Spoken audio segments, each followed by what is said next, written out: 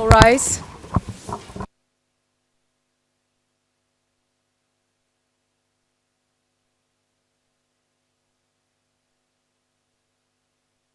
The Kosovo Specialist Chambers is now in session. Be seated, please.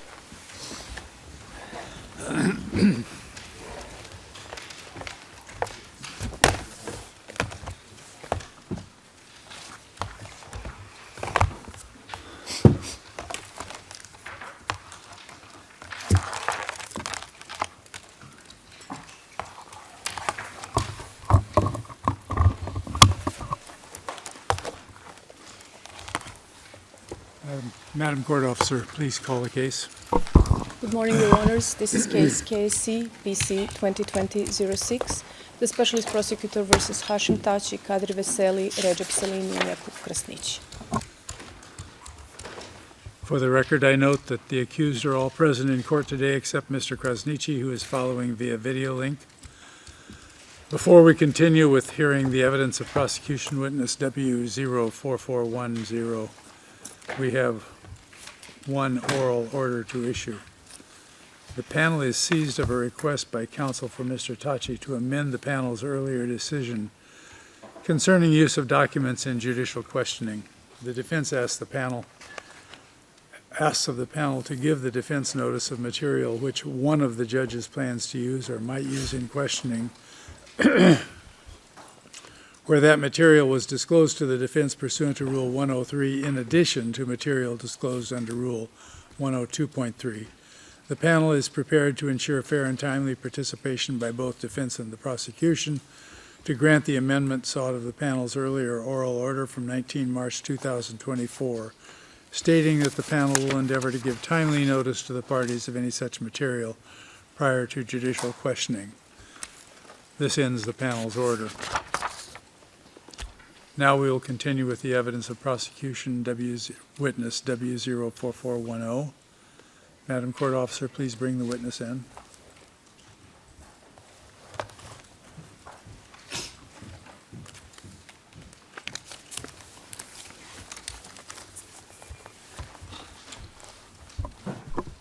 And, Your Honors, just to anticipate when the witness comes in, if the court officer could please have P1268 at timestamp 30 seconds on the screen. Thank you.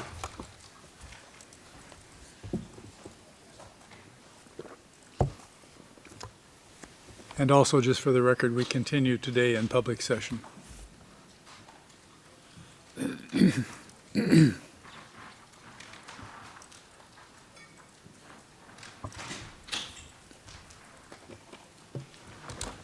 Good morning, witness. We hope you had a good evening.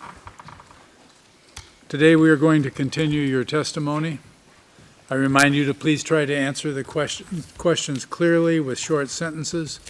If you don't understand a question, feel free to ask counsel to repeat the question or tell them you don't understand and they will clarify. Also, please remember to try to indicate the basis of your knowledge of the facts and circumstances upon which you will be questioned.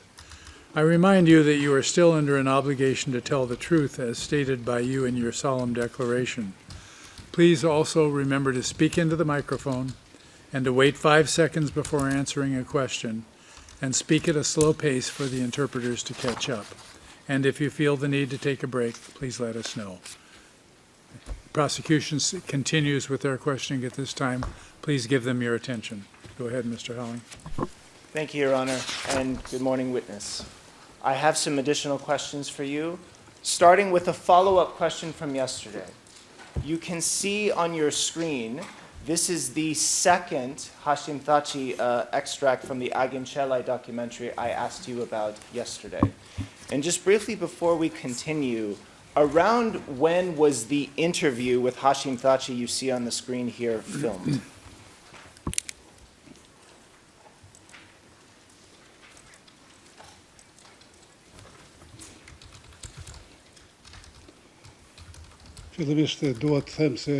First of all, I wish to say that answering to the question of the presiding judge, if I had good rest, I must say that I was worried and the questions put to me by the prosecutor yesterday, to which I did not have an answer because I did not have knowledge, generated some stress and concern, so I did not have a great rest. Yesterday, for example, in the media in Kosovo, my testimony in court was reported in the media saying that 10,000, for example, Serb civilians were killed during the war, which was a misunderstanding, a great mistake, because what I stated here was that 10,000 Albanian civilians were killed. So I would like to make sure that the information is conveyed in an accurate way. Just please do your best to answer the questions that the prosecutor chooses to ask you. If there's a problem with the question, the panel will decide that. And number two, we have no control over what the press publishes. We notice statements that they put in the press that are contrary to what we have said as well. So just do your best, answer the questions. The prosecutor will choose what questions to ask you. Thank you. And witness, again, the question for the moment is quite straightforward. It's just when was the interview filmed with Hashim Thaçi for this documentary?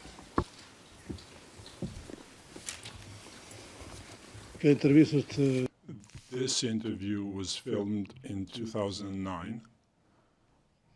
It might have been June 2009.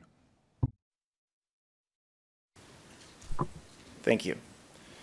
I now ask the court officer to please pull up 061-427-28 at timestamp 512. And we would ask the court officer to then play from 512 to 558. Witness, another video is going to be put on the screen. I'm going to play a small part of it and ask you some questions.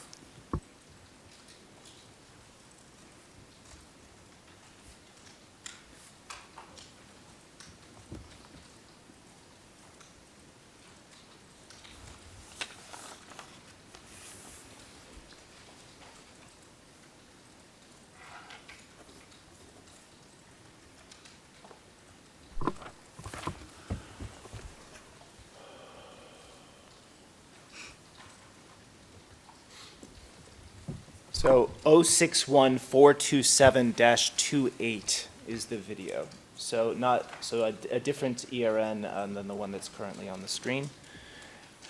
And it would be starting from the 5-minute 12-second mark of that video. Qëndrimtare Kosovës.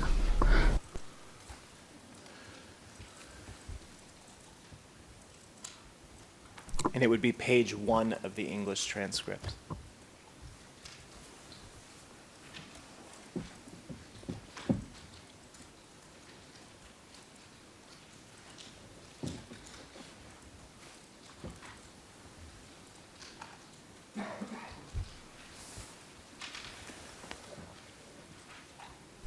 Thank you, Madam Court Officer. The video can be played.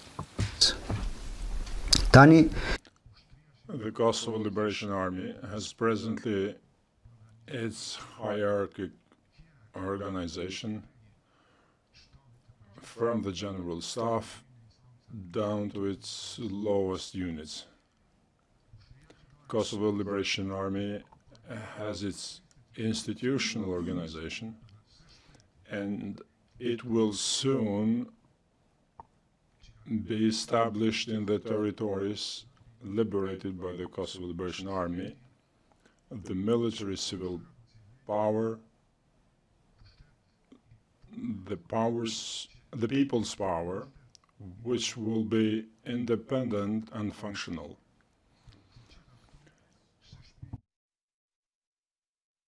edhe opinioni brendshëm.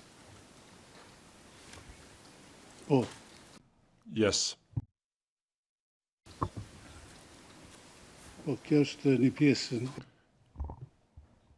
This is a part of the documentary dedicated to the Kosovo Liberation Army, broadcast on the 18th of July 1998 in the Albanian television.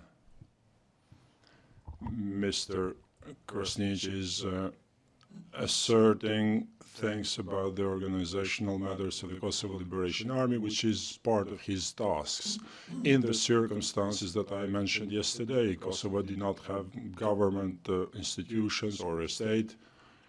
The purpose was to present and portray the Kosovo Liberation Army as organized as possible in order for the people, the civilians, to be deeply convinced that the Kosovo Liberation Army was an army that was fighting for the people and the liberation of the country, and that it should be supported by the entire people. This footage ends up in the 18 July documentary. When was it first filmed?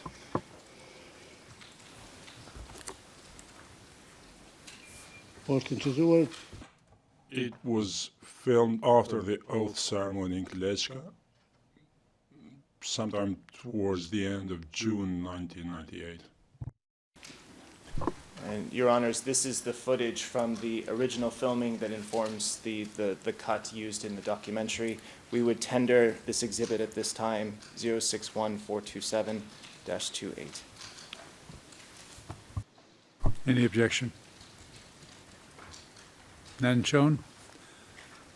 061427-28, from the 5 minute 12 seconds to 5 minutes 55 seconds. Huh?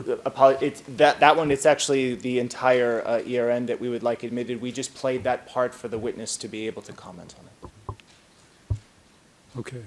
Yes. Your Honor, I'm told that there is an error in the transcript where it says, which is part of his tasks. It should read as tasks of the spokesperson. Could I just have that clarified, please? You can clarify it on cross-examination. Thank you. You want so now you don't want the short clip. You want the entire. Correct. Okay. Is that 27 to 28 entirely? It's 061427-28, just that ERN. Yes, that's it. Okay. 061427-28 is admitted. Your Honor, that video, which with its corresponding transcripts, will receive exhibit number P01284. Current classification is confidential. And that will be reclassified as public. Thank you. We now ask the court officer to please pull up SPOE 00204-121, which is a photograph. And witness, as the photograph is being pulled up on the screen, after the oath ceremony in June, did you do further filming in Bajrak of Luznica?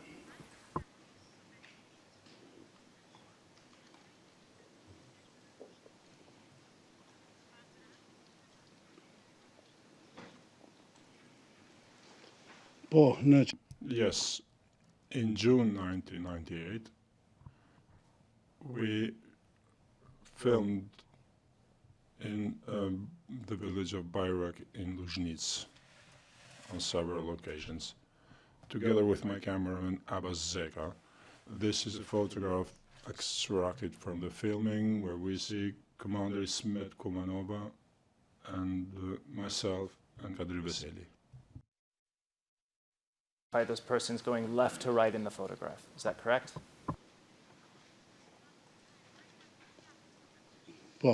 Correct. It's a blown-up version of a photograph in page 347 of the witness's book. The corresponding text is pages 283 to 84. Just because it's easier to see, we would tender it for admission. Any objection? None. SPOE 00204-121 is admitted. Your Honor, it will receive exhibit number P01285. Current classification is confidential.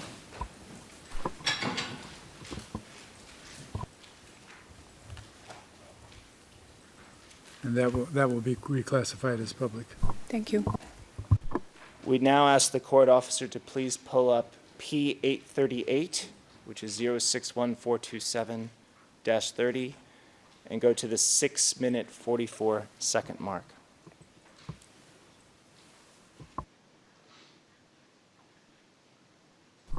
Witness, you talk at page 286 of your book about filming a meeting with the KLA and civilians at Malasheva in late June 1998. Is that correct?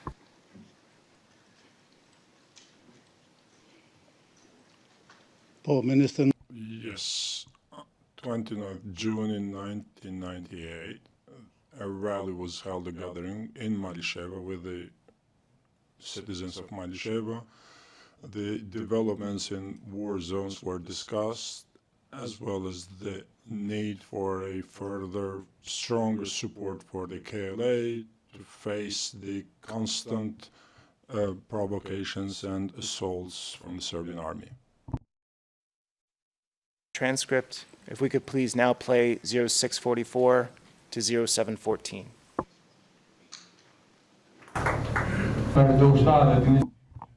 I greet you on behalf of the soldiers of the frontline units Cheliku and Lumi. The Lumi Cheliku unit is one and only, despite the rumors spread in the area. It's one because it is under the command of the General Staff of Kosovo Liberation Army, so let's get rid of those thoughts, because there is no army over the country. The army is not a party, it is only one. Witness, is this footage of that Malasheva meeting you were just discussing in your evidence?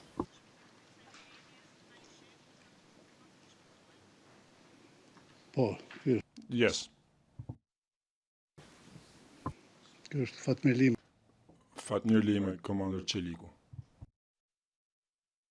Second mark of the same video, and just as a still.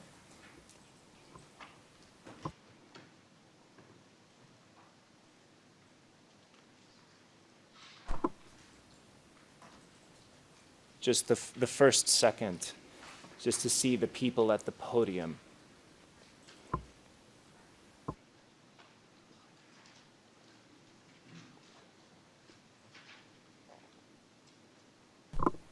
That's the 1 minute, 1 second mark, but that also suffices. We can stop here. Witness, can you just please identify the gentleman on the screen in the video from left to right?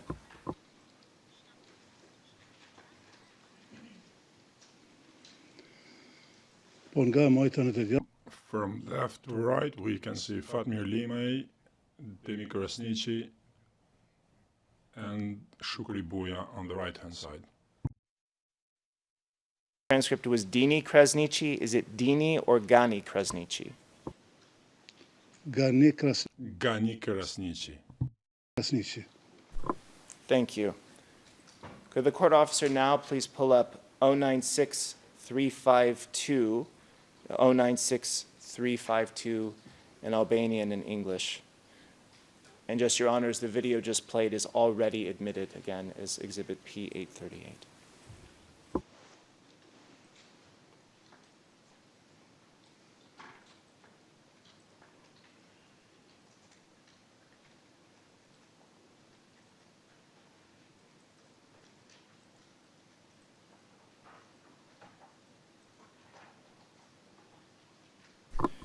Witness, you can see the Albanian version of this document on the left side. Do you recognize it?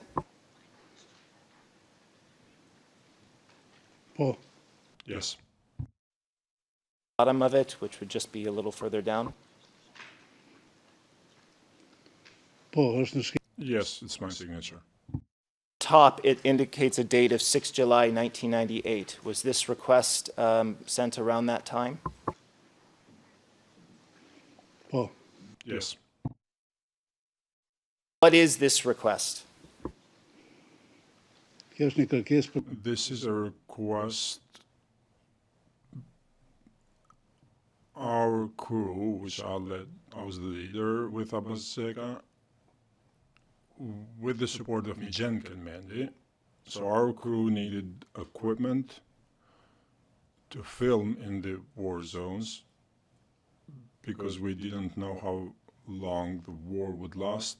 So we had to prepare ourselves for a longer period of time in order to inform the wider public about the developments. This is a request to purchase cameras and some other technical equipment in order to prepare, edit programs, documentaries that we were to film in war zones. The request is, on the top it says, for Seven and Jarpri. Who is Jarpri?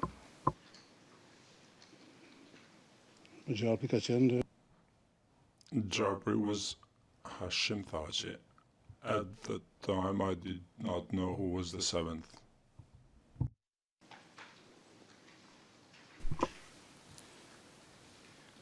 If you didn't know who the seventh was at the time, why did you write it to Jarpri and Seven?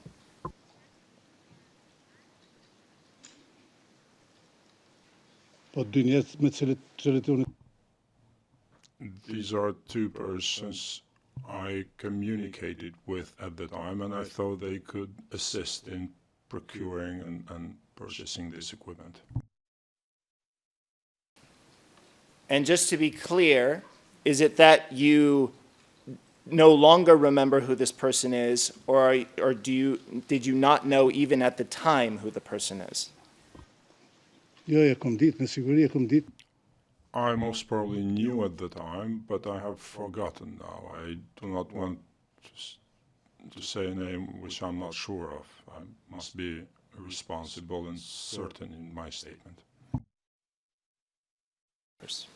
Your Honors, we would tender 096352 to 096352 for admission. Objection? No objection. No objection heard. 096352 to 096352 is admitted and is public.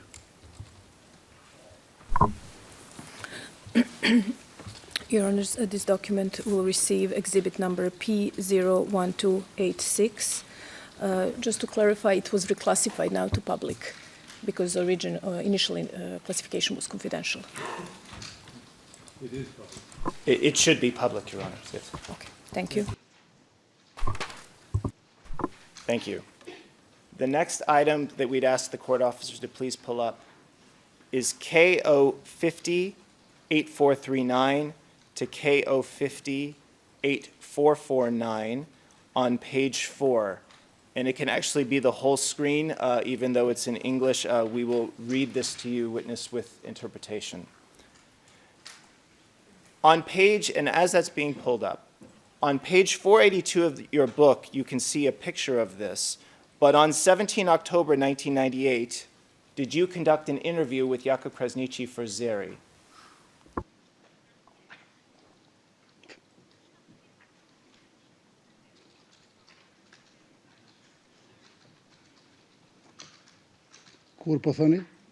When was which date? 1998.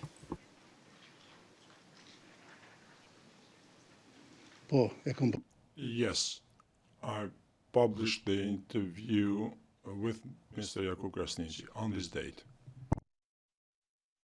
Part of what's on the screen, it's sort of just above the middle of the page. Zeri, what truth is there in the accusations of Belgrade about the UCK's supposed crimes against the Serbian civilian population in Kosovo? Krasniqi, the UCK has frequently declared, and I repeat it now, that it has not taken up weapons to fight civilians, but first to fight police and then military forces. The other sign that the UCK has not been involved with the Serbian civilian population is that it has not burned a single Serbian house, it has not looted their property, and has not burned a single school or church. Witness, is this exchange from that October 1998 Zeri interview?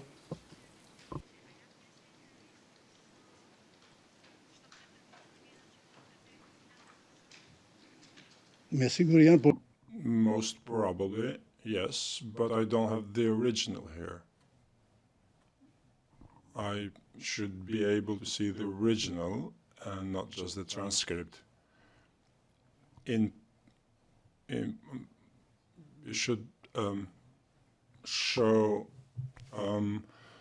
in parallel the original and the transcript and not proceed in a selective manner. You're proceeding in a biased way and do not know English very well. have an Albanian original of this document beyond the picture in your book. But if we go to page 1,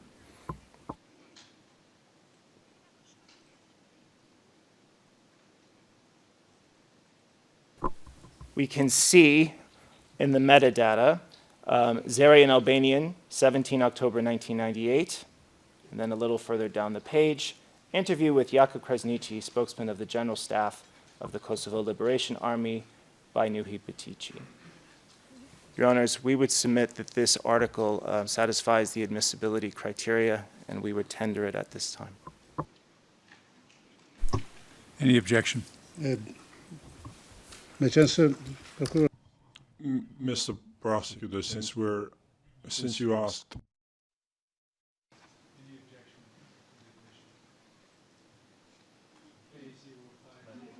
K050-8439 to K050-8449 is admitted.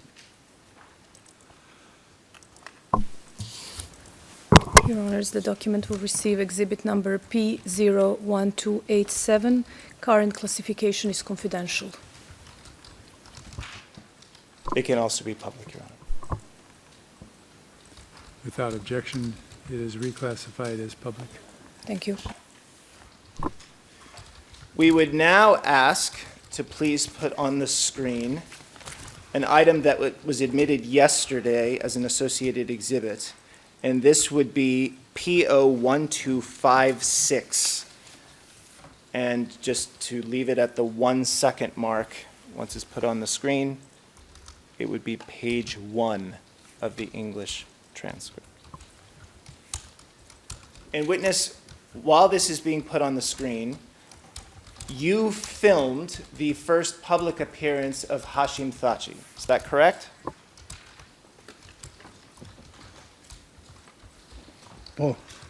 correct. Where did you film that?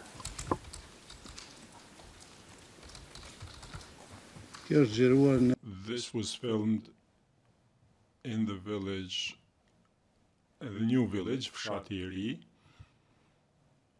at the end of October or beginning November 1998.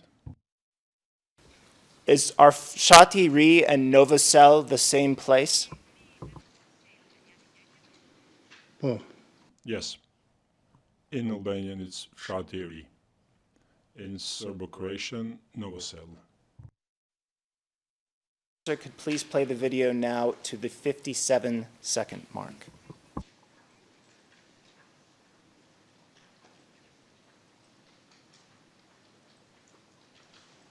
The Kosovo Liberation Army forces, under the leadership of his general staff, faced many offensives of the Serbian occupiers this year. It managed to face successfully all these offensives. Thus, the Kosovo Liberation Army is today better prepared both in the national and international aspects. In the national aspect, despite the propaganda and the special war the Kosovo Liberation Army waged before, during, and after the Serb occupier, assisted by autonomous elements, the Kosovo Liberation Army only consolidated, got more professional, and it has achieved today the highest level of its political military organization. Witness, is this footage of that first appearance of Hashim Thaçi?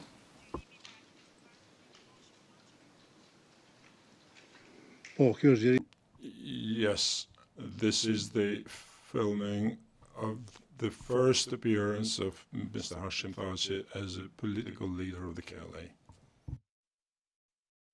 Speak on pages 380 and 381 of the book about you talking about to Hashim Thaçi about using more diplomatic language than appeared in an earlier draft of these remarks.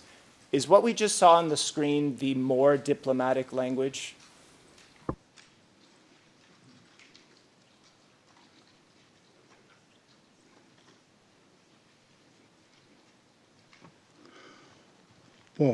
Yes.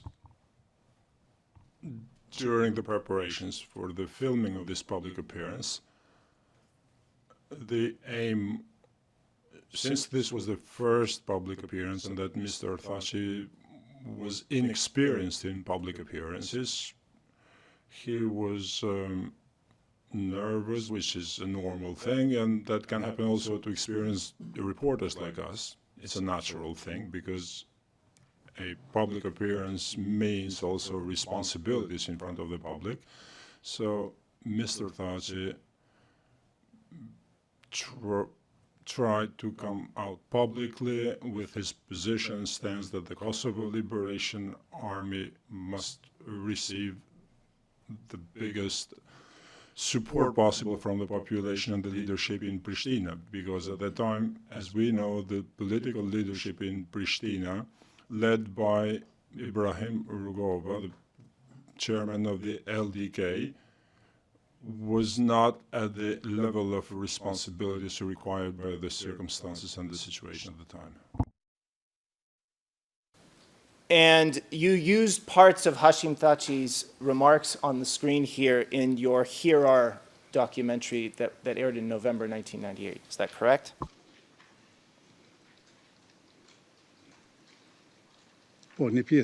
Yes, part of it was included in the documentary, which was broadcast in November of '98, titled Here They Are. Who made the decisions as to which parts of these remarks got included in that documentary?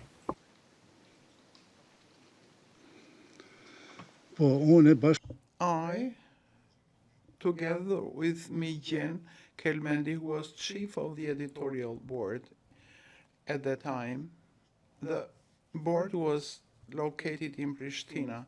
Together with him and people who worked on it, we were a small team that tried to inform the public of all the war developments. Making that documentary, were you concerned about the sentence of Hashim Thaçi in these remarks talking about special war and autonomous elements?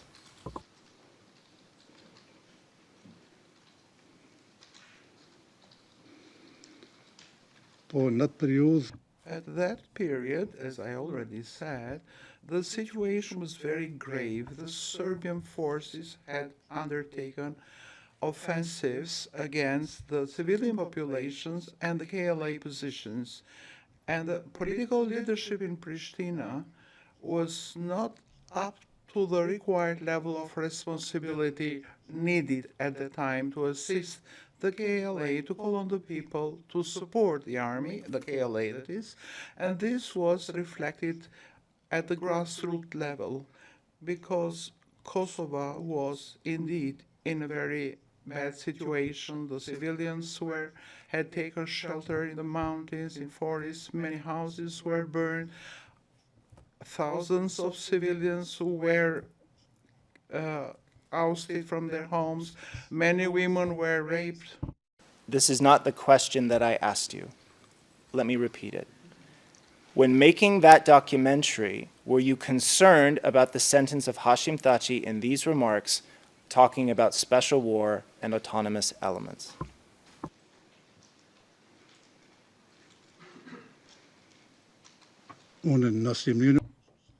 I was not at all concerned, but I insisted to ensure that his public appearance helped the unification of the military and political factors in Kosovo and create the opinion that the KLA should be further supported also by the leadership in Kosovo, which, as I already pointed out, was not at the required level.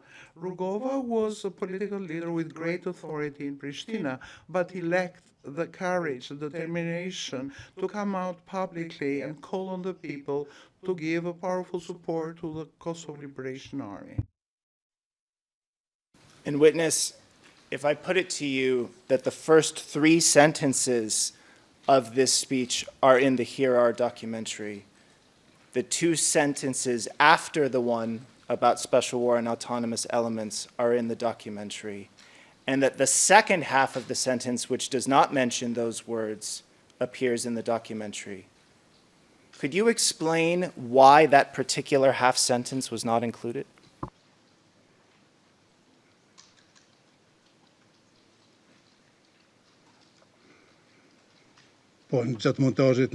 During the assembly of the documentary, some sentences are dropped, some are added, depending on the narrative and the arguments presented in it. So your evidence is that the sentence on special war and autonomous elements, just that half of it was cut for time?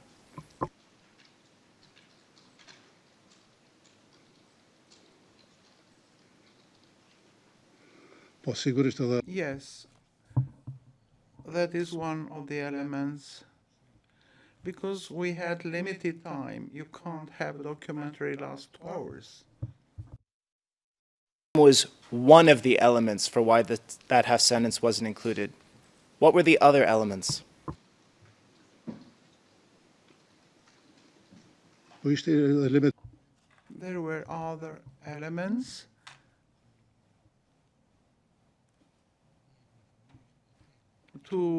The idea was to appeal to the public, to the population, to be closer to the soldiers of the KLA, and the political leadership assumed their task as they should, because they were not up to their task at that time when we were fighting. It was a life and death struggle being waged. That Hashim Thaçi's reference to special war and autonomous elements would not appeal to the public.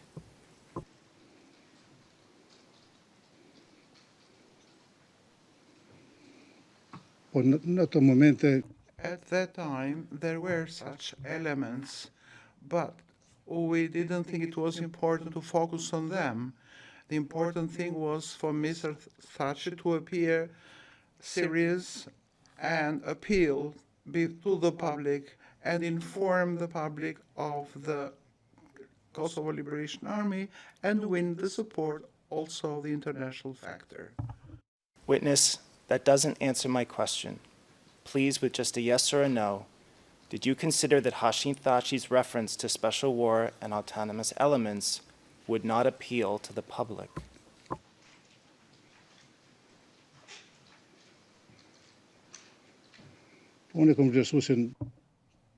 I deemed it right not to include this element because as an experienced journalist, my aim was not to be equivocal because as things were, there were dilemmas in Pristina, and it was very important for the Kosovo Liberation Army to enjoy greater support by all the straight-out population, from the intellectuals, the immigrants, and the international factor. That was what I considered critical. That's where I focused.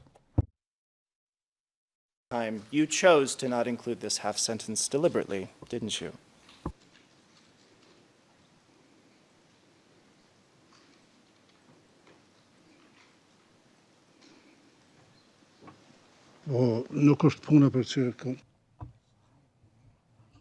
This is how I thought to include what I included in it. There, we will note for the record P303, page. It's not about censorship. Mentioning very similar language on late October, early November 1998. Thank you, witness. Could the court officer now please pull up video 069758-04, and this one is an extract of just minutes 0440 to 2002. And within that extract, if we could please play from the 9:13 mark to the 10:17 mark. Witness, as this is being pulled up on the screen, You filmed and talk in your book about filming the KLA Flag Day celebrations on 28 November 1998. Is that right?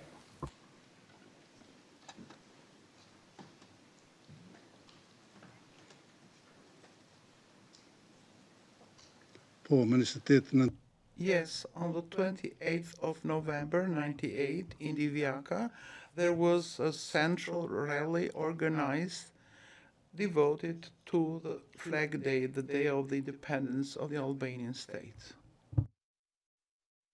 Could please play the reference whenever it's ready. It's page 2 of the transcript. Yes, the court officer has it. Thank you. The Kosovo Liberation Army fought on with greater fierceness against an entire military propaganda machinery. It faced the most unprecedented military offensives in Kosovo.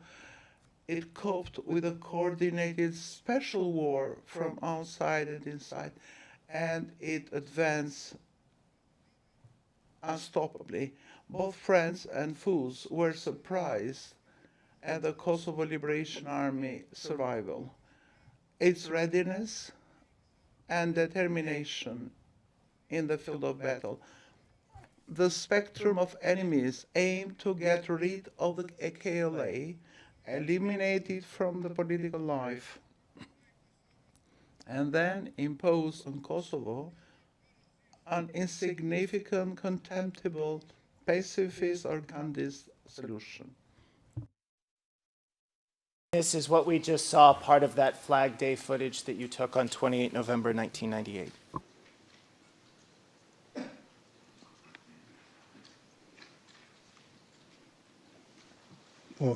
Yes. Court officer could please go to a still at the 5-minute 36-second mark, just to get a shot with all of the people on the podium on the screen.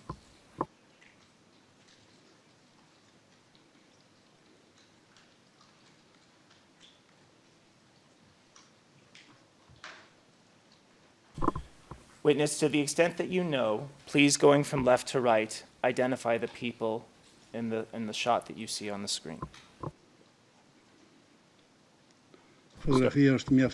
It is unclear. I will try to identify the persons.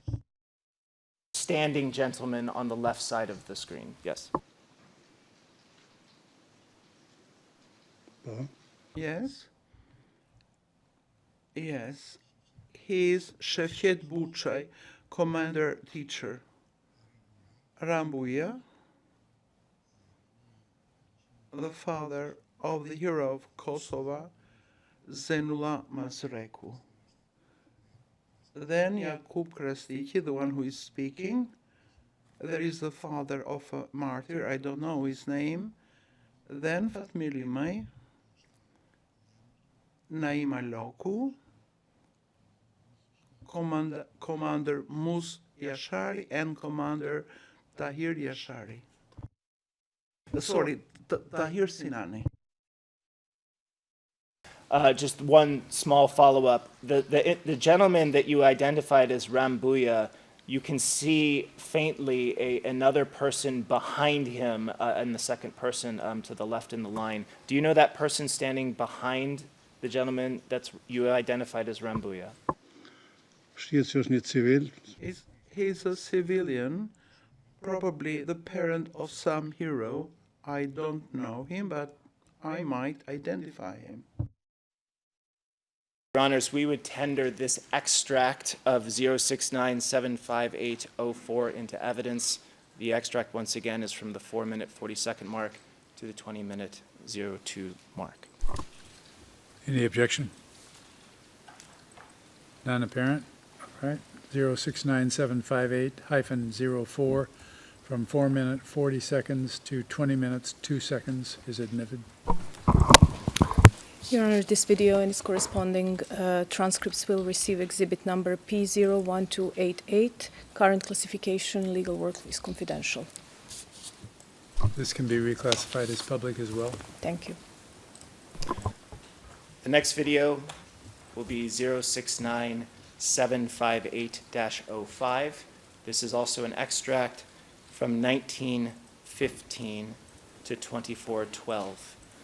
And from within the extract, we'll be playing 2 minutes, 22 seconds to 3 minutes, 6 seconds.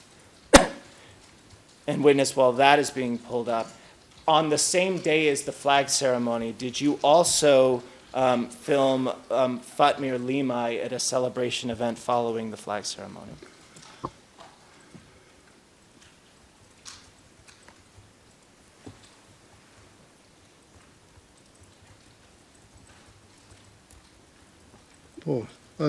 Yes, that day in the evening, together with the KLA fighters, we were participating in this national celebration in the new village, Thaçi. Was giving a kind of speech for the youth, as you describe it in the book. Is that right?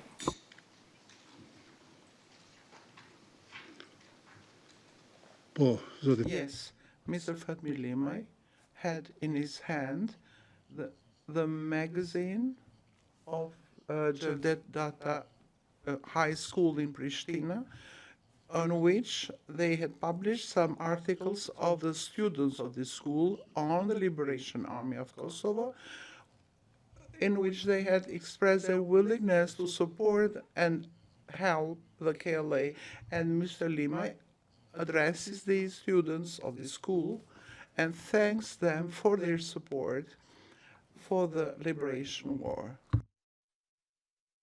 Please play the extra.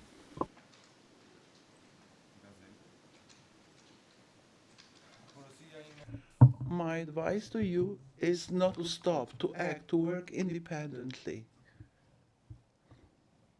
Because only then can you be a pure youth, and only then, in that way, you can find the right way, the way to freedom and independence. I ask of you not to be influenced, not to fall prey to party intrigues, or some of so-called professors who prepare a moderate way. But for you to act with reason and a sound mind, and to be active and ready when the homeland requires it. Witness, is this the footage you were just describing of Fatmir Limay with the school paper in his hand?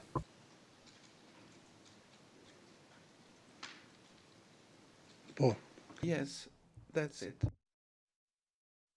To evidence, again, this is the extract of which it's part is what's tendered, and it's 069758-05 from the 1915 mark to 2412. Any objection? No objection is heard. 069758-05 from 19 minutes 15 seconds to 24 minutes 12 seconds is admitted. Your Honors, that video with its corresponding transcripts will receive exhibit number P01289, and current classification is confidential. Reclassified as public. Thank you. The next one. Could the court officer please put on the screen 108459-01 at the 12:43 mark?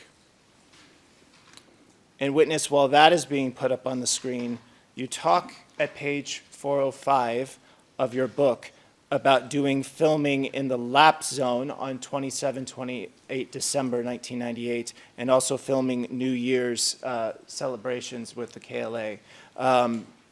Is that correct?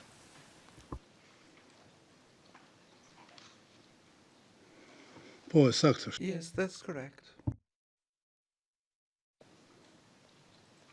So if this could be played from the 12:43 mark to 12:57, and it's on page 4 of the transcript.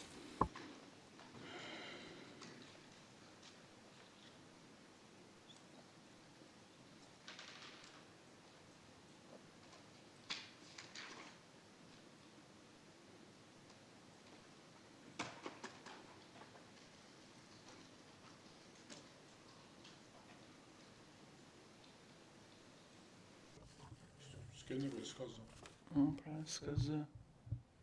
you listen to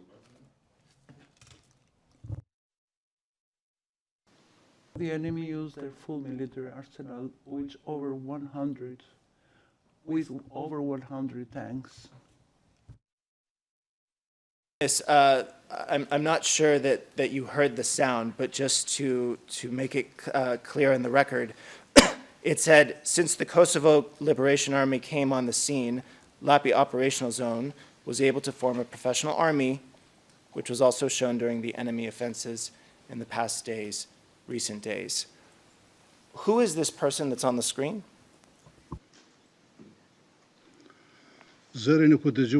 There was no sound in Albanian.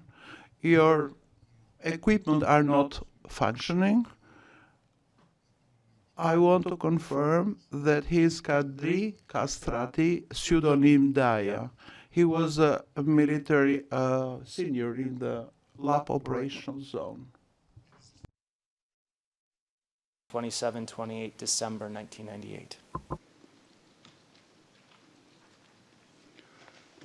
Yes, on the 27th and 28th of December 98, I was in this zone to film for a special program broadcast by the Albanian television. Go earlier into this same ERN to the 2-minute 33-second mark, and that's page 1 of the English transcript. And we would ask to play this from the 2:33 mark to the 3:05 mark.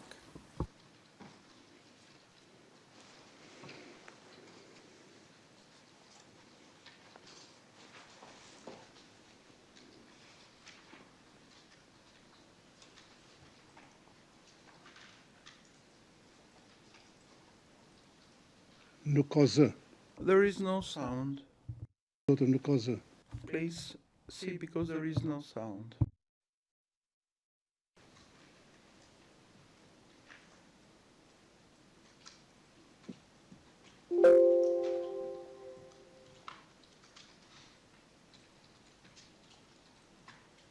Yes, witness, we noticed the same thing. The video and legal workflow does have sound, but witness, just once again to make sure you hear what was supposed to be audible. It said, Fatmir Limai, soldiers and superiors, greetings. And then it said, attention, at ease. And then Fatmir Limai said, on this last night of 1998, when the year switched places, on behalf of the General Staff of the Kosovo Liberation Army, allow me to wish you a Happy New Year celebration. And then the soldiers say thank you. Witness, from the footage, is this the footage of the New Year's Eve filming with the KLA that you did?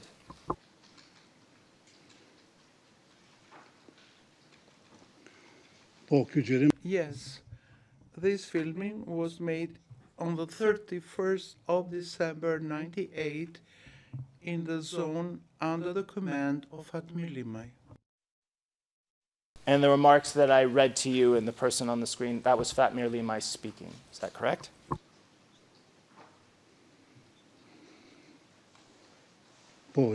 Yes, it was Mr. Fatmir Limaj speaking, telling the KLA soldier that the coming year we will celebrate the New Year in freedom, and that's how it happened. We'll pull up a different ERN, and hopefully we'll have better luck with the sound. This is for 108-460-01, and this is an extract of the 4-minute 10-second mark to the 9:47 mark. And we would ask to have played 54 seconds to 3 minutes. And this is on pages 2 to 3 of the English transcript.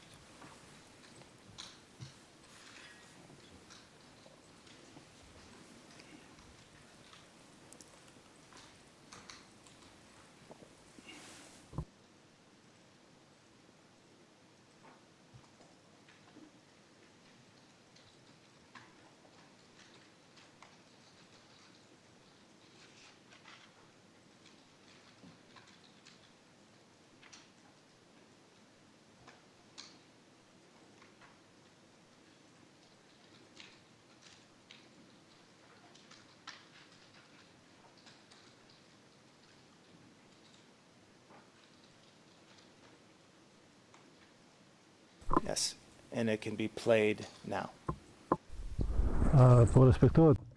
They are respecting the decision of the general staff in the case of Are there any violations of rules?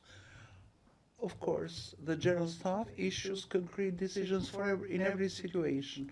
For New Year's Eve, the general staff gave an order not to shoot with firearms. This order is being strictly followed, and we have not recorded any case of this rule having been violated. We are living a year where the Kosovo Liberation Force has become a real political and military force in the battles for the liberation of Kosovo. Can you tell us briefly about the results this army has achieved this year? During '98, we spent a year full of sacrifices for the people of Kosovo.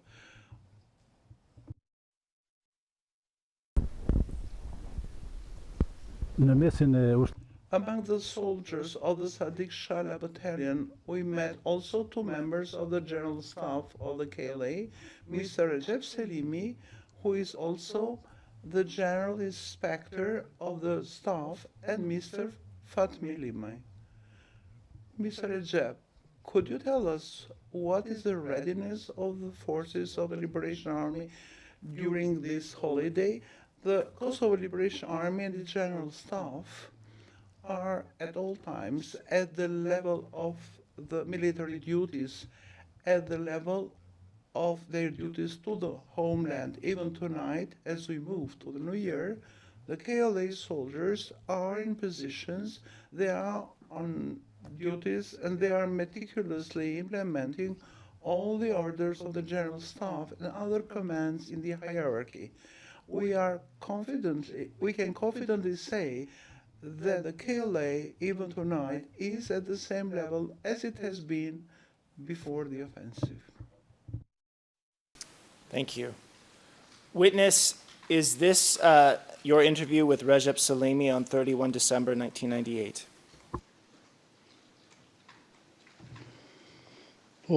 Yes, on the 31st of December, I had this interview with Mr. Recep Selimi about the New Year celebration, a mobilization of the KLA soldiers to analyze a successful year on the front line. Filmed.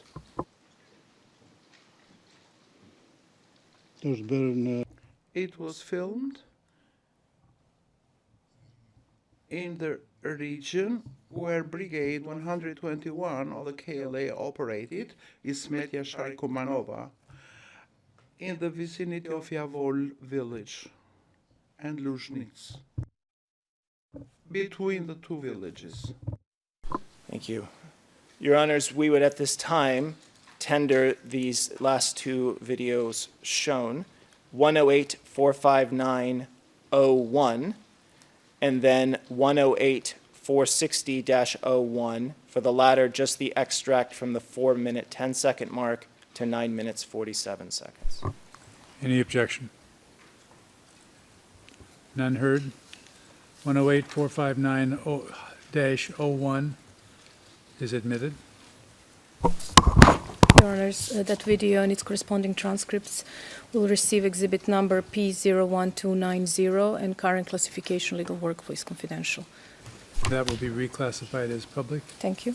And then we also admit 108-460-01 from the 4-minute 10-second mark to the 9-minute 40-second mark.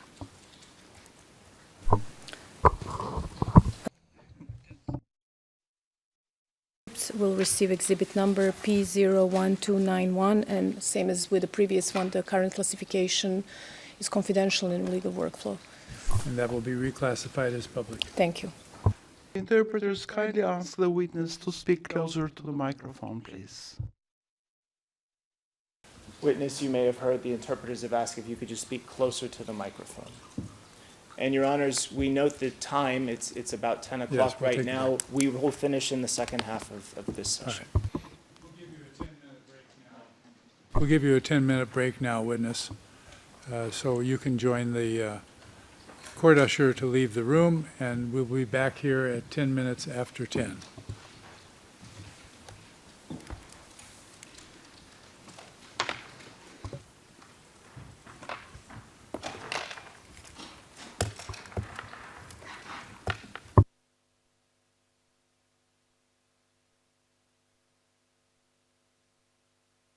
We are adjourned until 10:10. All rise.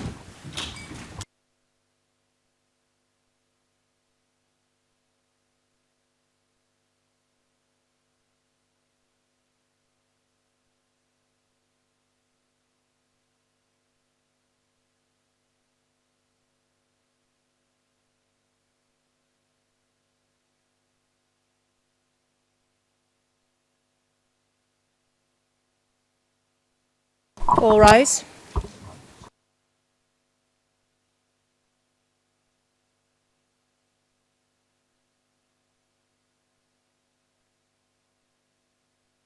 Be seated.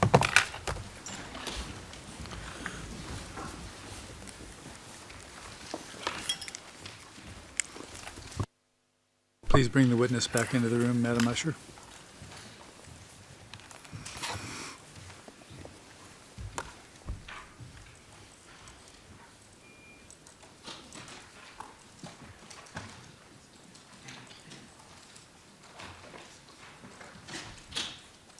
As the witness is being brought in, the next video to put on the screen would be 108-460-02.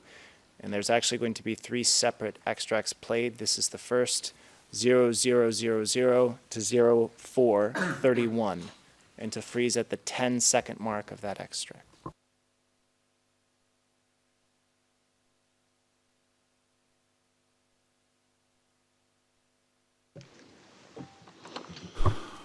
All right, we continue with the SBO's questions. Mr. Witness, go ahead, Mr. Holling. Thank you, Your Honor. So, witness, we have another video on the screen. And first, if you could just, do you recognize the footage from the still? Yes, this is Mr. Fatmir Limay. Badge that he's wearing, say? It's the Kosovo Liberation Army emblem. Is it a general staff badge? It's not legible, but it appears to be like that. If we go to the 0000 mark of the extract, is it legible now? Yes. Kosovo Liberation Army General Staff. If we could please play this video from the 39-second mark to the 1 minute, 8-second mark.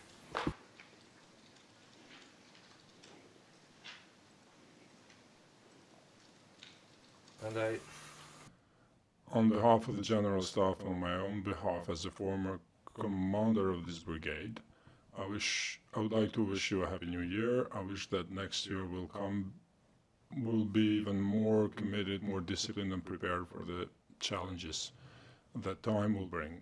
We hope that next year we will face the enemy being stronger, more disciplined, respecting all the orders and tasks given to us by the General Staff.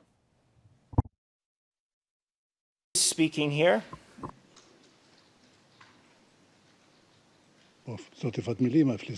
The person speaking was Fatmir Limay.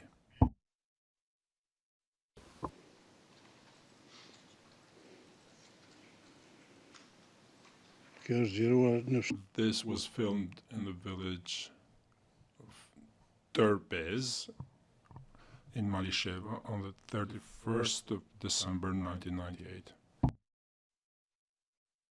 So, it was also filmed on New Year's Eve, 1998. If we could go to the second extract of this ERN, 108-460-02, to 33 minutes, 34:39, and plays this extract from 0 to 49 seconds.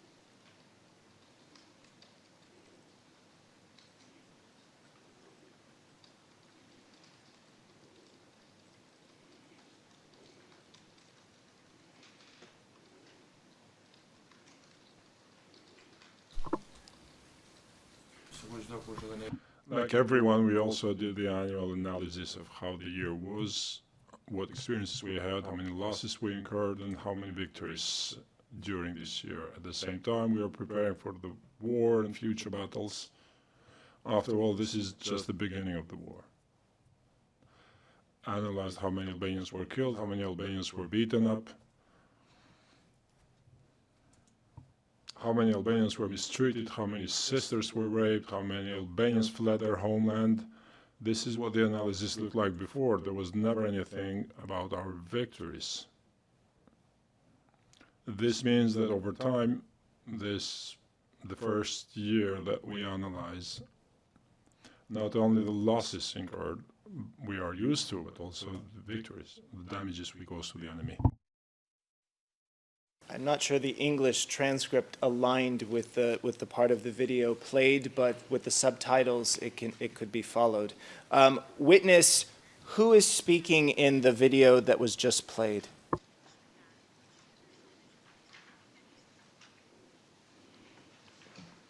This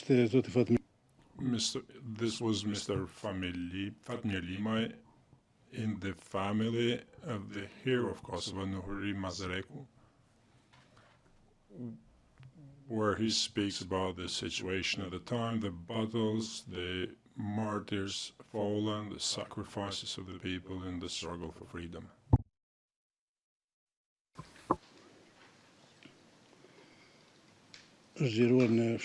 This was filmed in the village of Gorisht on New Year's Eve in the municipality of Malisheva.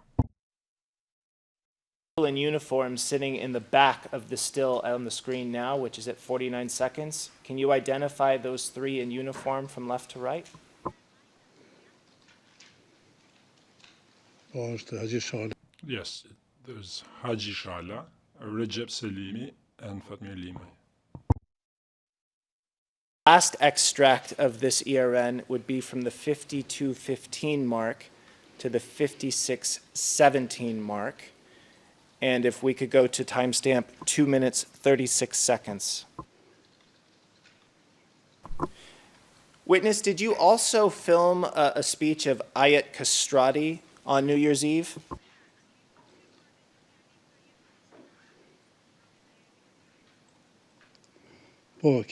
Yes, we filmed the speech of the military senior officer Ayat Kastrati. This was done in the village of Yavor on 31st December 1998. Commander at the time? I don't know his exact position at the time, but he was one of the KLA commanders. Now, at the 2 minute, 36 second mark, who are these two people you can see, whose faces you can see from left to right?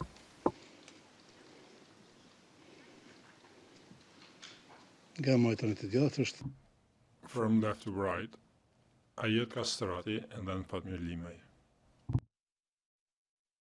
To the 3 minute, 18 second mark.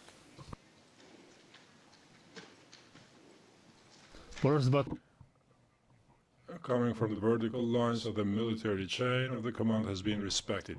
I would like to thank the brigade command who together with the battalion commanders twice a week analyze the work, which shows the strengths and weaknesses.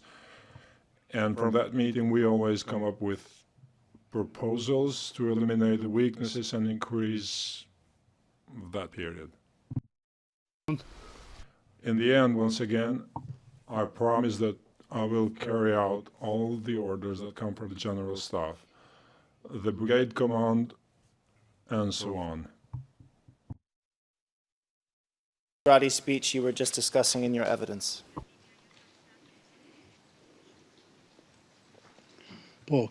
Yes, this is the speech of Ayat Kassati, who, like any other senior officer, given the circumstances, and made an analysis of the year that had passed, adding that there was a KLA hierarchy where, in fact, there was no hierarchy, and he didn't even know himself of any such hierarchy, but he was delivering this speech for the soldiers. You said yesterday that you have no knowledge about the KLA hierarchy. So on what basis do you say now that there was none? I stated it yesterday, and I'm saying it today, that there was no. I gave many concrete examples yesterday proving that there was no proper hierarchy as in regular armies. This was a voluntary-based army. No one could force anyone to carry out any tasks. Mr. Thaçi's orders of war were not even respected by local commanders in villages. So this is my statement. Thank you, witness. Your honors, we can now tender these three extracts. They're all from 108-460-02, but it's just the three extracts presented, which would be from 0 minutes to 4:31, from 33 minutes to 34:39, and then from 52:15 to 56:17. Any objection? No. No objection is heard. 108-460-02 at the three excerpts as stated are admitted. I think the three statements can be part 1, part 2, and part 3, or point 1, point 2, and point 3. Yes, that makes sense, Your Honor. Yes, Your Honor. The first extract with the timestamp of 000004 to 31 will receive exhibit number P01292.1. The second one from 33 minutes to 34:39 will receive exhibit number P01292.2. And the third one from 52 minutes 15 seconds to 56 and 171. 56:17. 5670. Will receive exhibit number P01292.3 together with their corresponding transcripts, and current classification for all extracts is confidential. We classify it as public. Thank you. Thank you. We now ask the court officer to please put on the screen U015-8743 to U015-8935, and specifically page U015-8885 in Albanian and English.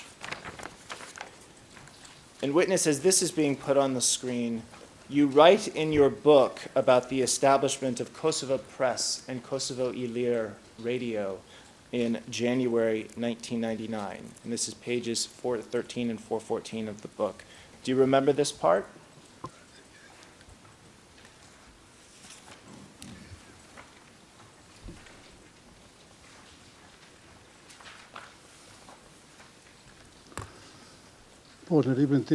Yes, I've mentioned in my book the foundation of two free independent information institutions, Kosovo Press Agency and Radio Free Kosovo.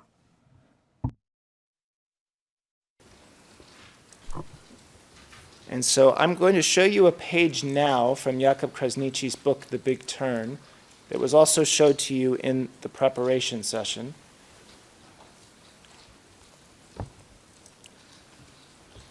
On this page, and I'll just wait for the English to match.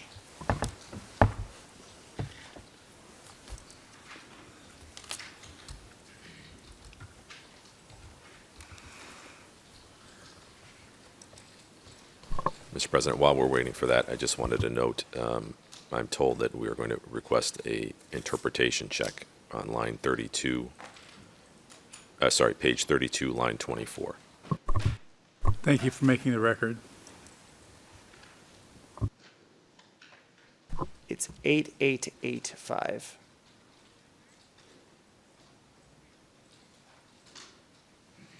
So that's 8850. I think it's page 143 of the PDF. Yes, thank you. So witness, you were shown this page in the preparation session. I'll just read to you a couple of specific parts. Krasnici writes, sometimes there was also support coming from some programs produced by journalist Nuhi Petici and Commander Abazi Ezeka with his TVSH Albanian television camera.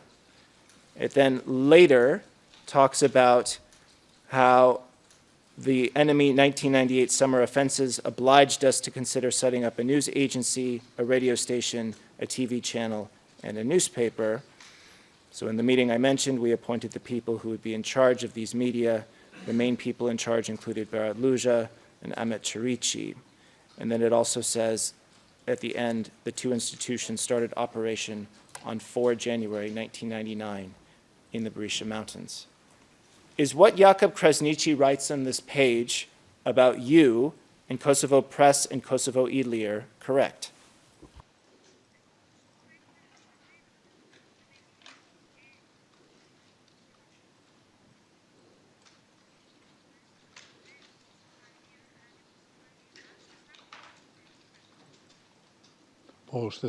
Yes, that's correct.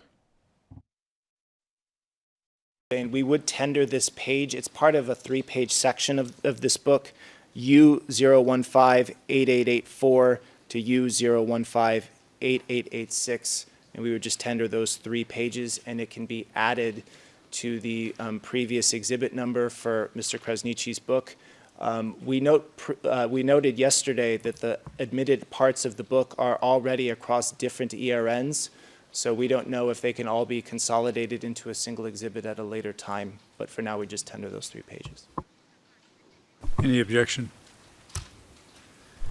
Your Honor, there's only one page, I believe, was indicated by my learned friend. As I stated, this page falls in a 3-page section of the book, and just to understand the page in its context, we just tendered the section of these 3 pages. Your Honor, there's only one page has been put to the witness to confirm whether or not it is accurate. I can go page You by... might ask him about the other 2 pages just to see if they're identified. Witness, if we go to the previous page,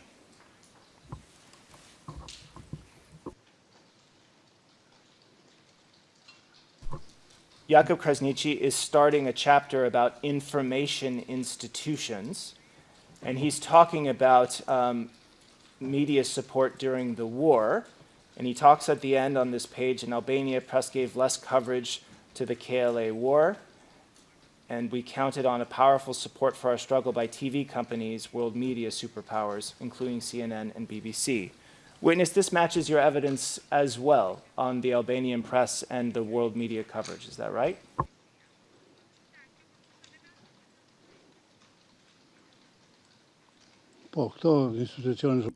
Yes, these information institutions try to inform the public opinion on the developments in war zones, but also those in Pristina and other areas when there was no frontal war. These 2 institutions played a crucial role, information role, during that period of time, because as I stated yesterday, we were in information darkness. There were no daily newspapers, no television, no radio. So these 2 institutions played the role together with the Albanian television and other international media such as one of the most powerful information networks, CNN, BBC, and others, to inform the public opinion. Previously shown would then complete this part. But again, we would just say that these 3 pages, just as a set to be understood for context, be admitted. The 3 pages will be admitted and added to the previous, well, we'll just admit them for now. We'll just admit them as enumerated. Your Honor, these 3 pages will be added to the Exhibit P00189. Thank you. Thank you. If the court officer could now please pull up 101-928-01. It's another video, an extract of 3619 to 3848. And we will be playing timestamps 1 minute 10 seconds to 1 minute 41 seconds. If we can just get the first timestamp on the screen. Witness, you talk about in your book on pages 472 to 473 about assisting in the preparation of a special program that was broadcast on 4 and 5 June 1999. Do you remember that?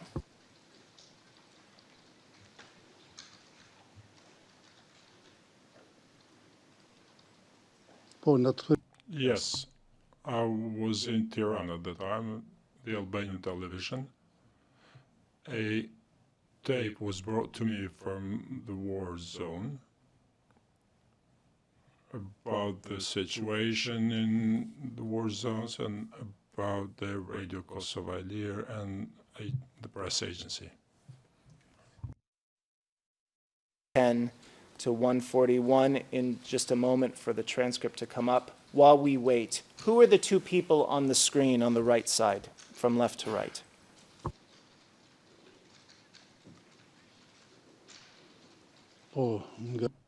From left to right, Berat Luja, in charge of the news agency Kosovo Press, and Mr. Hashim Thaçi. The extract. We need special assistance. We're an agency established lately, but we have proved ourselves through work. And we are now well respected in the European and world setting for the information we provide.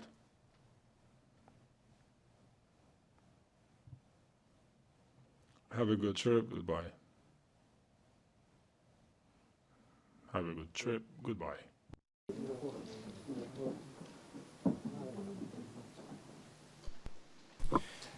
Witness, is what we just saw part of the footage used for those 4 and 5 June 1999 broadcasts?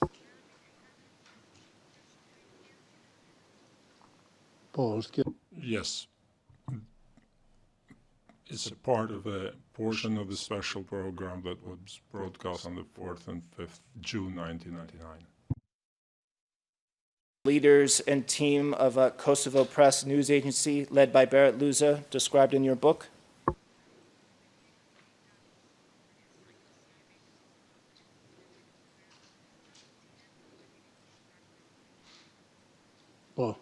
Yes. I appreciate that this isn't something you filmed yourself, but can you approximate when it was filmed?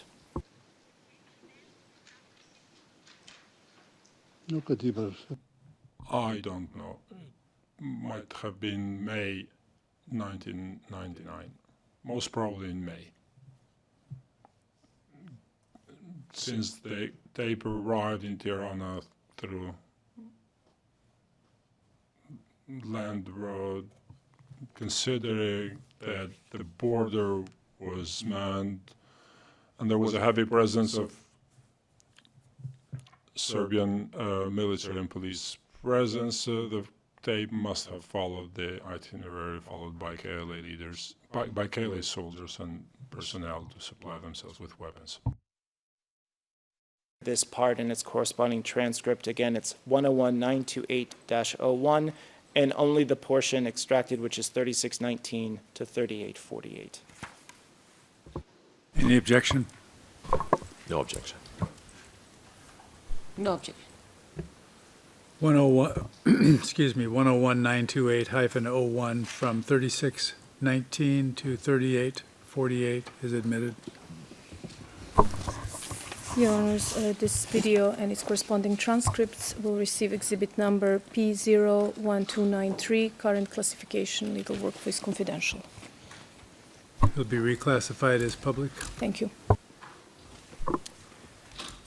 The next one for the court officer, if we could please put on page 519 of the witness's book. This is P1264, page SPOE 00128-889.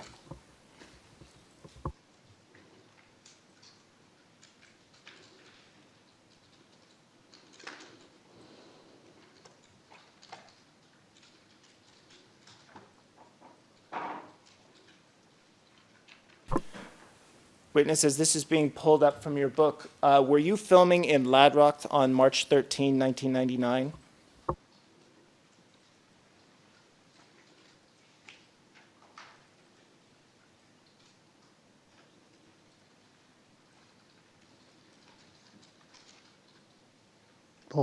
Yes.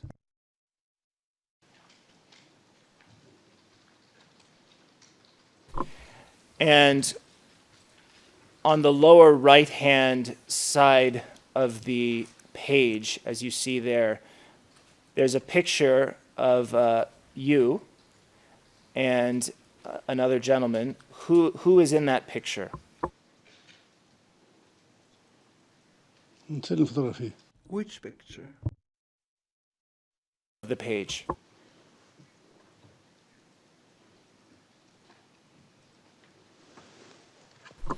The caption says, with Kadri Veseli, This one here? March 1999. So another way to ask the question is that caption correct?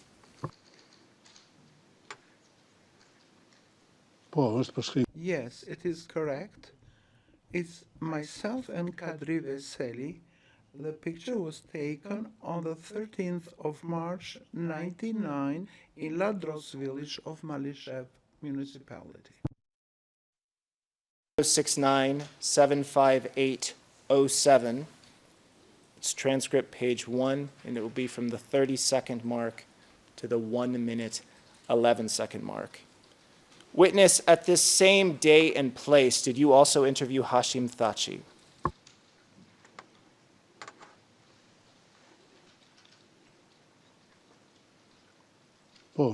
Yes, on the 13th of March, when the delegation of the KLA set out for Paris, I conducted a special interview with the leader of the Kosovo Liberation, which was going to participate on the international conference that started on the 6th of February and ended on the 23rd of February in Rambouillet in 1999 in Paris. I had this interview with him in Ladros regarding the stance of the KLA regarding the proposed agreement that was supposed to be signed in Rambouillet but was signed in Paris on the 18th of March 1999. 30 seconds to 1 minute, 11 seconds. After consultation with the General Staff of the Kosovo Liberation Army and the whole organizational structure of the Kosovo held with the masses of the people, the Kosovo Liberation Army and its organizational structure came down to those levels to talk, consult, and come to a most fair decision which we will express in Paris. The position of the General Staff of the Kosovo Liberation Army will be the position of opinions achieved in Kosovo. Witnesses, what just played your interview with Hashim Thaçi and Ladrocht on 13 March 1999. Yes, that is the interview that I conducted with Mr. Thaçi, who speaks about the consultations that took place at all levels in Kosovo regarding the final text of the international agreement proposed by international mediators to reach a peaceful settlement regarding the future of Kosovo in Paris of France, which was signed on the 18th of March by Mr. Thaçi and the other members of the delegation of Kosovo. Tender this video for admission 069758-07. 069758-07, just the single video, Yeah, that's ERN of the video. that entire video. Correct. Okay. Any objection? No objection.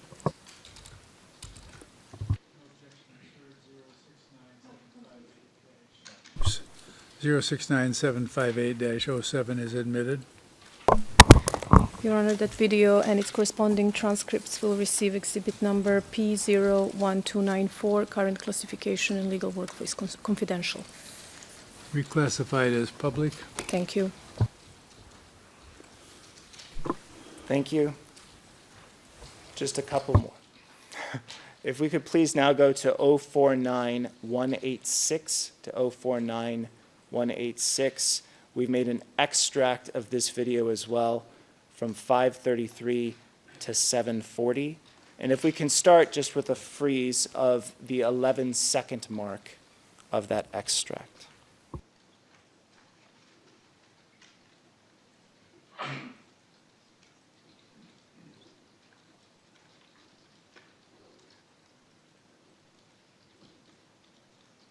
This would be pages 3 to 4 in the English transcript.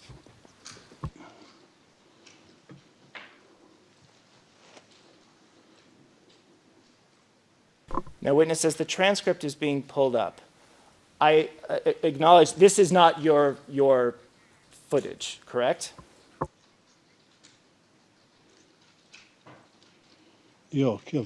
Correct. It's not filmed by my team. It's some foreign crew that came there on the occasion of the liberation of Kosovo in June 1999. Filmed? I saw it also on YouTube. It is in Malishev on the 16th of June 1999, when Malishev too was liberated. Going from left to right, who can you identify in the picture here?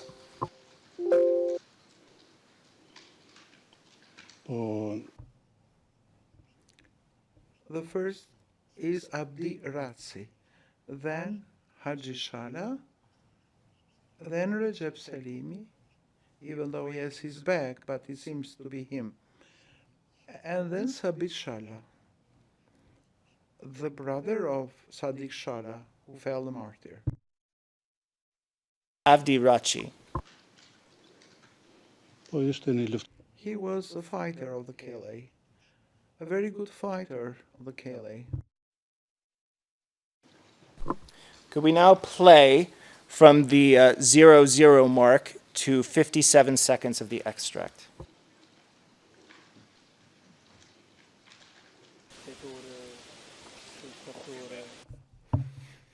Footage of a group of KL members, including Recep Selimi, walking in the street.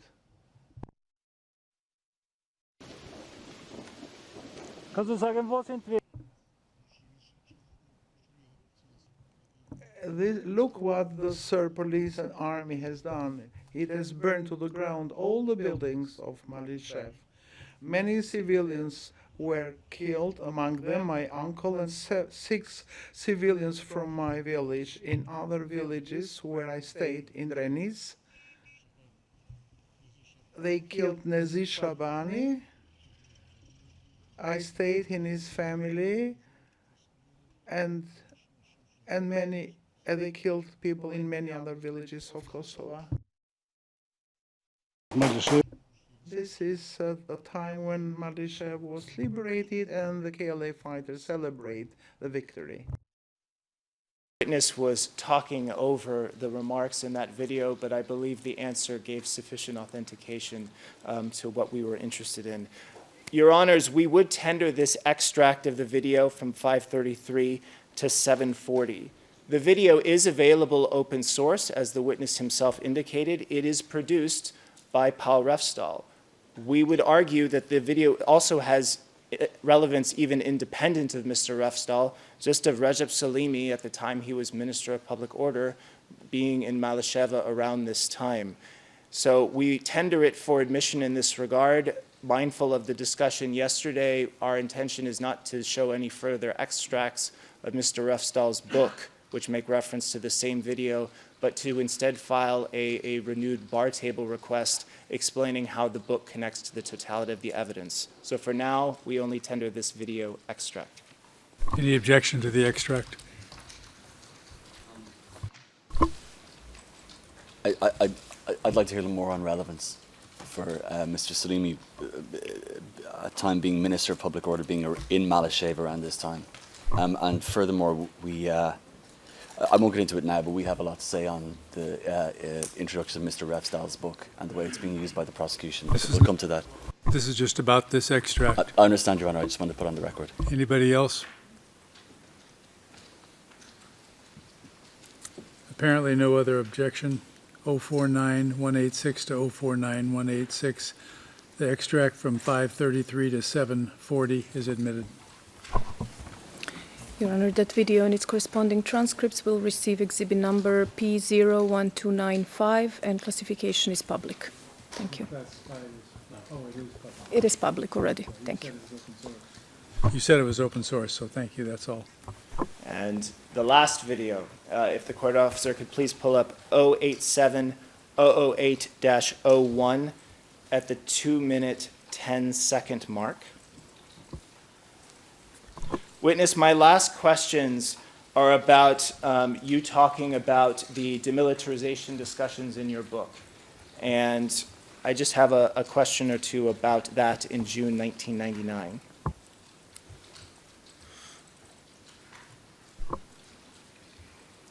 Just as an initial question, do you know if Kadri Veseli was involved in the demilitarization discussions?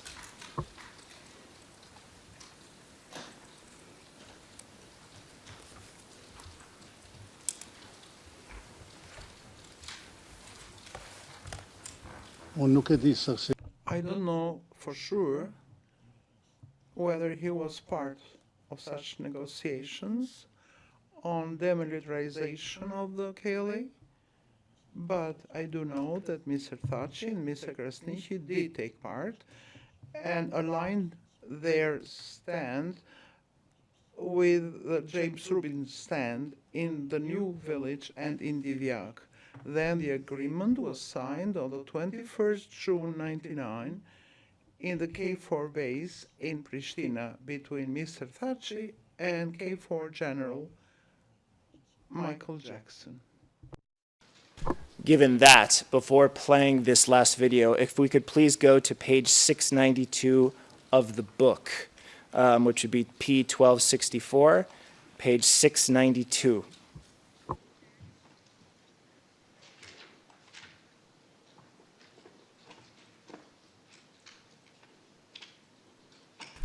We only need the English version of the book because it's just a question about the photograph, and I can read the caption into the record.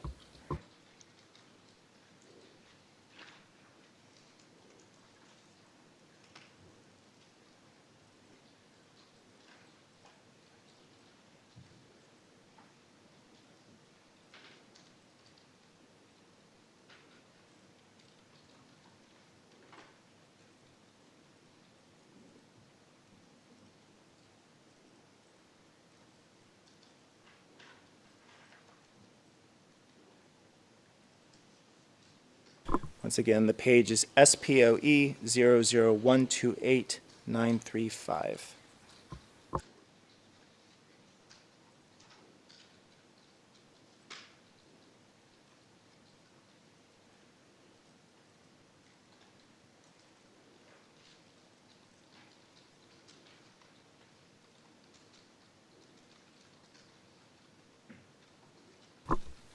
In the photo on the top, the caption reads, Kadri Veseli, Fatmir Limai, Agin Cheku, and representatives of NATO and KFOR Command, Pristina, 21 June 1999. Witness, does that caption accurately reflect the photo displayed on the top of the screen here on the left?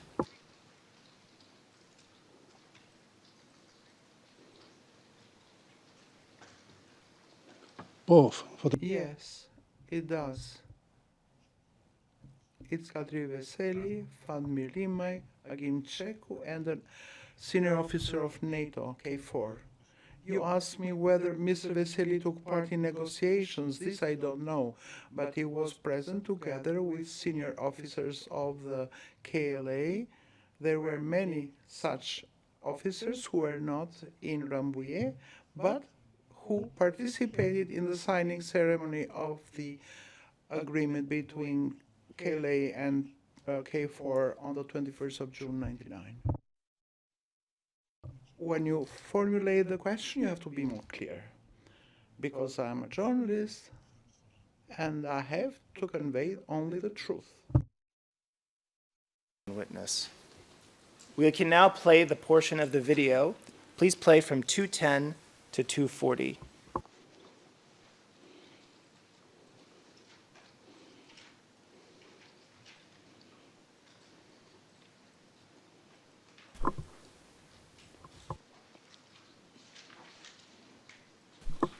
And again, it's 210 to 240.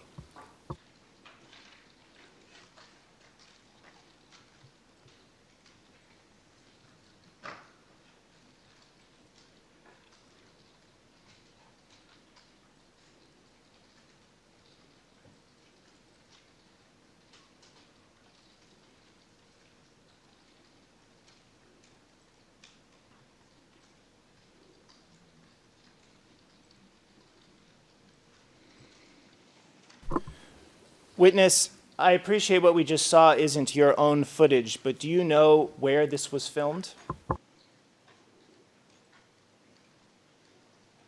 It seems to be an amateur video. The date is 17 June 1999. It seems to be in the new village of Shatiri. Now, going left to right, who are these people to the extent that you know? The gray-haired man is an observer from the Kingdom mission, it seems to me. I have seen him several times in Dragobil. Then, in the middle, is Fatos Klossi, the chief of the Albanian Information Service, and Kadri Veseli. Now, if we could please play from the 3-minute 50-second mark to the 4-minute 15-second mark.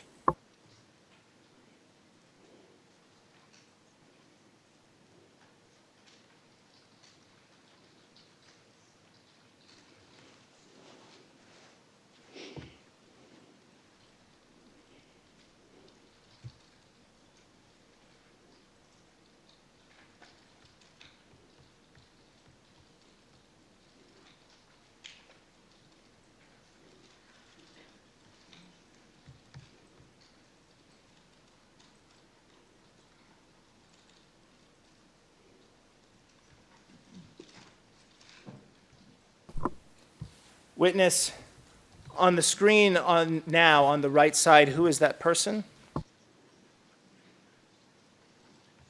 Mr. Kadri Veseli.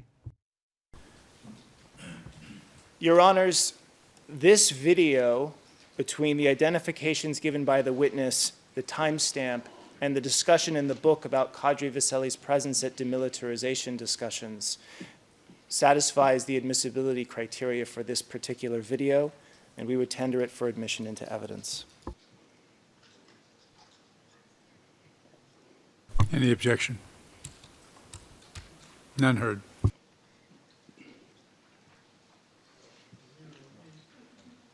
Zero 087008-01.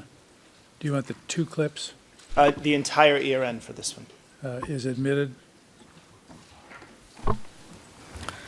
Your Honor, that video and its corresponding transcripts will receive exhibit number P01296, and current classification is public. Thank you. Go ahead. Thank you, Your Honors. We have no further questions.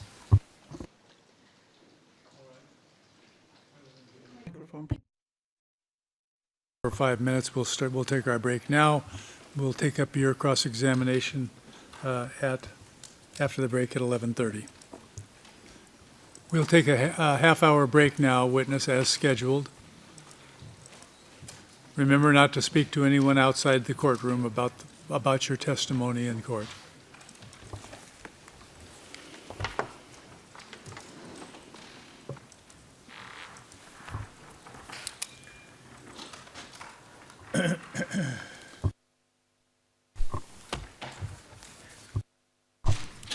Mr. President, just for planning purposes, I note the SPO went significantly over on direct in terms of the time estimate, which I have no objection on, but it's likely that I'm going to have to go beyond the 2 hours I initially planned, or I'm going to ask to go beyond the 2 hours I additionally planned. I can't hear you, I'm sorry. When you get close to the 2-hour mark, you can let us know and tell us Yes. about how much you think you're going to need at that I will. time. I just wanted you to be aware of that. No problem. Thank you. No problem. You're still down for 30 minutes, Mr. Emerson? I'm down for 2. I'll try to do it less than that, but I don't want to change it on the record for now. Yeah, I'll try to do it in 1:30. Yeah. Yes. Your Honor, we are down for 2 hours as well, and I think we probably need that. Thank you all. We will break till 11:30. We're adjourned. All rise.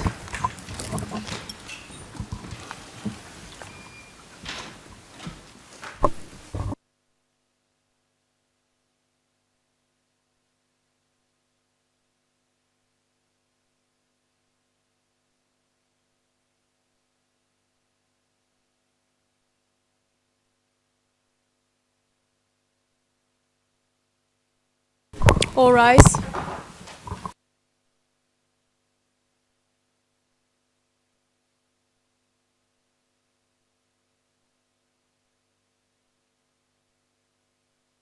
Be seated.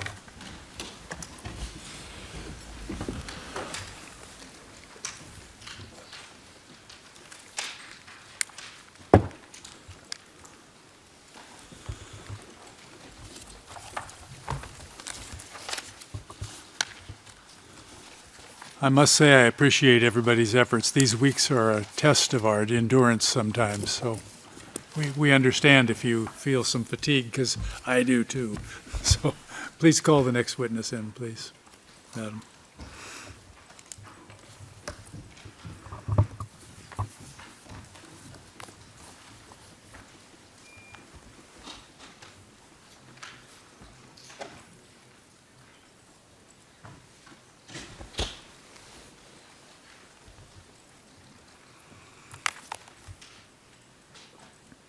It appears that this witness will probably take the balance of the week, given the estimates that you've given me. We will probably release at least the second witness, backup witness, possibly the first one too, but we'll kind of check that out later on today. But I understand the need to question this particular witness, and the extra time for the direct examination is all understood as well. So we'll do our best. It'd be nice to finish him this week, though.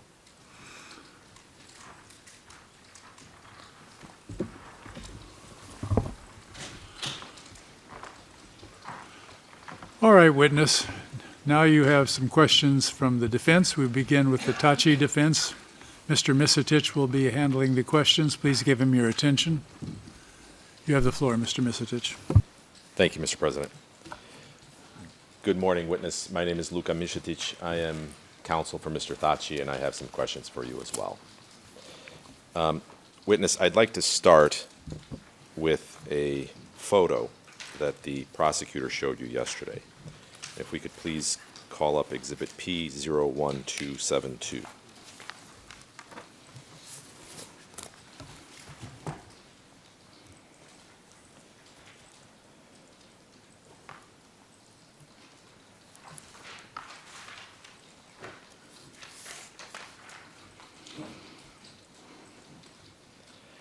Now, witness, you testified yesterday that this picture was taken on the 17th of June, 1998 in Bard Imad. Is that correct?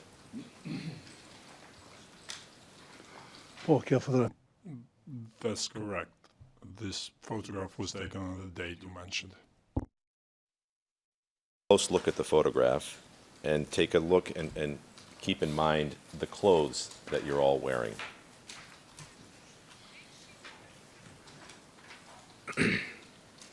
Particularly if you can look at what Mr. Vasselli's wearing and what you're wearing in the photograph.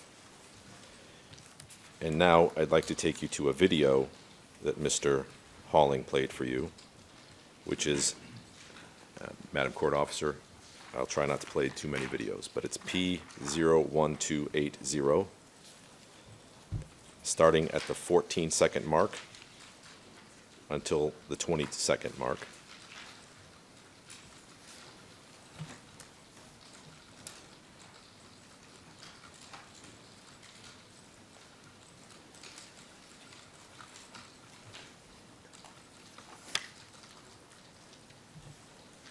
Sorry, it should be the 14-second mark until the 22-second mark.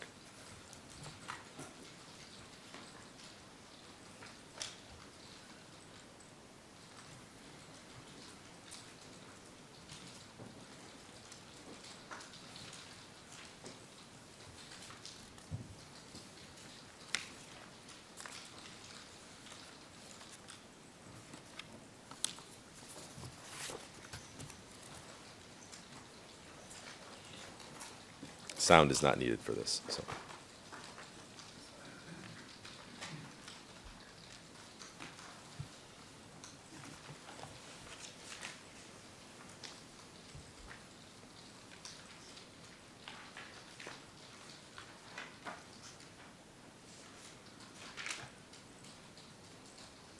Now, witness, are you able to see what you're wearing there in the photo?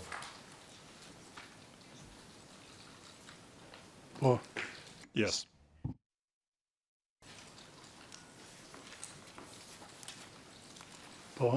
Yes. Mr. Vasselli, further back, and perhaps we can go to the 35-second still, a still at 35 seconds, which might give us a better picture.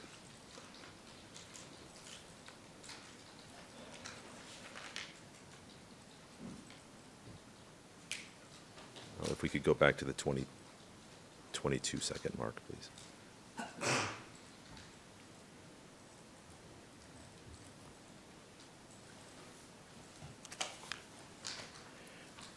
Do you see that it appears that Mr. Vasselli is wearing the same clothes as in the picture in the that you said was the 17 June picture in Bard Imad?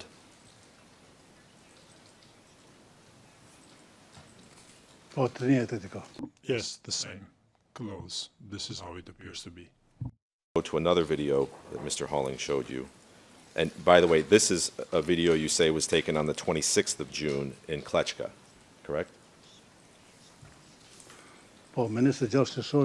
Yes, on the 26th of June 1998 in Klečka.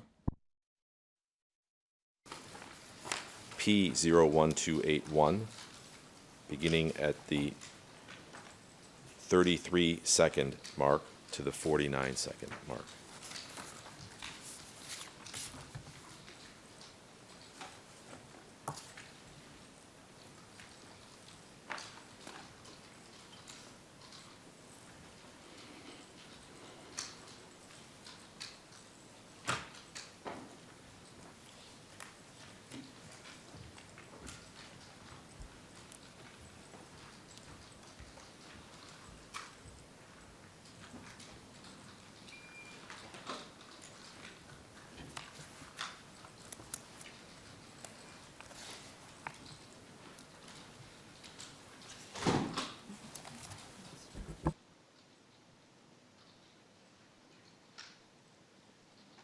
I'm not sure this is the correct video.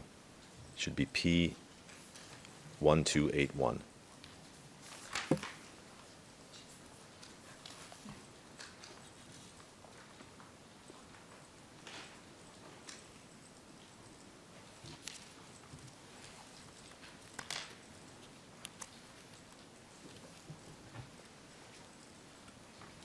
Yes, that's the right video.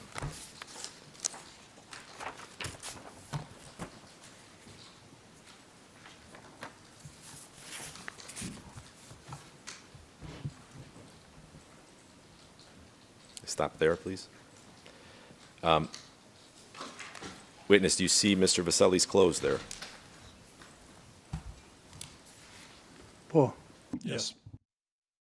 He's wearing in the photo, which you've identified as having been taken on the 17th of June in Bardi Mad. They seem to be the same, yes.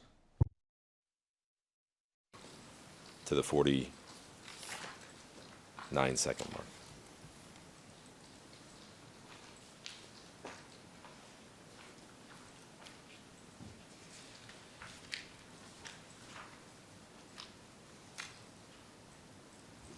If we could go back one frame. Just 1 second, to 48 seconds, please. Yes. Witness, is Mr. Thaçi, does he appear to be wearing the same clothes he was wearing in the picture in 17 June 1998, which you say was taken on that date in Bardi Mad? Yes. He seems to wear the same clothes. Yes, the same. Mr. George. On 26 June. The record is clear. Are you wearing the same clothes? Yes. Is it possible that three of you were wearing the same clothes for 9 consecutive days? It is possible because in war times we're not in a position to change clothes every day. I stayed for a long period of time in war zones, so I did not go back to Pristina to get changed, to change my clothes. So it was impossible to change clothes every day. So even going to a wedding, you don't think that there was an opportunity to change clothes? No, it was war. It was war. We were in war circumstances. Witness, you say you obtained these dates because you kept notes of times and places where you recorded videos. Is that correct?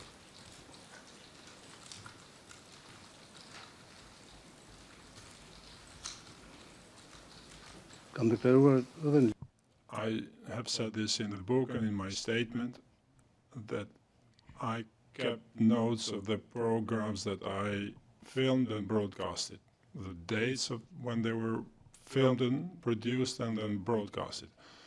This was an important date, 26th of June 1993, the historic date, the oath ceremony, and together with Abazeka, we filmed the oath ceremony and the first wedding in war circumstances. So this is unforgettable. Photo taken in Bardi Mad.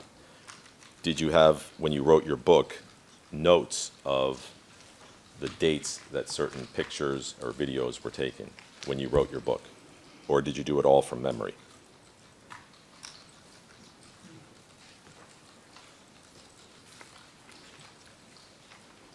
No, I did not have them noted in my diary because it was impossible to keep a diary in war circumstances. But on the 16th of June 1998,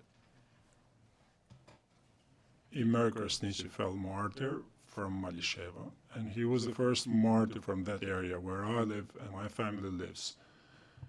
On the next day, the 17th, he was buried with military honors and in the presence of a large number of people from La Push. So I remember very well the date of 17th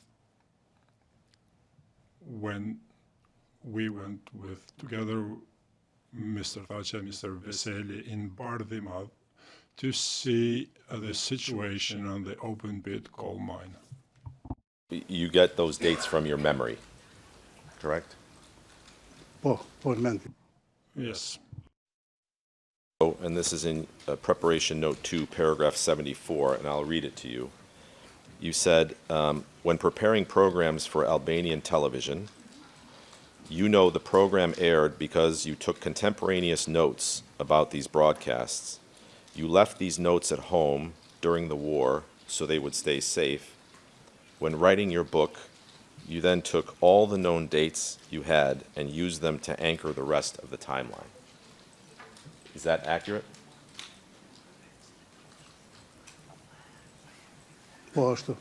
Yes, that's correct. Help you anchor the timeline in your book, correct?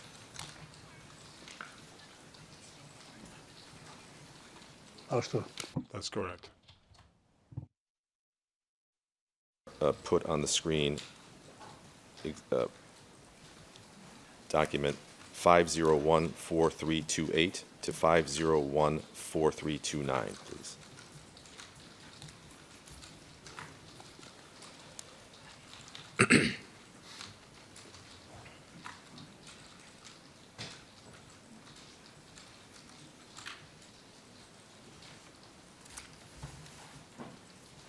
In both English and Albanian, please. No, that's it. Okay.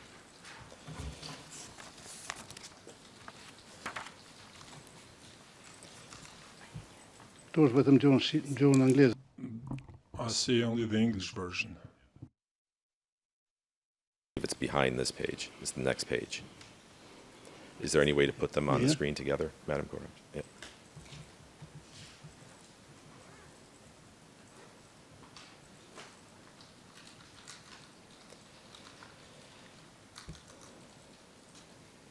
Now, witness, do you recall that before your SPO interview in 2019, you were served with an order to produce records by the prosecution? Yes, I remember very well. The order was in written form. On your screen in Albanian? I can't see it entirely, if we can see the bottom, if it's signed or not. Yes. I'd like to take you through what you were requested to produce, and number 1 says all audio or video records, including raw footage, and then it says, and other records relating to the Kosovo Liberation Army, Political Directorate, and KLA General Staff, created between 1 May 1998 and 30 September 1999, including but not limited to records of statements and appearances of members of the KLA Political Directorate and KLA General Staff, as well as any records of events at which such persons were present. Did you produce to the prosecution all records in your possession that fit in that category of documents?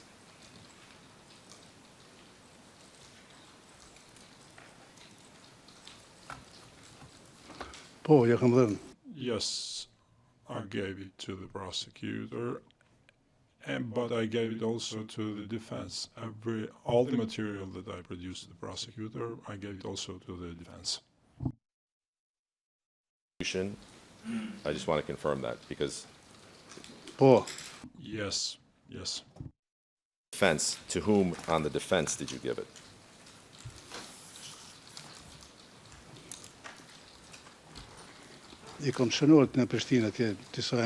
I have written down some names back in Pristina of the members. I gave a copy to all the accused members of the defense teams, to all of them without an exception. And we'll examine that claim in a little bit.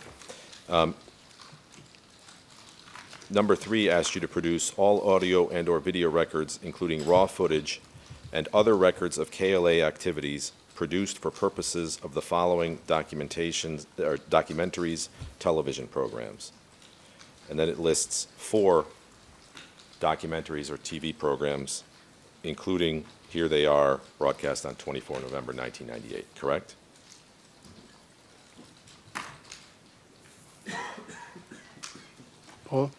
Correct. records in your possession to the prosecution? Po, Jacomlan. Yes, I did. Okay, so the reference in paragraph 74 of preparation note 2, that you had notes at home during the war which anchored the dates around which you built your timeline. Specifically, did you produce those notes to the prosecution?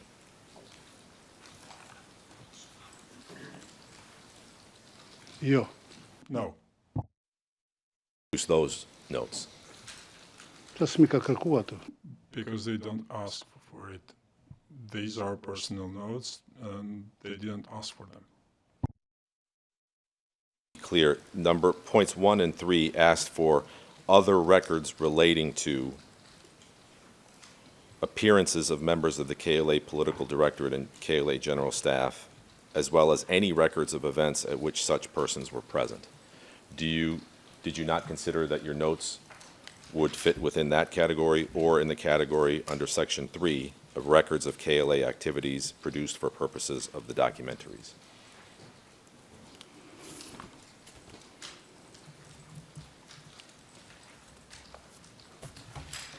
Unë e kam kuptuar se I understood that I was asked to produce films, footage, recordings. I wasn't asked explicitly about notes or anything else. They did not specify. I understood it to be about recordings. If we could then go to the next order, which is 5007784 to 5007793, please. Now, it's correct, after this order was issued and after your SPO interview, the SPO did follow up with you with another order claiming that you still needed to produce more materials. Do you recall that? po, Yes, there was a second order. I then searched my archive, which was not complete at the time because part of it had been burned in 2012 at the public television in Kosovo. And in the meantime, I found other recordings which were public. Most of it had been broadcast on the Albanian television, and I deemed it reasonable that if the international justice needed them, they could be used by them. That should be an English page on the right side. If we can go to the next page, please. Yes. Witness, I'll let you scroll through it if you need to, but is this the second order you received in September of 2019?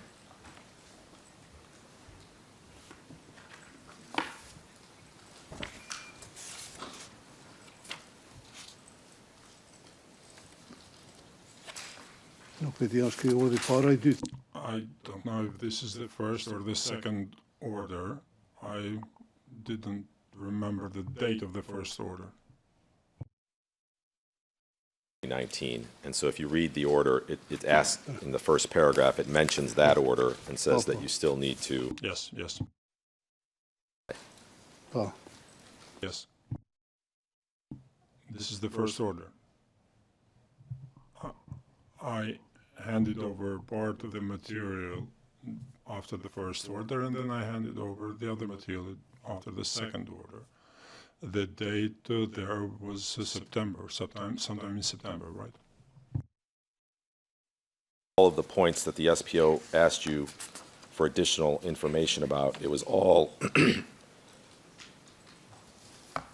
raw footage, except if we go to number 9, please, if we go to 5007787, please.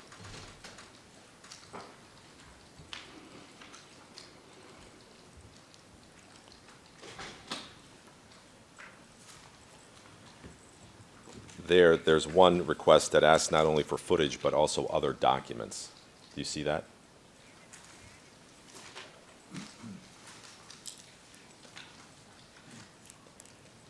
Po. Yes. Your notes could be construed as documents that are responsive to request number 9 there?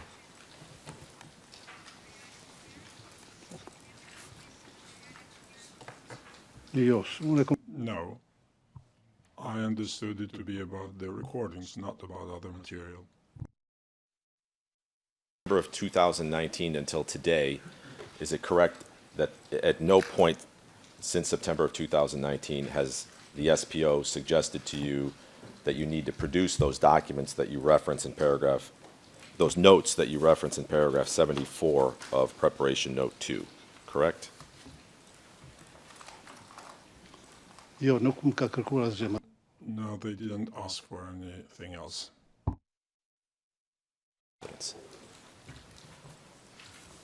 Any objection? We object as to relevance. We don't understand why they'd be tendered. I'll make, yeah. I think it's relevant, and we will admit it under, so 501-4328 to 501-4329 is admitted, and 500-7784 to 500-7793 is admitted. Your Honors, the first document will receive exhibit number 1D00156, and the second one will receive exhibit number 1D00157. Both are classified as confidential. I think they can be public unless the prosecution has a reason that they be confidential. I think under the circumstances, we have no objection to these two being public. They will be reclassified as public. Go on. Apologies, though. One thing that does occur to me is that the signature of a former staff member at least appears on one of the documents. So with that in mind, if they could actually have a confidential classification so that that could be redacted. Apologies. Requested to be public after that. That's the only part that requires confidential classification. All right. The content can be fully public. It can remain confidential to allow redaction, and after that, we will reclassify as public. Thank you. Sot e avokat, a mund të shtoj këtu? Dear counsel, can I add something in relation to additional material? Can I? Material Regarding the material asked from me by the prosecution, it's very important to stress that among the material I handed over to the prosecution were hundreds of hours of material of statements given by hundreds of survivors of Serb massacres. And I was never asked any question in relation to these recordings or this material yesterday by the prosecutor. Microphone. Please don't add material that is not relevant to the questions being asked of you. That was completely not necessary. Thank you, Mr. President. Witness, you still work as a journalist, is that correct? Jo, aktualisht jam në pension. No, I'm currently retired, but I write books, monographs. I also participate in producing documentaries. Kam dalë me 17 gusht. I retired on the 17th of August 2020.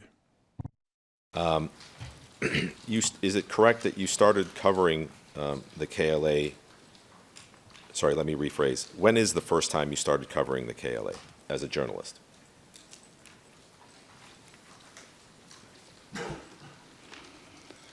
Po, me njëherë pas Immediately after the epic battle and resistance in Prekaz in March 1998, I took the initiative to volunteer as a journalist to inform people in war zones because we didn't have any TV or daily newspapers, as was Red India, in cooperation with the government in exile at the time, and other colleagues who were working in the public radio and television in Pristina, the editorial board in Tirana, we took the initiative that I would engage together with Sadi Shabani, Abbas Zeka, Kalmendi, in order to produce some TV programs for the Albanian television. So it was March, April 1998.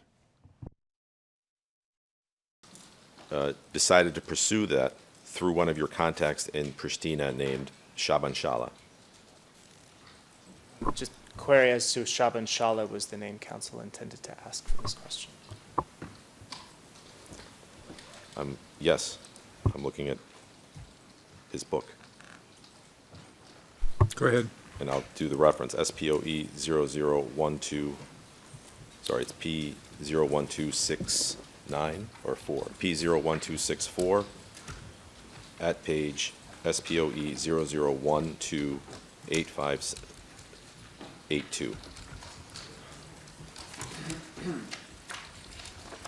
And I'll read the sentence from your book since it's been questioned, witness. You wrote, a few days earlier, before I left for Drenica, I met Shaban Shala, who was the KMLDNJ deputy chairman at the headquarters of KMLDNJ in Pristina. Is that accurate? That's correct. Shaban Shala was deputy chairman of the Council for the Protection of Human Rights and Liberties. I also learned that he was had engaged in the KLA, so I discussed with him because this was a difficult journey. There were Serbian checkpoints, and it was very difficult to go through Serbian checkpoints freely because I did not have an accreditation as a journalist, and it was therefore very difficult to go into the war zones. And you relied on Shaban Shala to establish contact with the KLA general staff so that you could coordinate with them in terms of informing the public of what was happening with the war. Is that fair?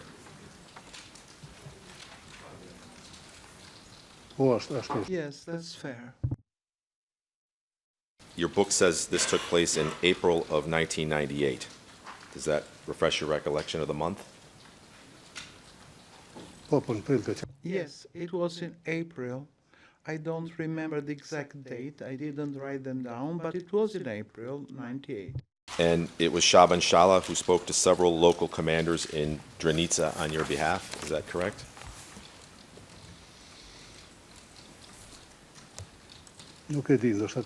I don't know, maybe he did.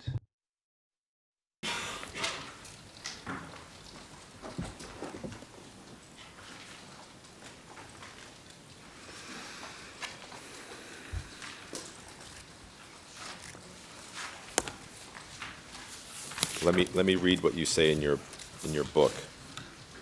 Again, this is P01264 at page SPOE 00128602. You write, I did not want such a thing to happen to me because I had the will and the readiness to support the war. Shaban Hoxha talked with Ilaz Salimi, the brother of Recep Salimi, and several other commanders in the Drenica zone, but he had not received any assurances. However, he told me, Nuhi, if you are ready, you can come with me to go to Drenica, and at least I can help you contact Ilaz Salimi, one of the KLA commanders in Drenica. Is that accurate? Yes, it is very accurate.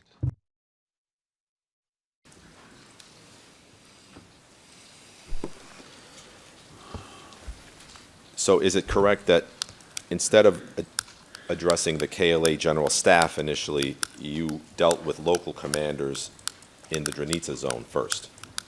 Is that correct? Correct. Because I didn't know what this stuff was. We didn't know then. General staff was considering your request. You nevertheless decided to go to cover developments in Lausha, Drenica, on the 22nd of May, 1998. Is that correct?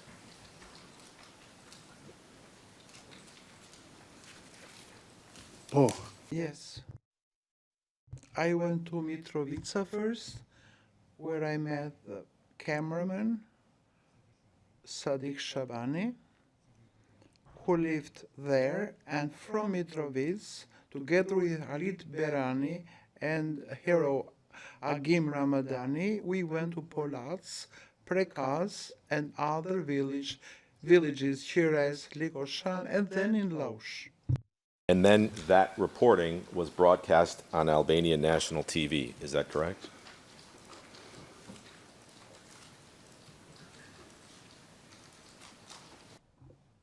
Correct. It was aired in the Albanian television. After that aired on Albanian television was when you then were contacted by Recep Salimi, who told you that he liked your reporting. Is that correct? po e vërtet. Yes, correct. As I said yesterday, at that time, the Albanian television and other media outlets used the term protection of the house threshold, and Recep Selimi criticizes incorrect formulation, saying that the KLA fights for the liberation of Kosovo, not only for their homes. And I went there, even though there were many policemen and activists of Mother Teresa humanitarian organization. I went to Skanderai. It was a gloomy atmosphere without people, houses burned, and I went to this council for the protection of human rights, took the phone and reported on the situation in Laush and Skanderai, and used the terms that the KLA is fighting for the liberation of Kosovo. And when I met Recep Selimi, he said, "You did a good job, like an objective journalist." Was that event that, would it be fair to say, that won you some trust of the KLA General Staff following that report that you had done on your own? Is that correct? Po, ishte Correct. It was a phone report for the Albanian television news program. Place before the first public appearance of the KLA spokesman in June 1998, correct? po ashtu është. Correct. And now, in terms of how this first appearance was organized of the spokesman,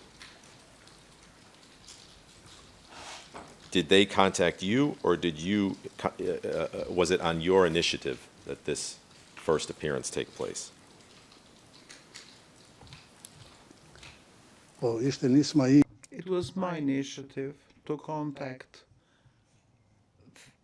the fighters of the KLA and to have their support to reflect the real situation in the war zone. As I have written in my book, I met in Drenov's Mr. Thaçi, who promised me that if somebody is going to make a presentation of the situation, it will be you. And this is how it happened. On the 14th of June, in Kletch, I did the first appearance of Mr. Krasnich. Your reporting, was it more often done at your own initiative throughout 1998, or was it done at the initiative of the KLA? In other words, they contact you, or would you contact them about doing a story?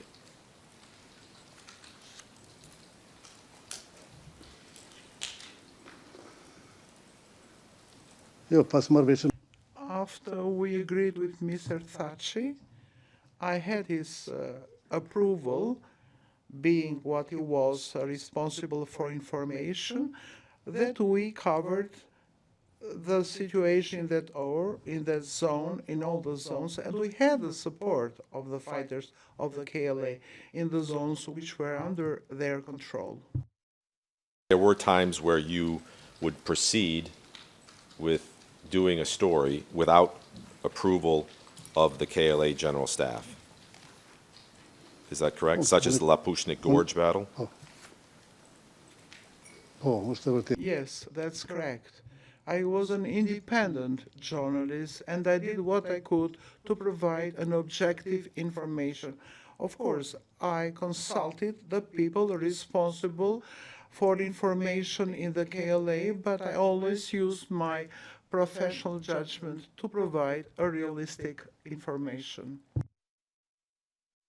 Was lost in translation. When I asked you earlier, throughout 1998, did they contact you or would you contact them about doing a story?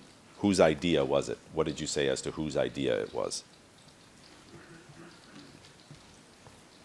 On The idea was ours, but they contacted us on the phones several times and we cooperated.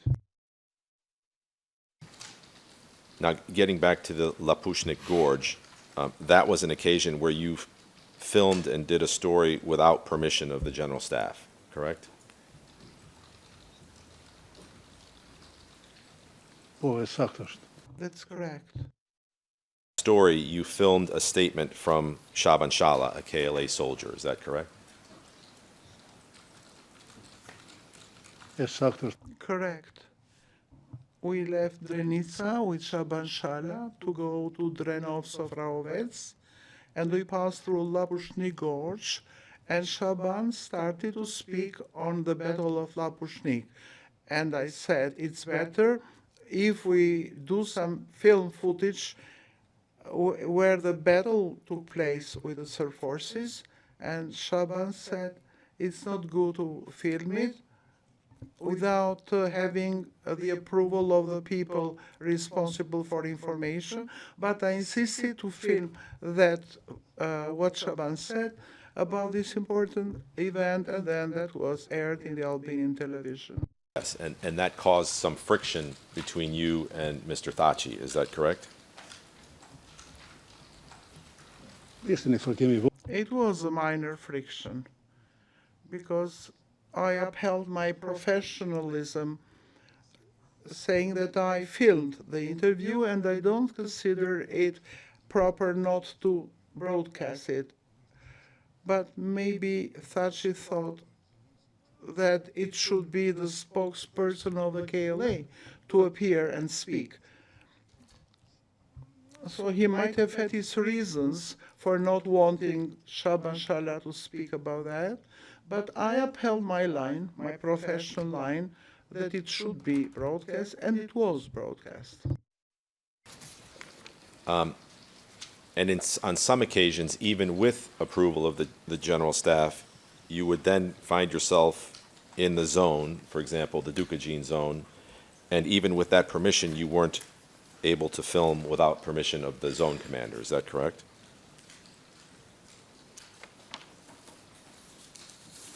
Po, kjo është e vërtet. That's correct. We went together with Mr. Thaçi and Selimi to Dukagin, and with Lahi Brahimi, and Biratsi was with us. We went to Dukagin to film some footage there.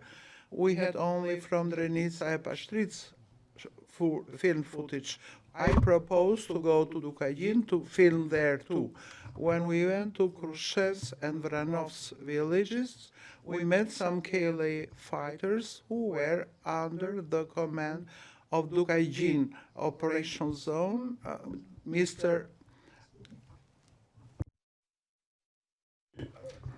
And together with Mr. Thaçi and Selimi and Lahi, we passed through very dangerous roads, and I did not respect the order of the KLA fighters. I said, I will film the burned houses, the civilian population, and not the KLA. So without their orders, I filmed that footage because I thought it was very important for our public opinion. Yes, and that was in July 1998? Në qershor të vitit. In June 98. And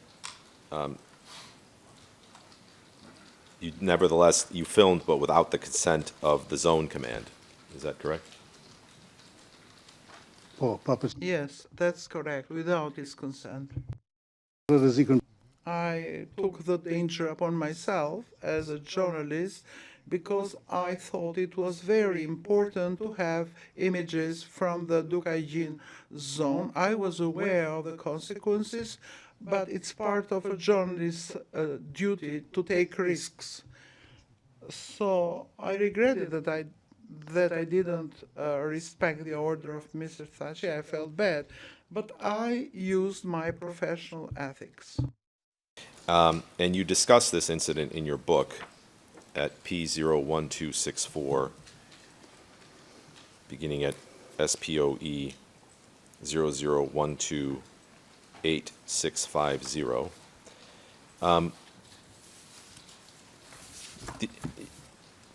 You told the SPO that as a result of this incident, you formed an impression of how local commanders were responding to orders of the KLA General Staff, and that's at Preparation Note 2, paragraph 16.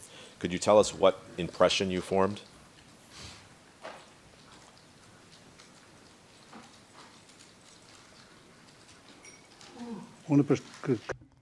I formed the impression that there was no hierarchy in the KLA army, that the orders of the competent persons responsible for information were not complied with. Every village had their own commanders who were responsible for everything, and so the orders of the general staff were not given any weight. So in Rauvens, I met the village commander, Idris Behapi, and he ordered my cameraman not to take any film footage. Mr. Thaçi was there, and I regretted that Mr. Thaçi's order was not respected, so we returned without any film footage. Okay. Would the witness be asked to slow down when he speaks, please?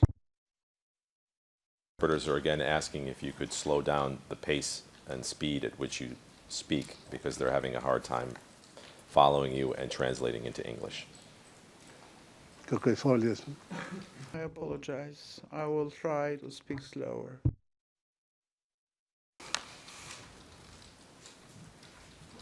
Witness, you write of another incident in your book when you were not allowed to, at first, to film from the Zatrich uplands. Do you recall that incident?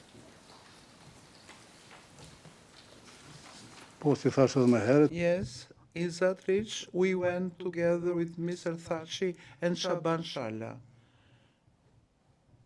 And I ordered my cameraman, because I was respectable of the crew, television crew, to shoot some images of Rauvens in the Drenis area. It was a good position to take some shots, but the local commander of Zatrich village, Professor Idris Vehapi, ordered us not to shoot anything. That's the truth. And I describe it also in my book. And I felt ill at ease in that moment because I had passed through many Serbian police checkpoints, and then I was prevented to successfully perform my duty as a journalist. Vehapi prevented you from filming despite the fact that Hashim Thaçi was there with you? Yes, that's correct. In June of '98.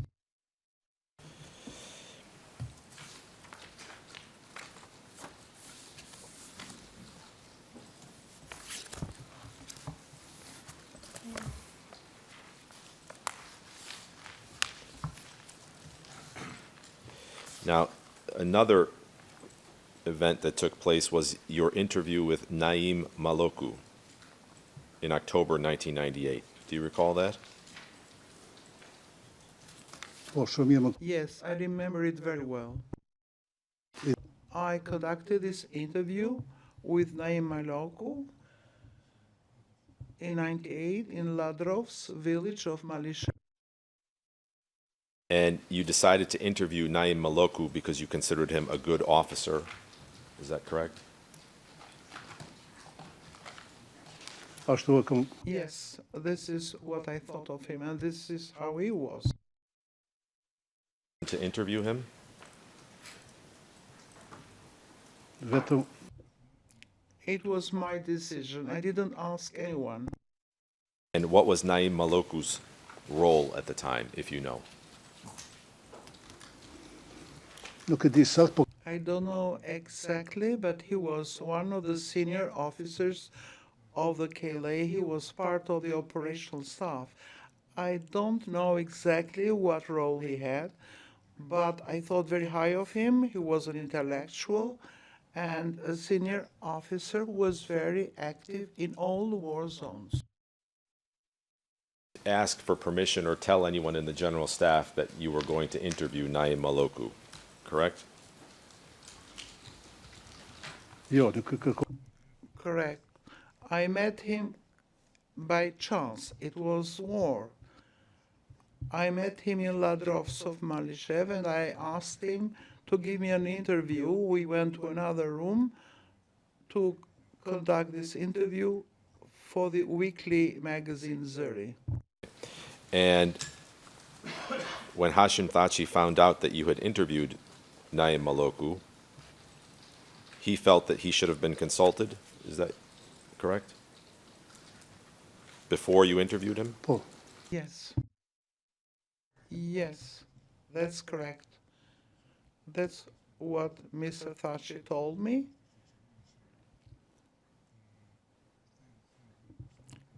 He probably thought that it was the task of the spokesperson of the KLA to speak on behalf of the KLA, Mr. Krasniki, but I broke that order, thinking that it was in the interest of the public to know about the heroic struggle of the Liberation Army. Thaçi's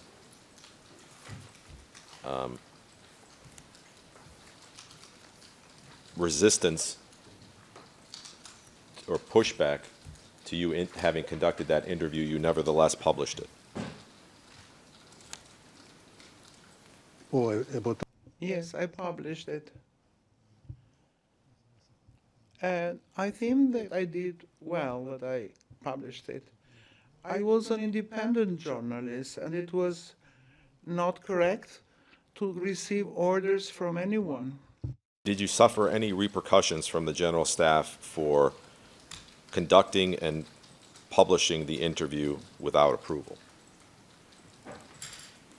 Jo, nuk kam pas. No, I didn't have any repercussions. When I met in lab after the interview with Mr. Thaçi, he said, you published the interview.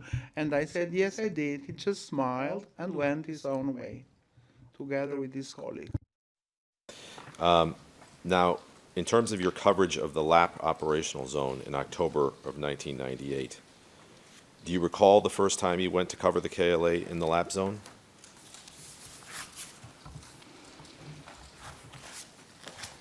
Po, shumë mirë më kujt. Yes, I remember very well.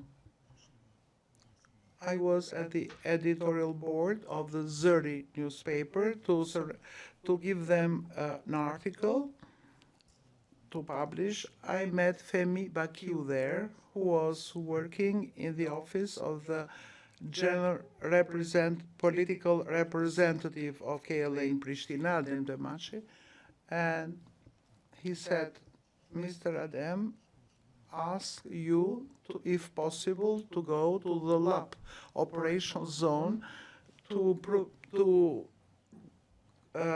give them the coverage of the situation there. I had never been there, and I asked Mr. Demaci to give me a driver, Shasivari, together with Abazeka, my cameraman, in October of 1998. We went to the lab operational zone.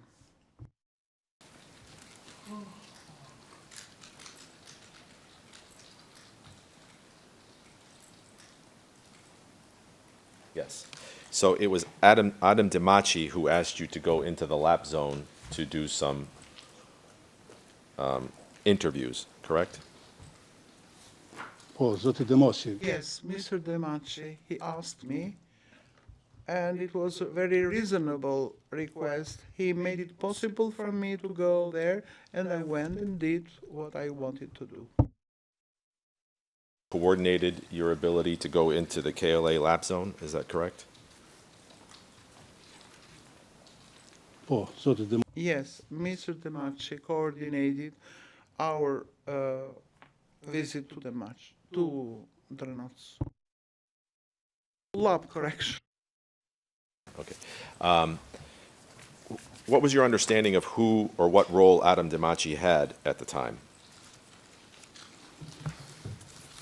Adam Demaci's role was very important, not only for the KLA, but for the entire public, because he was a symbol of the resistance for freedom and independence. And it was a good thing that he was appointed general political representative with his seat in Pristina, in the center of Pristina.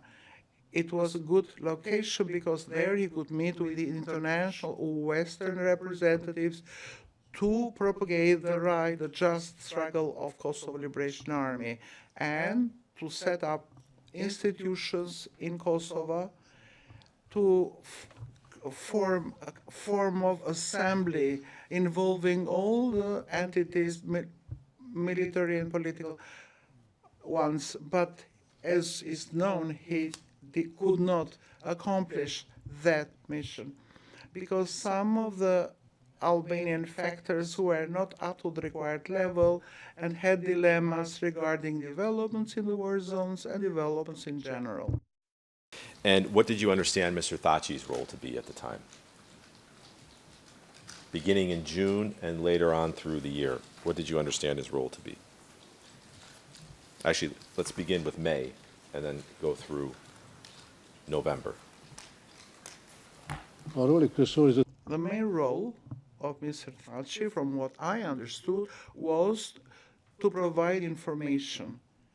I cooperated closely with him during my work in the war zones. I don't know that he dealt with other things. From what I know, he dealt only with information until when he was elected political representative of the KLA. Giving orders to KLA units, military orders. No, never.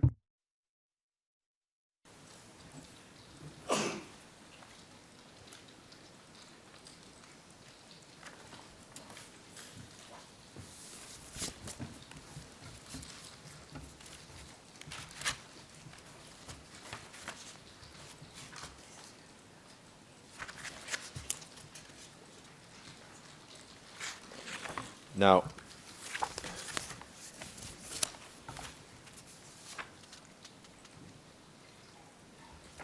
let me turn your attention to a different issue, which is that, do you recall in September of 1998, you had what you call in your book a disagreeable discussion with Hashim Thaçi in the presence of Jakub Krasniqi and Bislam Zarabi? Do you recall that?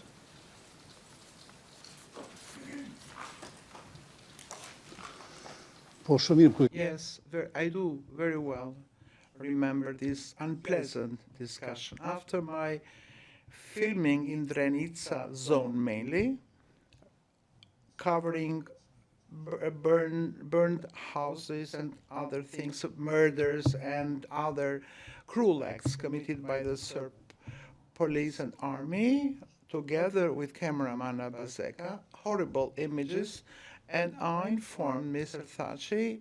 He insisted that at the end of the documentary be written that this program was supported by the Directorate for Information of the Kosovo Liberation Army. I said, it doesn't do you any honor to say that when the program reflects the burns, the massacres committed, when the KLA had failed in its resistance against the Serb forces who were much more equipped and greater in numbers, and I thought that it wouldn't do it any honor to write what he asked me to.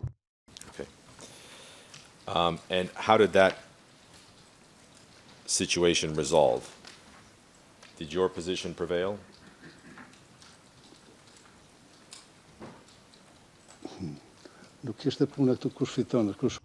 It was not a matter of winning or losing, but I abided by my professional ethics. That's why I insisted on not writing it.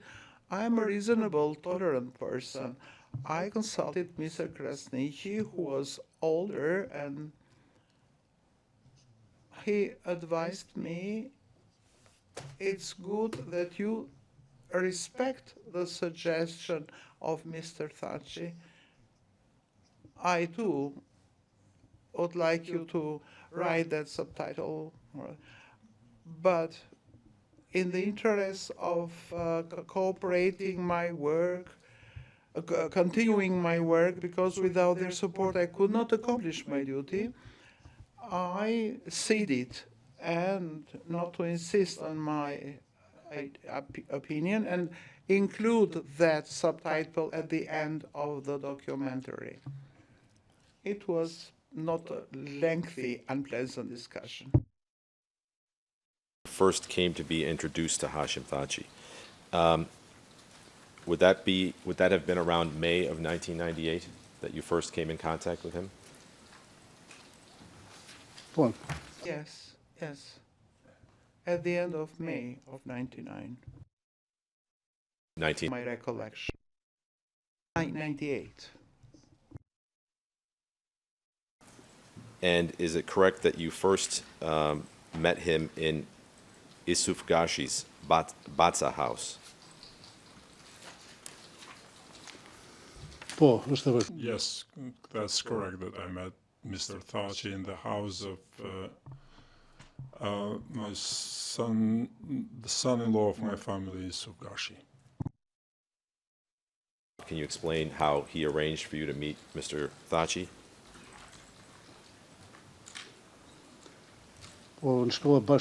I went there with my nephew, the son of Batza, Florim, who is a journalist who worked for Zeri, and knowing that Batza was engaged in the Kosovo Liberation Army, Florim suggested that it's good for you to come there and meet with people in charge of information. I met with Mr. Thaçi. I presented my idea to be in the service of informing the opinion about the developments in war zones. Mr. Thaçi supported my idea, and we agreed that after some days, after appointing Mr. Krasnitsky, the spokesperson of the KLA, I would film the first public appearance. SPO, that your family is connected to Hashim Thaçi through Isuf Gashi. Can you explain what the connection is?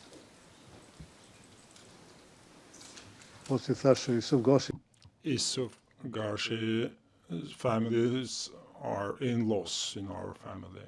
His wife was the daughter of my paternal uncle. So we were connected to Isuf Gashi, whereas Isuf Gashi has family relations with Hashim Thaçi. And this is how we build trust, because at the time everybody needed to have trust. The KLA, the journalists, people who operated in war zones, you needed trusted people to fulfill their duties and tasks based on trust and dignity. Tell you what his function was in the KLA, or what he was responsible for. Yeah, No, he didn't say. He said in charge of information, dealing with journalists. I didn't ask him his name or his position or anything. These were difficult times. It was unimaginable to ask somebody his name, his place of origin, his tasks and duties and positions. These were questions that one wouldn't ask. That he was responsible for information and dealing with journalists. correct? Ashtu me thash, Correct. This is how he said it, and this is how I understood his role to be.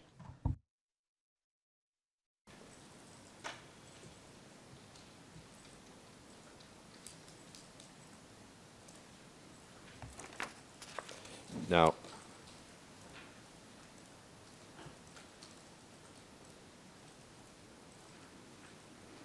it was after that contact then that Mr. Thaçi, you say, contacted you about the first appearance of the spokesman of the KLA, is that correct? po, Correct. Mr. Thaçi contacted me on the phone after some days. It was 10th or 11th of June 1998. And that was about 8 to 10 days after you first met Mr. Thaçi?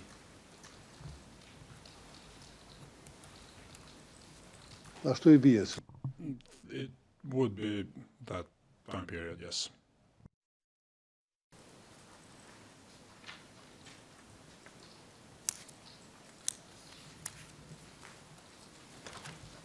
Just have a moment.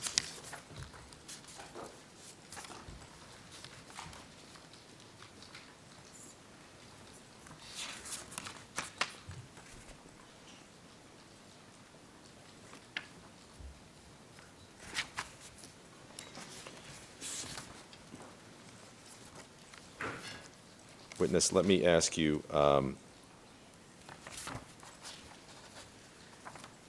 you interviewed Bislam Zarapi as well, is that correct? In August of 1998? Po, ligur, Yes.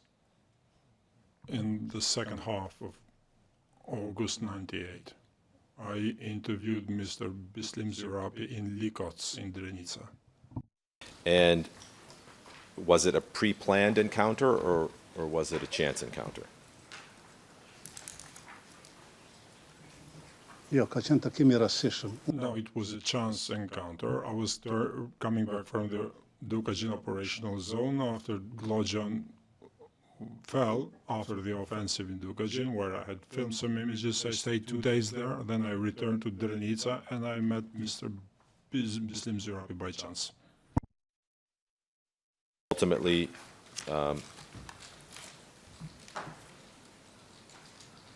interview Mr. Zarapi? Po, Yes.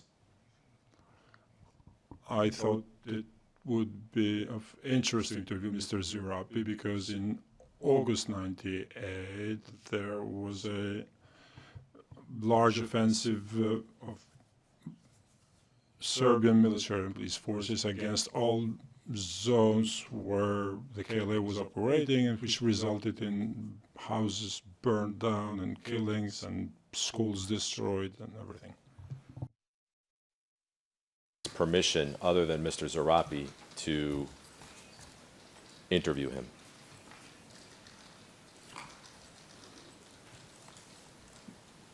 zoti Zerapi ishte Mr. Zarapi was a senior officer of the operational staff, head of the operational staff, and it was not deemed necessary for him to ask for permission from anyone else.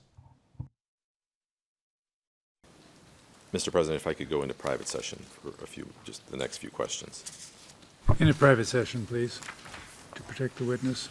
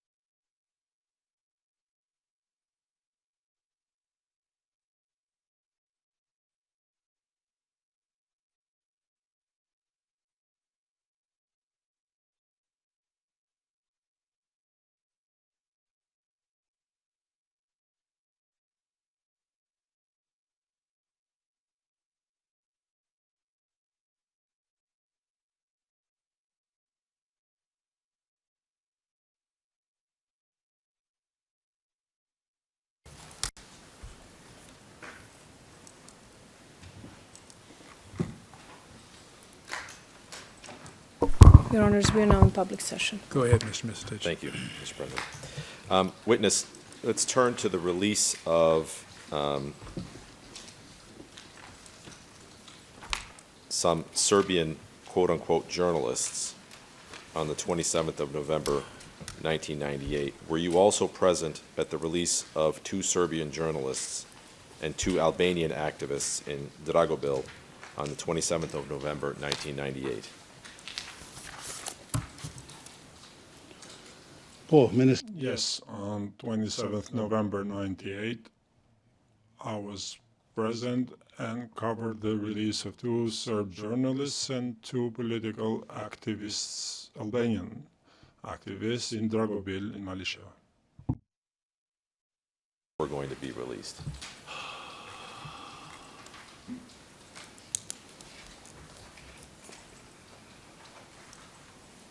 saksisht nuk e di. I don't know exactly. I don't even know how I've explained this in my book. But I do know that on the 28th of November, our Flag Day, it was agreed, together with KDOM, the American KDOM, and the head of the OSCE observers in Kosovo, Ambassador William Walker, to release 2 Serb journalists and 2 Albanian political activists. We went there together with other colleagues. There were representatives of Albanian and international media. We went from Pristina and covered this event. Witness, let me just take you to what you told the SPO, and this is Exhibit P01252.1, page 62, lines 10 to 13 in English, and just to see if it refreshes your recollection. You were asked, and were you informed the day of the liberation by whom that the liberation was about to happen? You said, we were informed by Adam Demaci's office, and all the journalists were present there. Do you recall that? Po, e tash po. Yes. Now I remember, that's correct. The office of Adem Demaci informed us, because at that time I was in Pristina. I learned about this, and we, together with colleagues, took a taxi and went there. Were you contacted in advance of those releases by anyone from the KLA General Staff?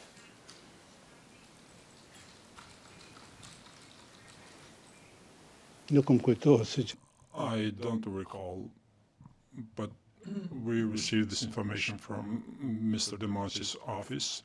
I cooperated with Mohamed Mayra, who was the chief editor of the newspaper, and we went there together in 1998, 27th of November. Did you see any members of the General Staff present at the release?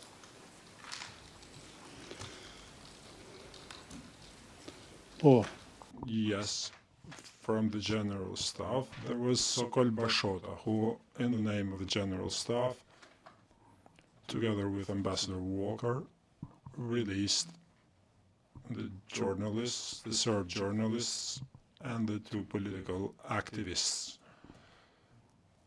in the presence of other media representatives who were in Kosovo. Obtain any information on that day as to why the 2 Serbian quote-unquote journalists had been detained in the first place? nuk ishte ndonjë informacion. There was no written official information, but it was understood that they had exceeded their prerogatives as journalists, and they had been met in war zones without the KLA authorization, and they had gone beyond their competencies as journalists. Journalists have the duty only to inform and not to take recordings or notes that are not in line with their duties. Can you recall from whom you obtained any information about why the journalists were detained? Prej luftëtarëve të from KLA fighters. Recall which fighters? jo. No, I don't. Did you get a chance to speak to the two Albanian activists on the day of their release? Po, kur u lirun, Yes. When the two Albanian activists were released, can I mention their names? Jakub Kastrati and Tsendescu. Present there was also the head of the American mission, Sean Burns, during the release. And I asked my cameraman Abazeka to film that moment. Mr. Descu gave a statement there and indicating that this had been a misunderstanding, that the LDK and the KLA had the same aim, and that everything was fine, everything will be fine, the aim is the same. This was a small misunderstanding, everything is fine, and I wish there's the Flag Day. So this was a very spontaneous statement given by Mr. Descu on this matter.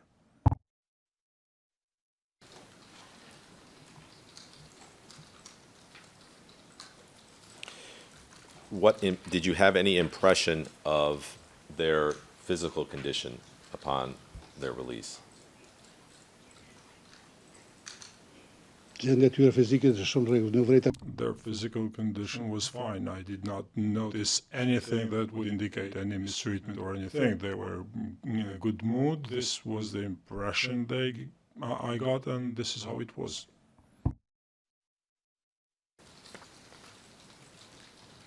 What about the physical condition of the two Serb quote-unquote journalists?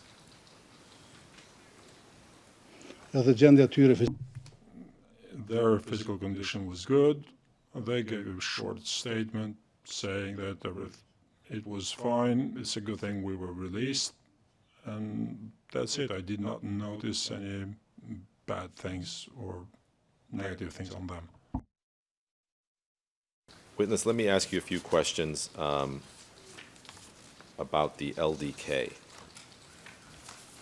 In your book, if we could put this on the screen, please. P01264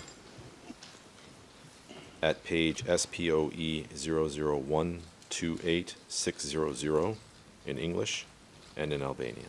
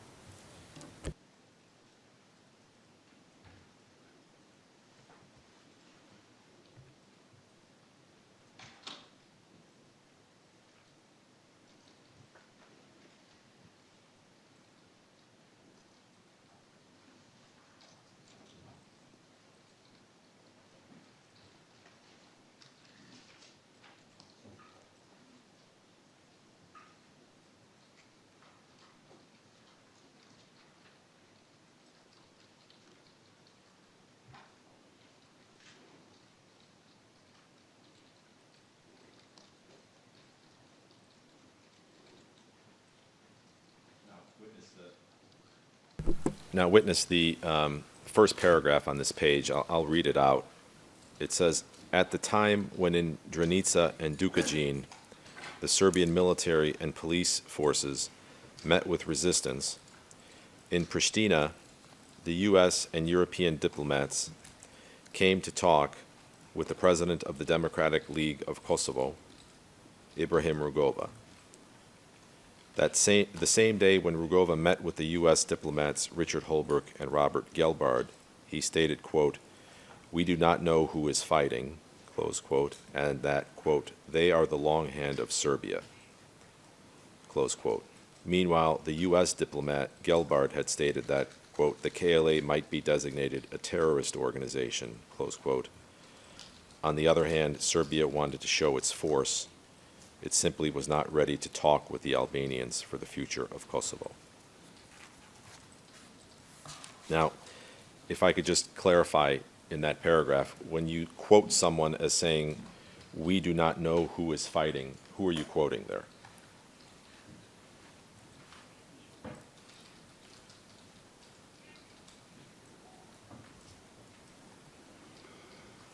These are the words of Ibrahim Rugova. They are the long hand of Serbia. Whose quote is that? Rugovas.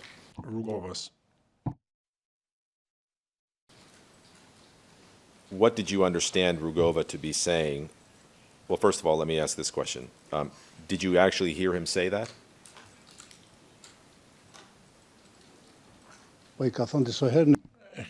He said these things on several occasions during press releases he would have with journalists on Fridays. These are public. And when I would ask other journalists about his statement, so this would approximately be how his expressions. I said it earlier, the political leadership in Pristina was not up to the task and the responsibilities considering the war circumstances. They didn't have the courage, but they were opportunistic, saying that nothing was happening in war zones, despite the fact that people were fighting for freedom in those zones.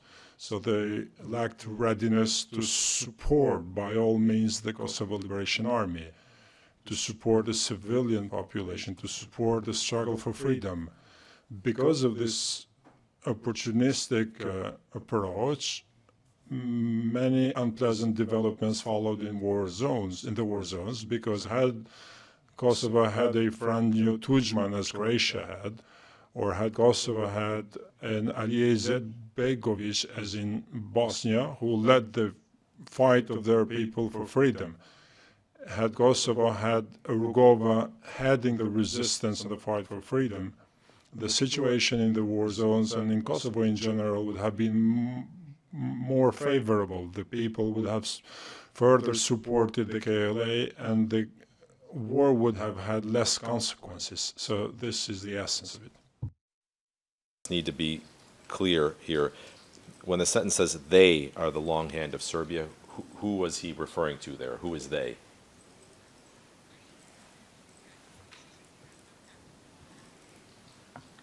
To the KLA, it's understood. Were you able to see any reactions within the KLA to such statements? Did you witness any responses or?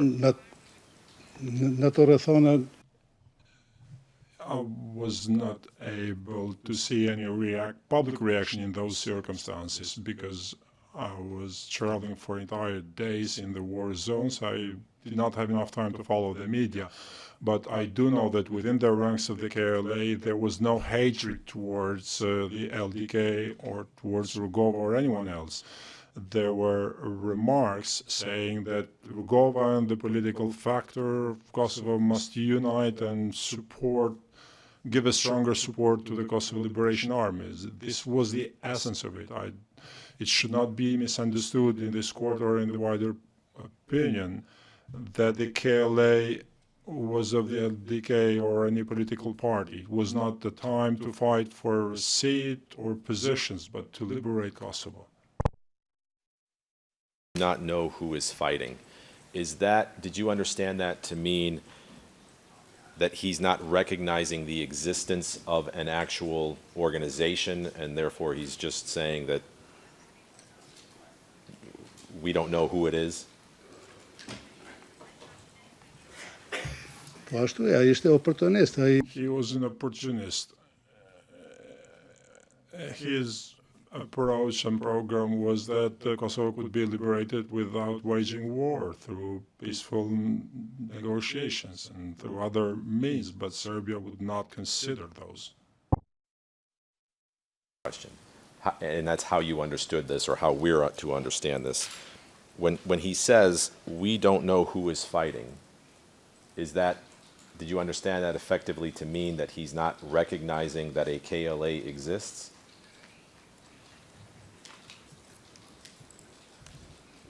That's how I understood it, and to some extent he admitted to it, but did not support it as the leader of the Albanian people. He had a large support of the people. He was hesitant.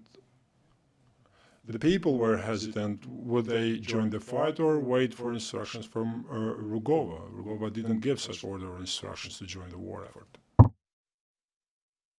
Before the break. If we could have on the screen DHT 03972, please.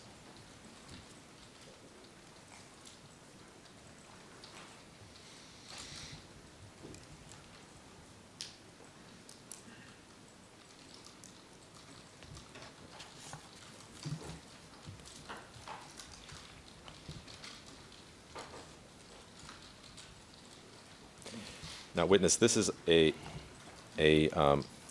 article from the New York Times on the 14th of August, 1998, and it discusses the formation by Ibrahim Rugova in mid-August 1998 of a delegation that would, under international auspices, negotiate with Serbia to end the conflict. Do you recall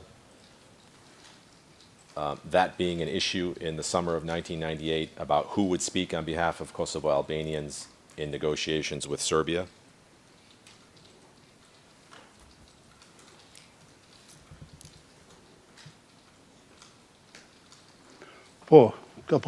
Yes, there were attempts to form a unity group where only Albanian political representatives would participate, excluding the military and political factor represented by the KLA.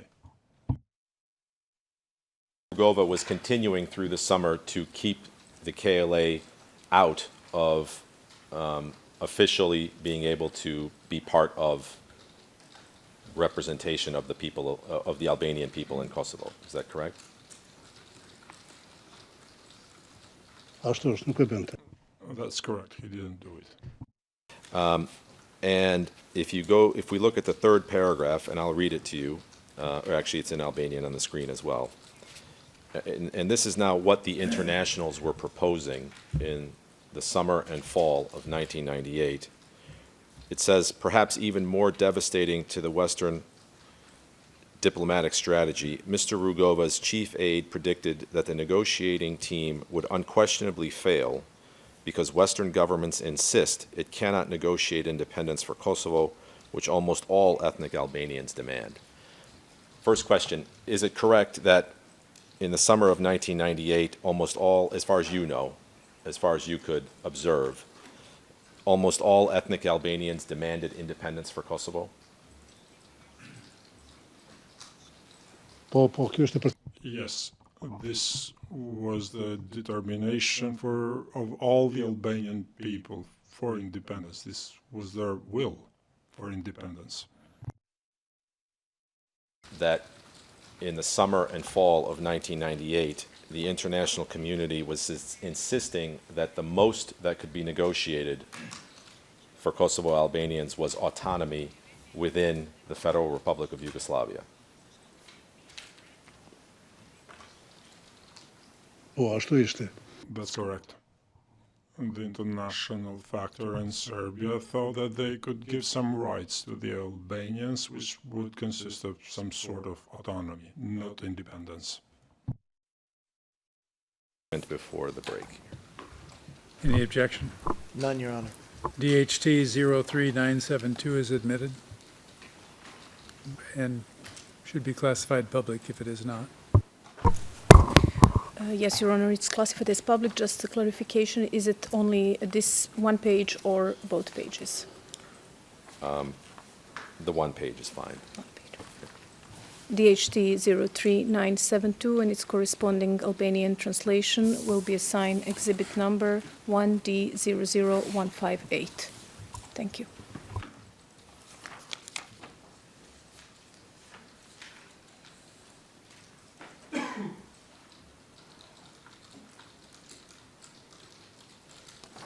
Thank you. Mr. President, I see the time, so. Witness, it's time for a lunch break. We will break for an hour and a half, just like yesterday. We'll be back here at 2:30 to continue with your testimony. You may leave the courtroom now.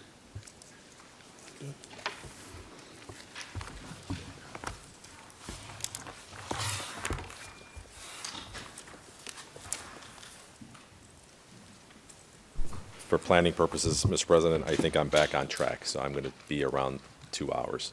So, no. Like around another half an hour, I should be finished. Very good. Thank you. So we are adjourned until 2:30. All rise.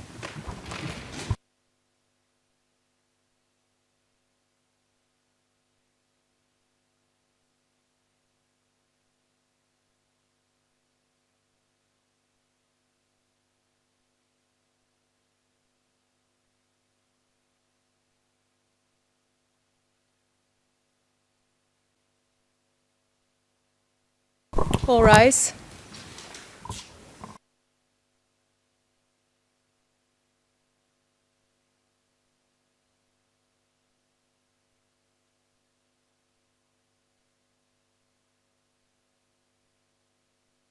Be seated, please.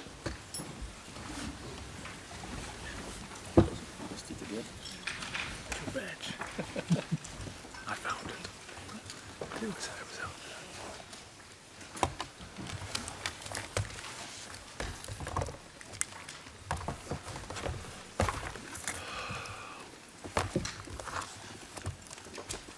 Before we begin, we will admit MFI P01274, P01275, and P01276. Those were 3 news articles. They are authentic and relevant and probative of at least the issue of notice to the general staff of unlawful detention and mistreatment, not for the truth of the facts asserted, but for those purposes only. We will not admit MFI P01283, which is a photograph of Mr. Yashari on a motorcycle. It lacks probative value. And that's all. We're ready to proceed. You can call the witness in, Madam Usher. And, Your Honor, just one question about the item that was denied. We would say that that photo has independent value of its provenance just as a photo identifying the military police commander in a particularly clear picture. Is it available to admit for that purpose alone? We could not see the probative value of it, no. Understood. I mean, not arguing who he is, you know, I don't think anybody is arguing who he is. That's understood. Okay. One other small matter, given the exchange in the courtroom yesterday, we would argue that our request to add an item to the exhibit list, which is currently classified as confidential at FO2355, no longer needs to be, and we'd request it be reclassified as public. If there's no objection, we will reclassify it as public. There appears to be no objection.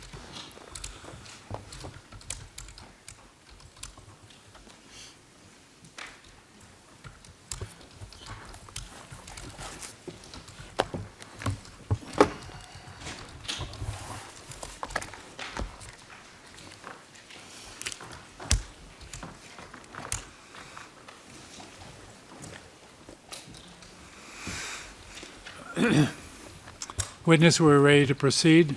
Mr. Misitich continues with his examination. Go ahead, Mr. Misitich. Thank you, Mr. President. Madam Court Officer, if we could please have P01264 on the screen, please, at page SPOE 001 28727, please.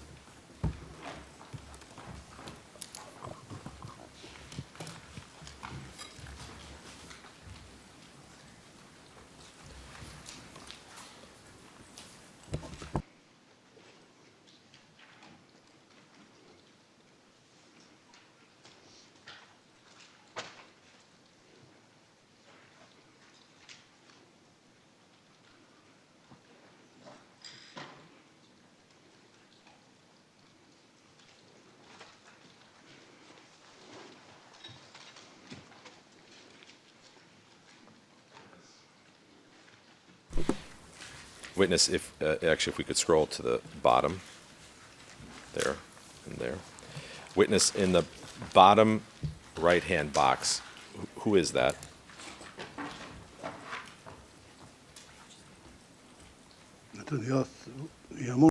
On the right-hand side, it's me. Wearing there? Yes. Keep that in mind, the shirt you're wearing there, because I'd like to show you another exhibit. And if we could go to P0323, please, and just get a still at the 3-second mark.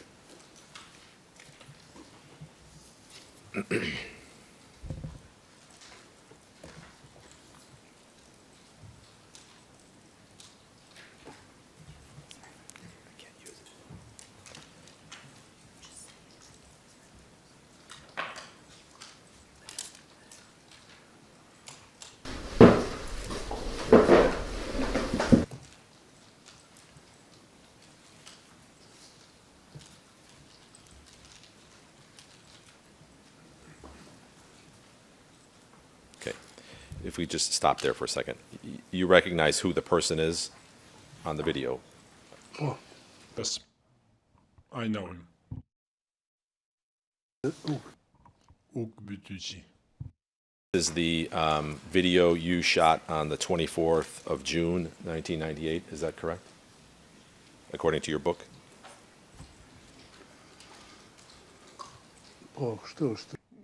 That's correct. On 24th of June 1998, we took a statement and filmed the statement of Ugbitici. And just stop there. Oh, sorry. Okay, if we could just play the video for another second or two. Right there. Oop. Just like to see the arm that comes into the video.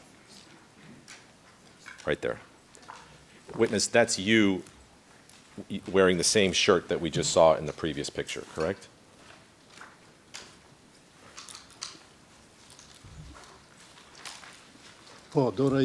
Yes, that's my hand, correct. Now, witness, I want to just talk to you about dates for a second. In your SPO interview, P01264, Part 1, beginning at line 10, you said the following, and things can be forgotten, and maybe certain things, certain dates, maybe a few days either side of the one stated, and I just wanted to be open and honest with you. Do you recall telling that to the SPO?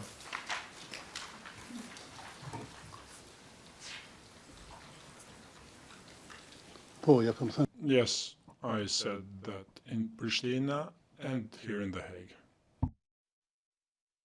The Hague last week, you provided some notes to the prosecutor. Do you recall that?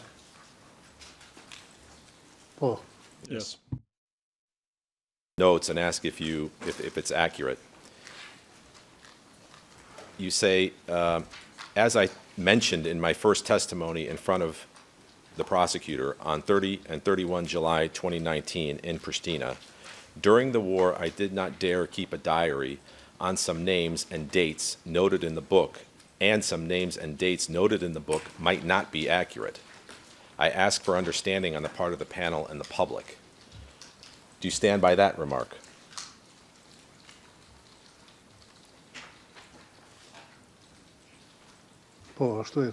Yes, that's exactly what I said.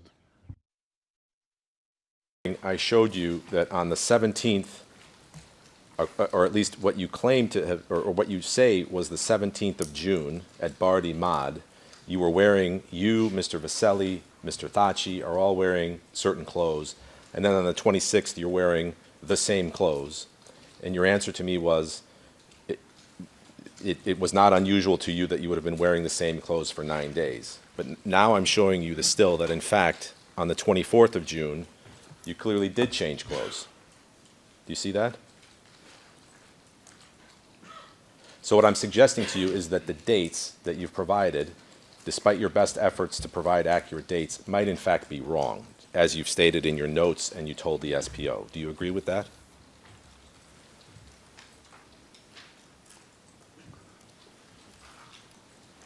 Ashtu mund të jetë, It might be the case, but I know that this date is exact, 24th June 98, when we filmed this statement. The dates that you provided in the book and even in your testimony, to the extent they rely on your memory, they might not be accurate, as now I've demonstrated to you that you did change clothes in those 9 days. Do you see that? është normale. It's no normal that I did not wear the same clothes all the time. When I had the possibility to change clothes, I did. When we could go back to Pristina and get some clothes, we did. So we would wear the same clothes for 2 or 3 weeks at a time, so it really depended. I don't know if you understand me. But what I'm trying to suggest to you is that it's the dates, as I said, the dates in your book, as you say in the notes you provided to the SPO and in the interview you provided in 2019, might not be accurate. Do you accept that? Ashtu. That's correct, and I have admitted to it at the time and now. Witness, when I left off at the break, we discussed the policy of the international community in August that had been put forward to the Albanian representatives, that only autonomy was going to be allowed in any negotiation with Serbia, and that independence was not on the table. You do recall that discussion, correct?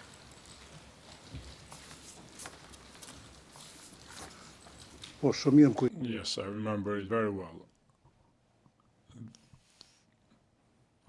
This was the power relationship with the internationals at the time, and if they asked Serbia, it still does not recognize the state of Kosovo. And I also consider this court to be an attempt to undermine the state of Kosovo, because these are institutions that have been formed by the independent state of Kosovo. Asking you, you understand that the policy of the internationals was autonomy, correct? Not. Yes. At the time, this was the talk. They were not offering more than that.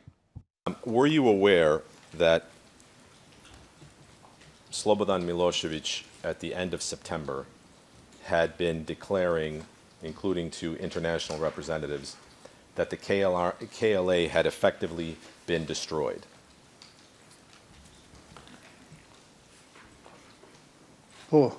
Yes. This is what Milosevic thought, and he wanted to instill fear into the Albanian people so they would not support the KLA. In November '98, I prepared a special documentary which stated that the KLA exists, the KLA is here, is acting, operating, and working to finally liberate Kosovo. Yes, and that's the video where Mr. Thaçi appears, correct? Yes, in the same documentary. From the prosecutor this morning, where Mr. Thaçi is discussing the fact that Serbian institutions had been conducting special warfare against the KLA, essentially to portray it as having been destroyed, correct?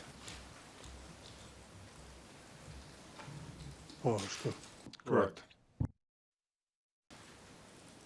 With respect to the reference to with some autonomous elements, you don't know whether Mr. Thaçi was referring to the internationals who had been coming to Kosovo with a plan to propose autonomy, or whether he was referring to someone else. Do you? Or something else?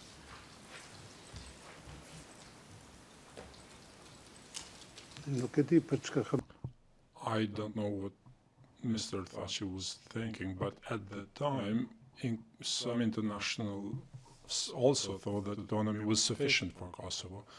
There were probably as well some individuals in Pristina who were satisfied with the solution of an autonomy for Kosovo and thought it's sufficient. Mr. Thaçi did not agree with this, and then when all the peaceful means were exhausted to obtain independence, the people organized, the KLA organized to lead the struggle and the fight against the Serb forces. But were you aware, for example, that not only in the summer, but into the fall, for example, Christopher Hill was coming with plans that were being presented to, amongst others, the KLA, which had autonomy as the proposal? Yes, I was aware of this. Witness, let me get to another subject, but first, just some background. You're a well-known journalist. By the time you wrote your book in 2019, were you aware of something called the Marty Report?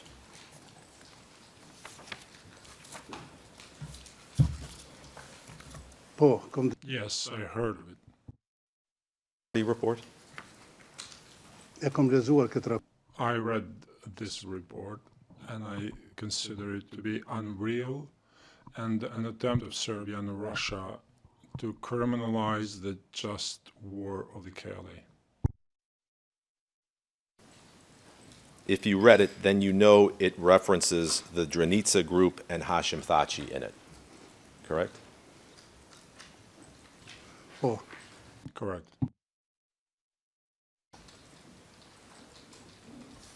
You must have, I'll put to you that the Marty Report was published in 2011.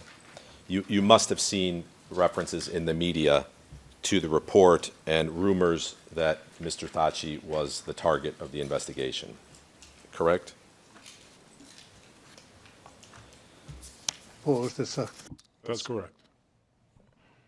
The KLA was accused of organ trafficking, which was a ridiculous accusation.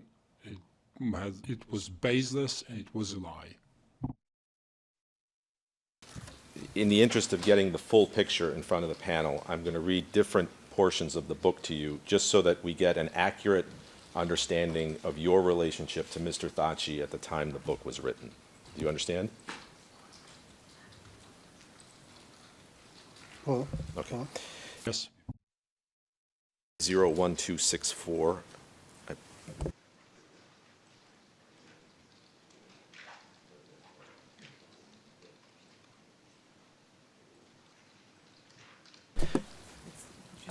Yeah, so this is one of the sections that I don't believe is in the P admitted exhibit, so I'll call it up by its ERN. DHT 04004 to DHT 04006 in the English, and SPOE 00351217 to 00351603 at page 636 and 637. We'll start at 636 in the Albanian.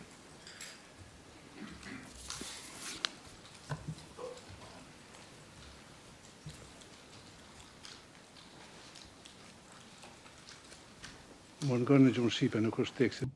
I can't see the text in Albanian. It'll be there in a minute.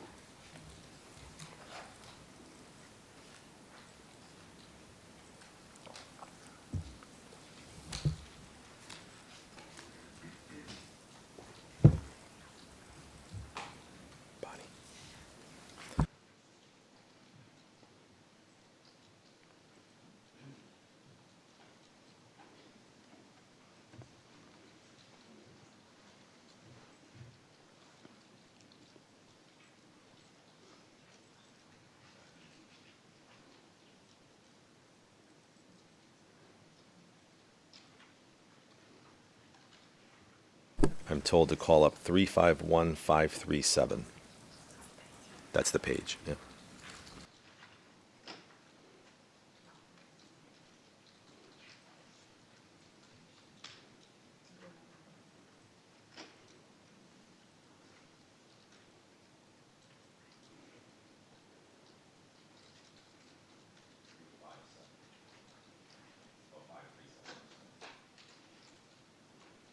I'm sorry, in the microphone. Is it a different number than 357? No, that's the right page. It's just not loading for some reason.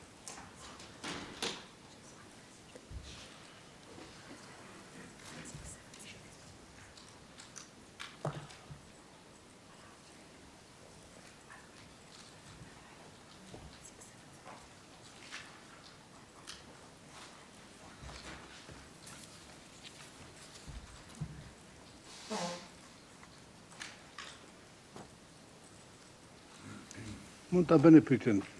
Zotë. You may ask the question, Counsel. I'm ready to answer. I'll read out the relevant issues or portions of the book. But first of all, this part of the book discusses your efforts to obtain financial support from the government of Kosovo to prepare documentaries about the KLA and about the war. Is that correct?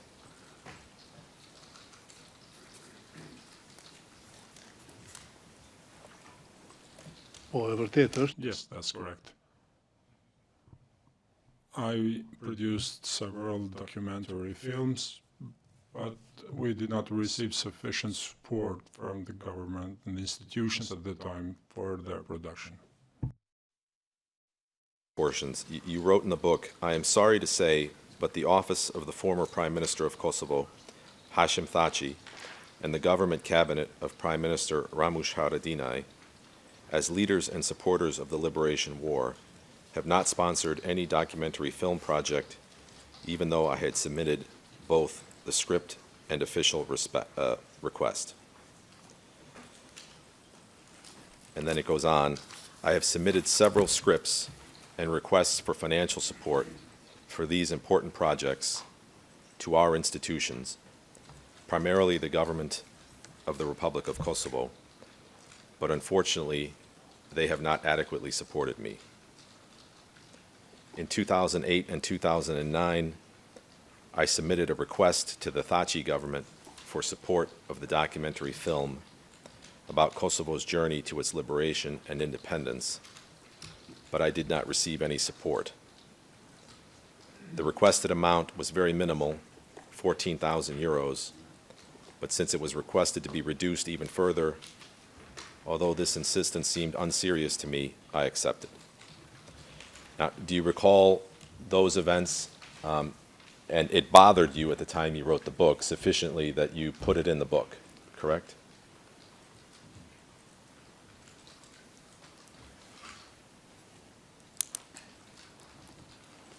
Kjo që kam shkruar shumë. This is true, what you just read. I presented the real situation, which is the support given by the institutions of the Republic of Kosovo, not only to my projects, but to other projects, who aim to portray the recent painful history of our nation. We stay on page 637, I believe. Next page in English. Or is it the right page?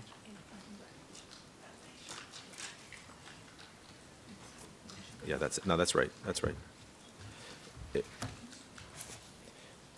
The second paragraph from the bottom in English says, because of the failure to make the documentaries, many judicial processes against the liberators have followed. Many files and international arrest warrants have been issued against them by the Belgrade regime, and accusations and lawsuits have been filed with ULEX by people who collaborated with the occupier. Now, you're writing there that you're aware that there have been judicial processes by people who had, as you wrote, collaborated with the occupier. What did you mean by that term?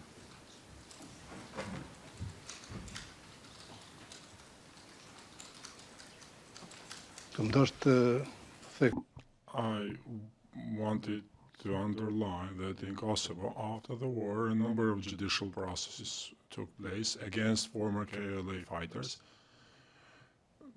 processes which received the contribution of some individuals also who were instrumentalized by Serbia for known objectives now, which is to deny the just war of the KLA and to accuse the KLA of having allegedly committed crimes. There were several judicial processes in Kosovo, but also in The Hague, against Mr. Limaj and Mr. Haradinaj. Obviously, that the people who had been put on trial were being put on trial for alleged crimes against people who were alleged to be collaborators, correct?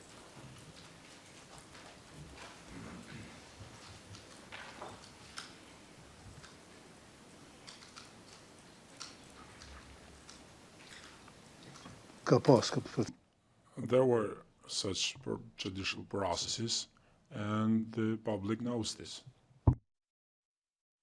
Even mention there has also been pressure from the international circles in the last paragraph on the screen. There's also been pressure from international circles for the establishment of the Special Court for War Crimes. You were referring there to this court, correct? Yes, correct. By the time you wrote the book, you were aware that people are being put on trial for crimes against collaborators and that this court had been set up, correct?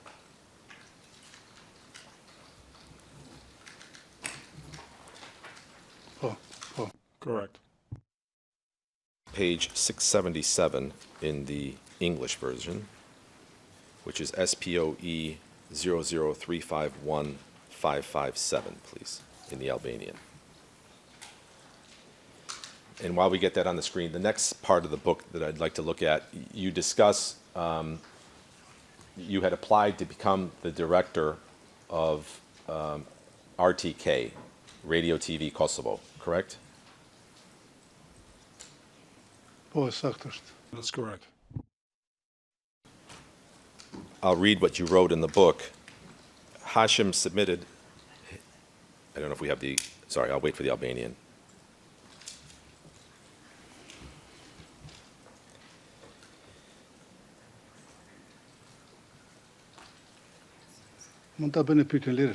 You may ask the question, Counsel.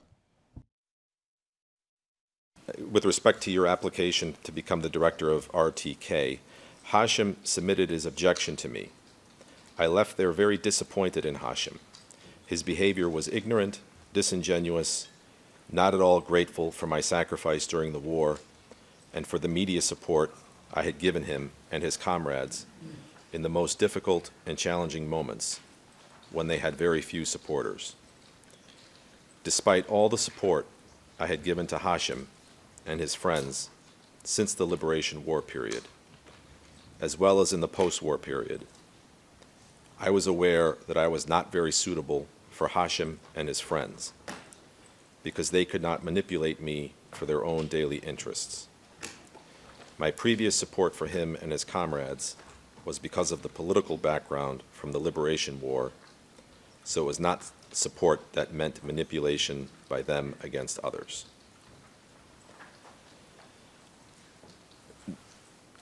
It's pretty clear there, witness, that you were upset with Hashim Thaçi at the time you wrote the book about how he had handled your application to become director of RTK, correct? Mr. Misitich, could we get to something relevant? I haven't taken a note for 15 minutes. It might give you some clue as to how relevant this particular line of questioning is. Well, it's setting up the next portion of my cross, which will then be finished. Zoti avokat, nuk isha I mërzitur, po I was not upset. I wrote the reality. Upon the insistence of some of my friends and colleagues in the RTK, I applied for the position of the director. To be honest, I knew at the time that I would not be selected because the politics need more flexible people, more obedient people then and now. However, I expressed the reality that was there, but I was not upset about it. Witness, let me go to the portion of your book where you discuss preparation of the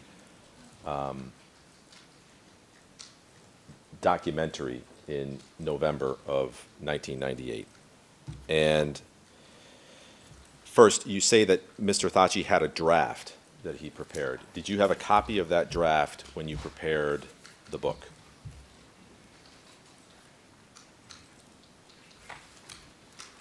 yeah. No,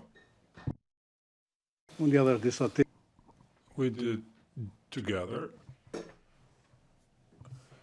I gave him some ideas, theses on which he would have made comments.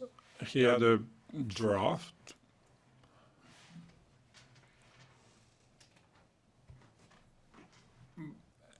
And then the version which was more acceptable to the public was realized because I had a longer experience than Mr. Thaçi.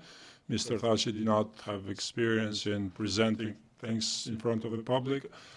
I had an experience as a journalist, as a person who lived in Pristina. I knew the mentality of people in Pristina, and of people who lived in zones that had not been affected by war, as opposed to those who lived in areas that were affected by war. Question I should have asked at the end of what I just asked you. When you say, and this was led by the prosecutor on direct, you said that you met with Mr. Thaçi having read the book, and he said the book was very real. Do you recall that? Po. Yes, I recall that. Having now read out the portions that specifically reference him, that he would not take objection to what you had written and say it was very real. Wouldn't that surprise you, given the tenor of your description of him in the book?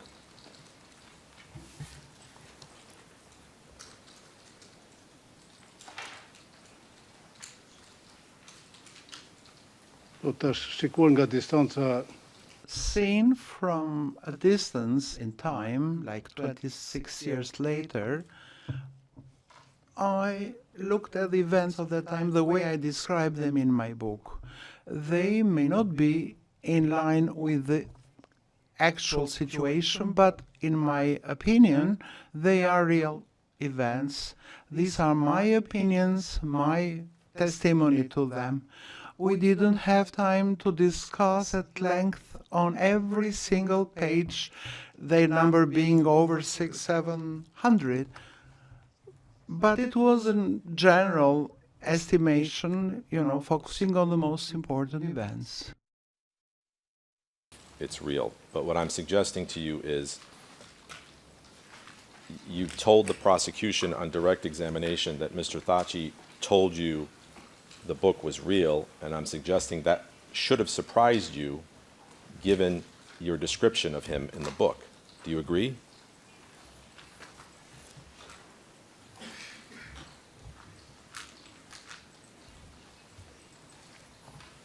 Nuk po ju kuptoj. I'm sorry, I don't understand what you are getting at. Witness, turning again to the preparation, I'm not sure I got an answer to my question. When you wrote the book, did you still have a copy of the draft that Mr. Thaçi had purportedly written on or about 30 October 1998? Did you have a copy when you were writing the book?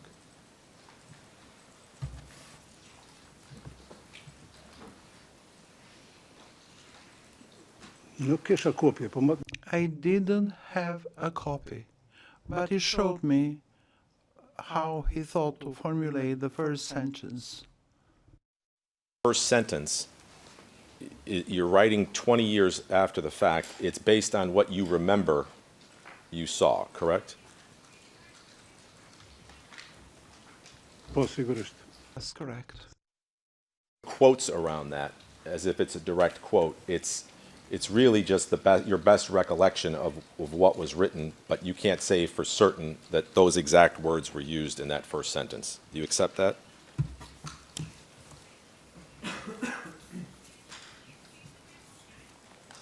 Keni të drejtë. I accept that. You're right. Do you accept that you're writing this at a time where you have a certain, as you express in the book, a certain negative feeling towards Mr. Thaçi at the time you write the book?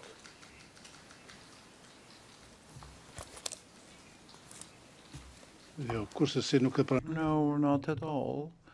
I didn't have any negative feeling towards him then or now or ever. I'm not one of those journalists that, write to order or keep my anger towards somebody else. Of the book, to the extent they're not already in the P exhibit, I would ask that those pages be admitted as well. May I make inquiry are you all in agreement of adopting the entire book? I have no problem with it. No objection. I think, Mr. Emerson, you mentioned something about it the other day, and there was some resistance to doing that, not from you, but you said there was some resistance. Yes, the concern has been that not the entire book is available for translation, and this witness has given evidence about those passages the parties deemed relevant, both in his witness statement and in his admitted proofing notes. I'm not sure the basis for admitting further material from the book. Asking if there is agreement to admit the whole book. Apparently there isn't. No. Okay, that's fine. Yeah, I can confirm that we will bring him to certain passages not translated, and that's fine, but we oppose the whole book going in. All right. Thank you. Well, that's fine. No problem. If you just give me a minute so I can get the right pages to add now to Yeah. the...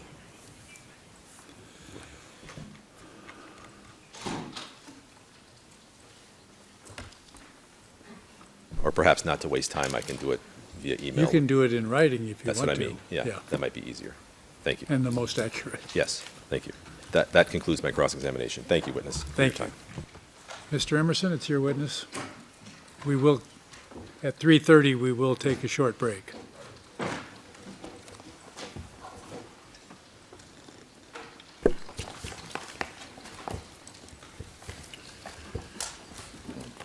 If you want to just give me one moment to Take your time. organise my notes.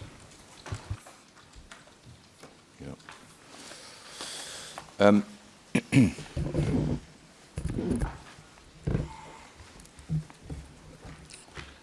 Witness, you've disclosed to the SBO and you say also to the defence everything that you had in your possession, correct? Ashtu është. Correct. Material that you had in your possession, there's a number of photographs or excerpts of videos showing Kadri Vasili, correct? Po. Correct. And you can take it from me, and it'll be corrected if I'm wrong. There is a gap in your records in which there are no images, either still or moving, of Kadri Vasili between the end of June of 1998 and the 13th of March of 1999. Is that, so far as you're concerned, were you aware that Mr. Vasili was out of the country for a part of that time?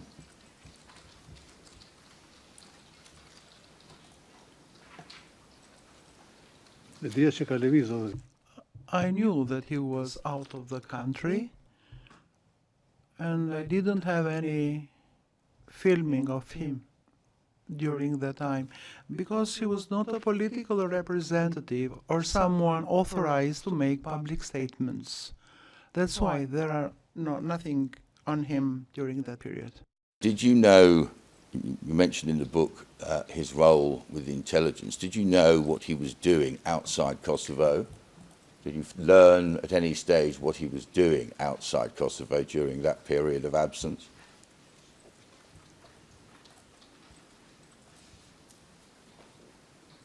No, I didn't know. But probably he did his duties informing the allied countries, the friendly countries, of the developments in Kosovo and other things. I don't know of any details. Have commented upon in shot in June 1999, in which you mentioned Mr. Vasili in the company of what was described, I think, in the transcript as the head of the information section in Albania. But I think, so that we're very clear as to what it is that we are talking about there, the gentleman that you saw him with on the 17th of June video was the head of the Albanian intelligence service, SHIK. Is that right? Fatos Klossi? That's right, yes. Well, I want to try and approach these questions, if I may, in a chronological order. But we know that if we can look at the period before, I want to rush, if I may, quickly through a couple of short points of correction. First of all, if we could just call up as a still P1267 at 0003 seconds. We don't need to play it. You've had it played to you already.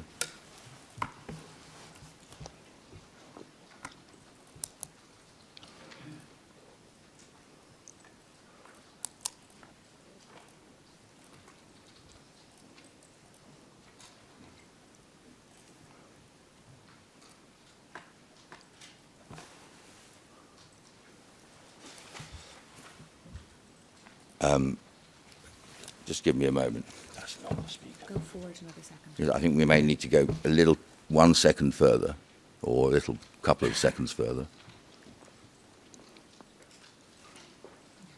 Yes. You remember being shown that portion of the documentary in which the speaker describes an interchange involving a telephone call from Kadri Vasili at the front.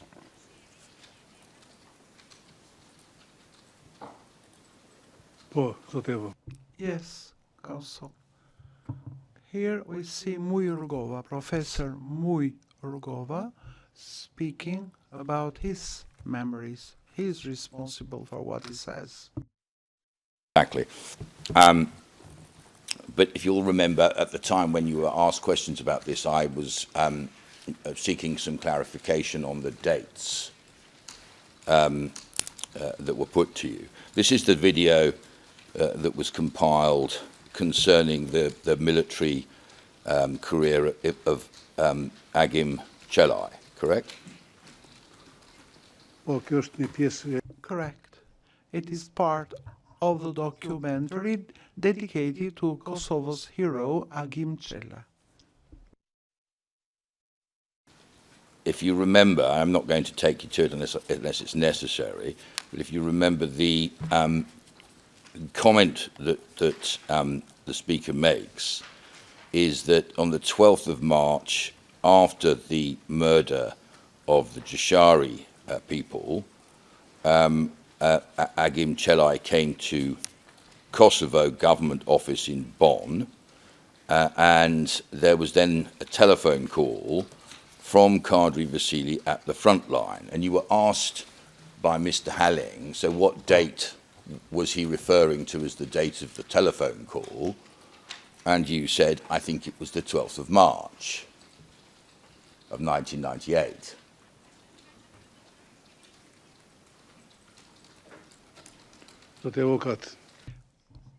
Counsel, this is what Mój Rogova says. Whether it's correct or not, I can't say. Directly on this point, because we all have it in evidence. That's P for those following 1, 2, 6, 7. There wasn't a front on the 12th of March 1998, was there? Wasn't a military front anywhere? Can you iterate? Correct. There wasn't any intensive frontal warfare. There were some skirmishes, but not any frontal battle. And I wasn't there in the war zones at the time, so I had no information. What the Speaker actually says is, on the 12th of March, Agim Chelai came to Kosovo government offices in Bonn, and it's after, without any specification of date, but the next event of conflict after the Jashari massacre was the influx of Serbian forces into western Kosovo, culminating in the attack on the Haradinaj compound on the 24th of March of 1998. Do you agree with that? Oh, Minister Kotter-Mars. Yes, on the 24th of March. I agree. The next period of open conflict was much later in the year. Do you agree? There was no front for Kadri Vasili to be calling from on the 12th of March unless he was involved in the Jashari massacre, and nobody suggests that.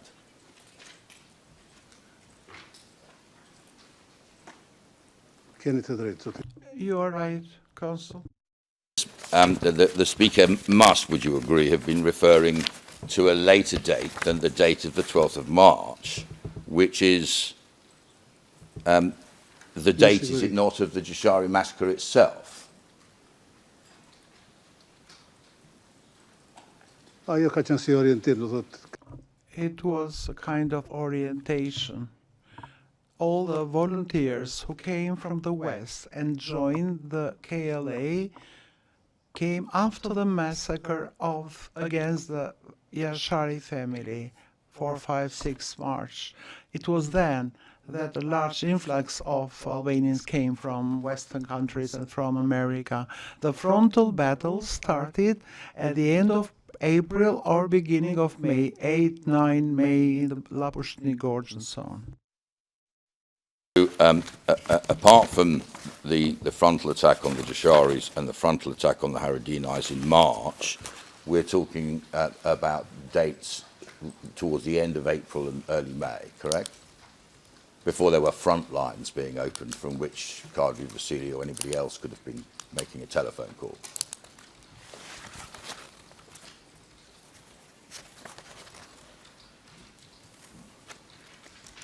You have to answer, I'm afraid. Would you agree with that proposition? By Tom. Yes, I agree.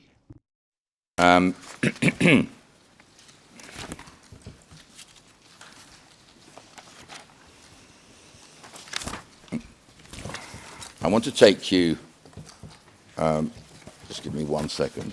I want to take you next to the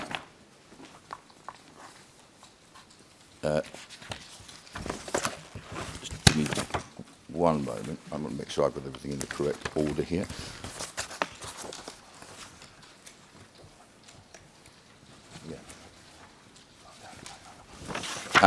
You were shown by Mr. Halling a video of the wedding of a KLA member soldier called Nasser Krasniqi. Do you remember that?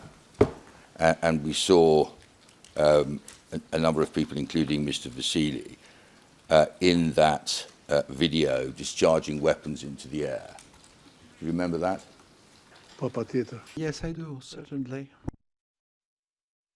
A common tradition at weddings. Is that right?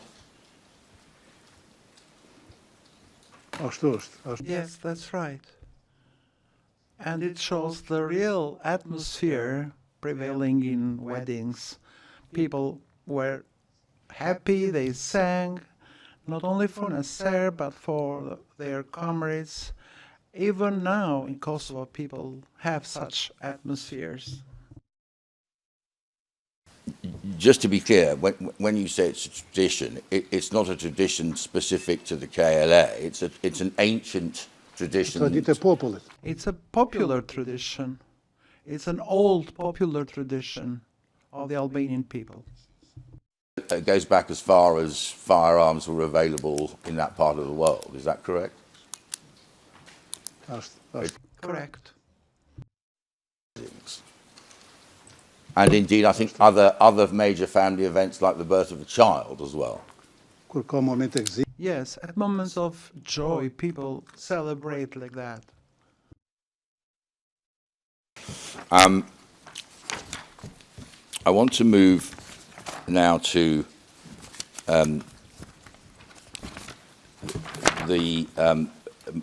the meeting that you were attending, what you attended for the purposes of filming the public announcement of Mr. Krasniqi's role as the representative. I just want to get 1 point clarified about the timings on that. Am I right in thinking that you travelled that day on the 12th of June because you expected the events to take place on the 12th of June? And the objection misstates the evidence. The witness was discussed 13 June in his direct examination for the travel. I believe that's correct. Let me put the question to you again in a different form. Was it originally, was your journey planned for the 12th or the 13th? On 12 June, I was in Negrov's village of Drenos, where I met Commander Palumbi, and I stayed there until the 13th of June, when in the evening we left for Klečka. This is the truth. When you were in the grots, were you aware then at that time that there was going to be an announcement?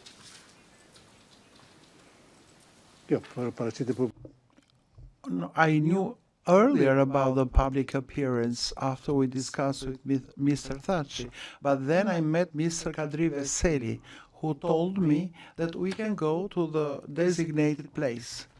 He gave me a fighter, Idris Husseini, who accompanied us up to the entry of Terpez village. From Terpez, then Commander Topi accompanied us.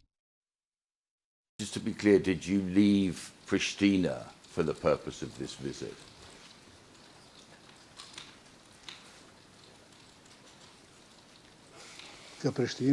I left Pristina on the 11th or 12th, I can't be sure, of June.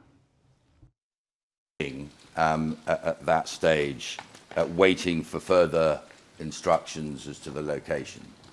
and the precise arrangements for the transmissions, for the recording. Is that correct? Yes, because I didn't know where the location would be for filming the first public appearance of Mr. Krasniqi. That's why I went to the local staff and then to the house of Halit Hoxha, where I met Mr. Veseli, to go then to Klečka to conduct the first public appearance. Turning, if I may, to the 1999 period, I want to ask if the registry could please play a passage of video marked in our queue as DKV 01213 to 1213. Sorry, yes, it's the same.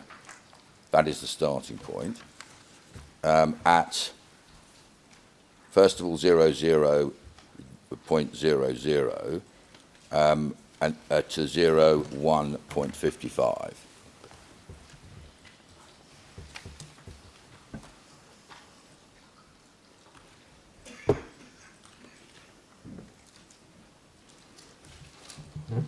This is just two passages that need to be played together before I ask you a question.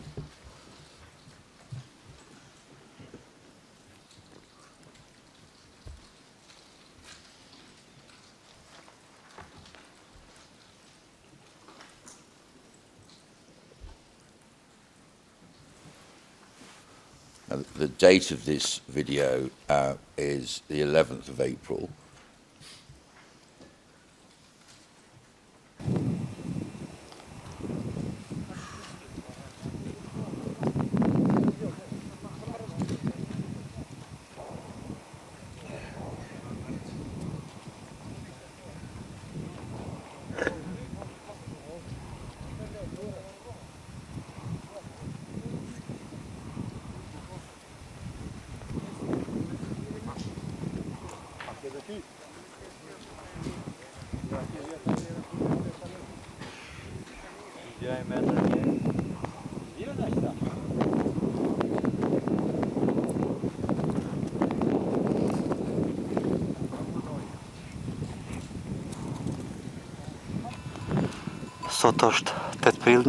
Today's 8th of April,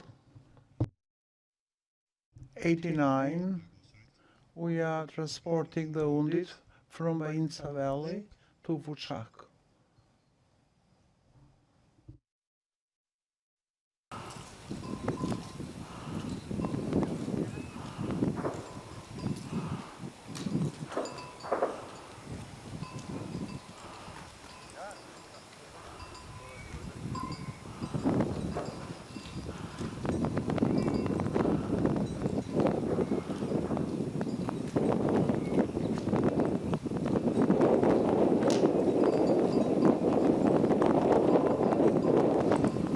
Pause it there. And then the second extract is 0202 to 0219.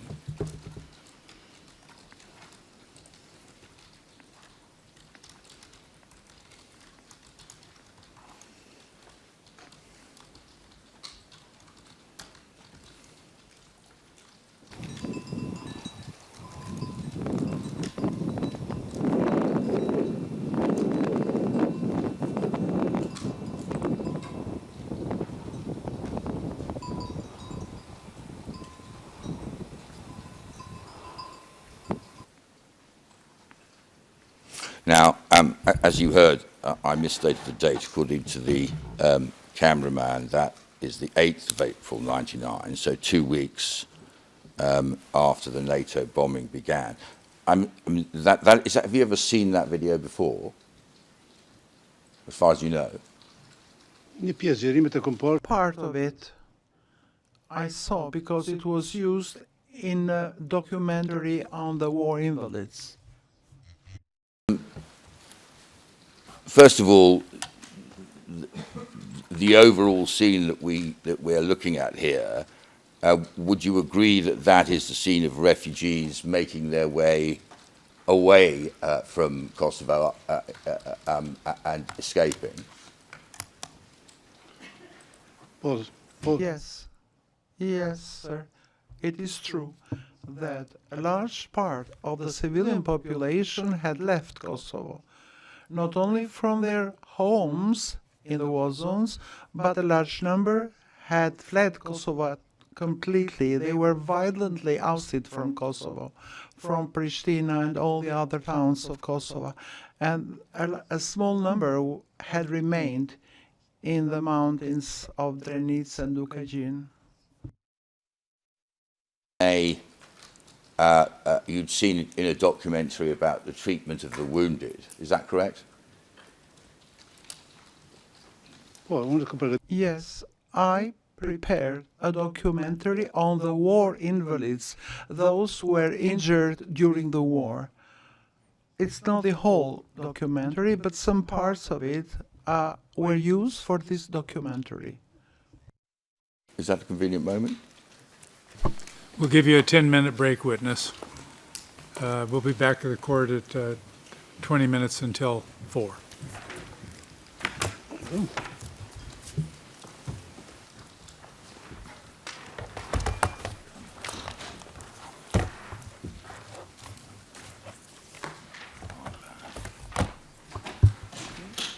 We're adjourned until 3:40. All rise.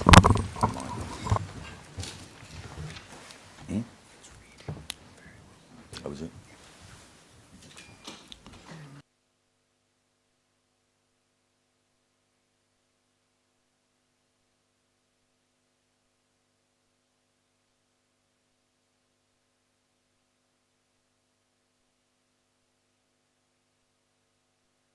All rise.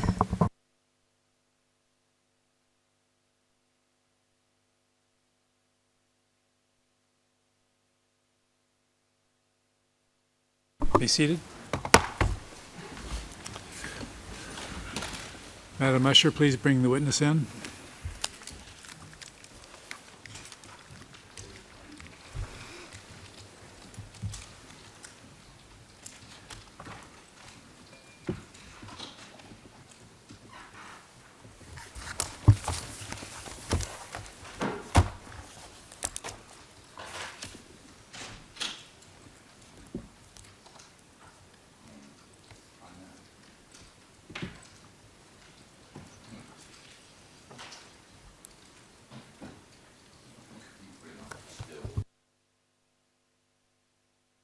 Could we resume the session with the same paused still as we ended the last session, please?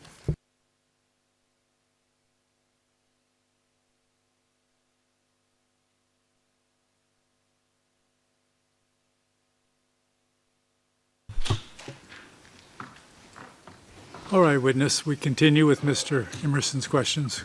Go ahead, Mr. Emerson. Microphone, please. I do apologise. Could we resume at the beginning of that portion? So it should be 0202. And perhaps if we play it until we get the right part, then I'll just pause it there.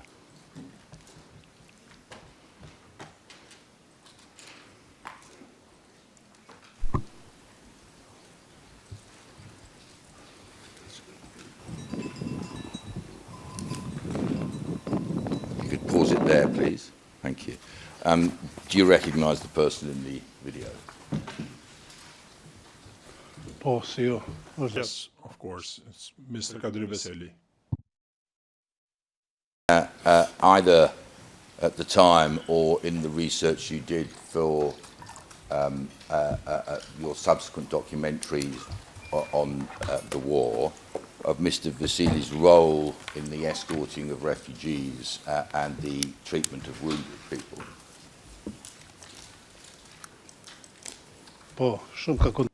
Yes, he gave a great contribution together with the other fighters, together with the doctors, part of the KLA. They helped the civilian population and in particular the wounded in war zones. You discovered in the research for your program, or at the that you knew at the time? I knew because I was in contact with KLA fighters, with people who lived in the Danica area and other zones. They informed me. May or may not be from the video whether these are refugees leaving from the west or to the south. Can you tell from the video? If you can't, then just say so. I can't see any footage, specific footage, because at that time I was not in the war zones. I was not in Kosovo. I was in Tirana. So I can't say more in detail. If I'm shown other footage, I may be able to comment on them. Let's pause there for a moment on that video. In that case, could we now move forward a little in time to the period of demilitarization and the withdrawal of the Serb forces? And I want to look at the a video that Mr. Halling took you to some very small portions, I think, a still from. But it's something that you had commented on when shown it by the prosecution during your preparation session prior to giving testimony. And if we can get some context here in terms of timing, first of all, would you agree with me that the approximate period during which Serb forces began to withdraw was around about the 9th of June and completed around about the 20th? Does that sound approximately right to you?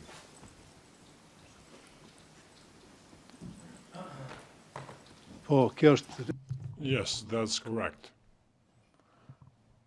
The Kumanova agreement was signed on the 9th, which the capitulation of the Serbian army and their withdrawal from Kosovo. Then this continued until the 20th of June 1999, when the last Serb army soldier or police officer left Kosovo. Again, do you know the date of the entry of the first KFOR forces in June? Yes.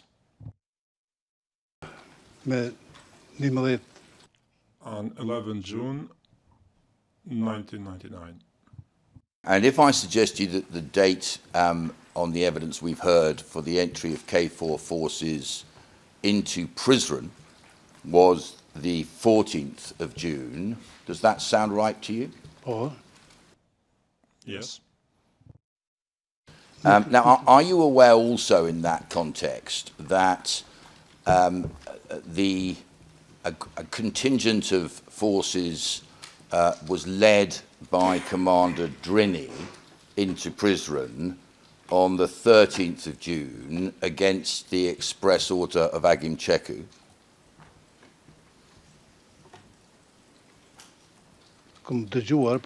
I heard of this after the war, but I'm not in a position to confirm that. I heard this because I myself entered Kosovo from Albania on the 14th of June, so I was not in prison on the 13th. Drini had been relieved of his command but before that by Agim Ceku, and that No, I did not know. I did not know. You know who Tahir Sinani is? Yes, very well. Tahir Sinani was one of the most capable commanders of the Kosovo Liberation Army. That time, at the beginning of June, the commander of the Pastric zones, as that was understood, correct? Yes, I know he was commander of the operational zone. Commander Drini continued to act as if he was zone commander after the appointment of Tahir Sinani? Kum dëgjuar. I've heard. Instructed not to go into prison on the 13th of June, he nevertheless did so before the entry of K4 Prizren. Mund jetë sakt. It could be accurate.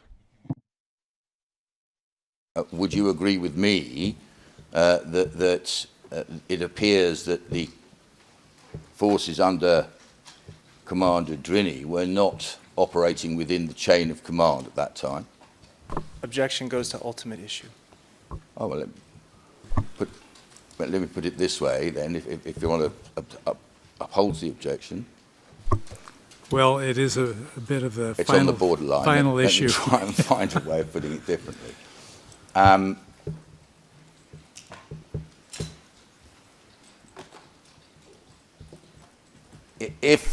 If the commander-in-chief in a regular army, Agin Cheku in this instance is being the chief of the general staff, appoints somebody else as a zone commander, and the original zone commander then acts in breach of a direct instruction, how would you describe that? Objection calls for improper opinion. All right, well, we'll leave it. I think that you have the point. I'm not sure he's the proper person to testify about that No, anyway. I accept that. But what he can testify about at this is what's going on with the actual leadership at this stage, because he's been asked by the prosecution to give evidence about that.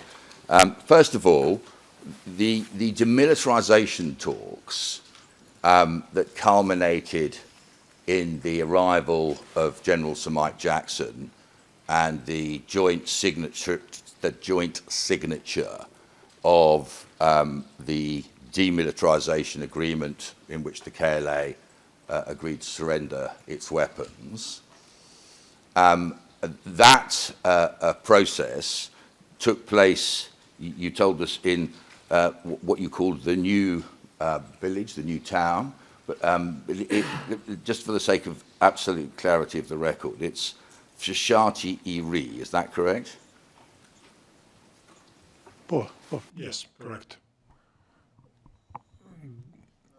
In some talks were held in this village and regarding the agreement with the attendance of Mr. Thaçi, James Rubin, and others, including Mr. Vasily. Then in Divyak, and then from Divyak with a special K4 helicopter, the KLA delegation went to the K4 headquarters in Pristina, where the demilitarization agreement was signed on the 21st June 1999. Work was being done in, again, if my pronunciation is good enough, Thaçi. Can you locate that for us? I'm not going to ask you to put it on the map because we can do that for ourselves, but it is to the east of Prizren, is that right? So, I'm sorry, to the east of Pristina. Correct myself. Oh. Yeah. Correct. Pristina. New York, New York. 1 hour drive, approximately, from Pristina. Probably less than 1 hour. Yeah. No. It's in the municipality of Malisheva, close to the area where the KLA General Staff and the Provisional Government of Kosovo operated, because the Provisional Government of Kosovo had its seat in Thaçi. There were, as you've told us, preparatory talks being done between the various entities involved in working out how to go about the process of, if I can put it this way, disarming the KLA upon the entry of K4, but disarming them by consent, correct?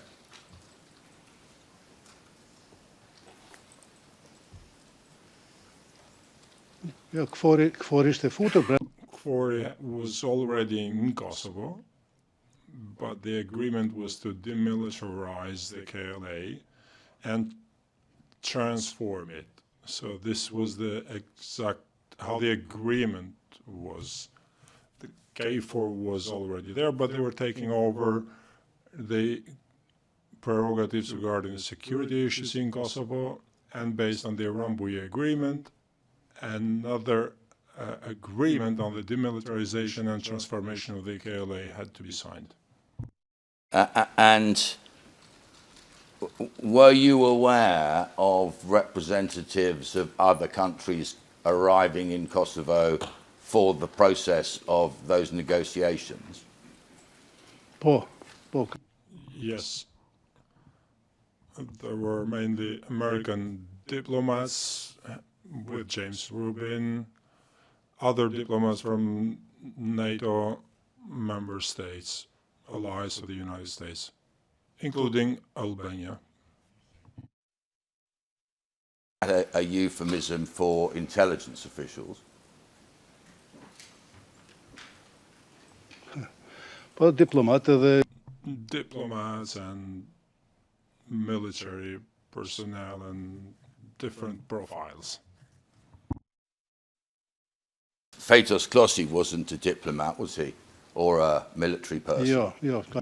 Correct, he was not. He was head of the Albanian Information Intelligence Service.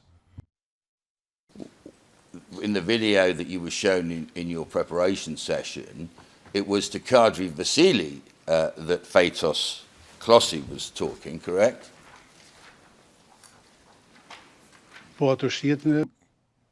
Yes, it can be seen in the video. Fetos Klossi, Kadri Vasili, and an American. But that was all taking place, that video, as far as you could see, it was shot in Shati Iri during that period of time, correct? Correct, in Shati Iri. Negotiations going on during that period in that village, involving multi-party internationals. Yes. Yes, I had information. So the video, give me a moment, is 087 008/1, and the transcript is exactly the same, TRET. Although, yes, we can probably do it without the transcript because there's not a lot of audible conversation. There is some. And there are 4 sections I'd like to play on that video, if I may. Yes, and Your Honor, just for the record, this is P01296. Thank you very much. I apologize for that. So if we start at 0220 and to 0226, first of all. In fact, go 0220 through to 0240 would be the ideal place to start.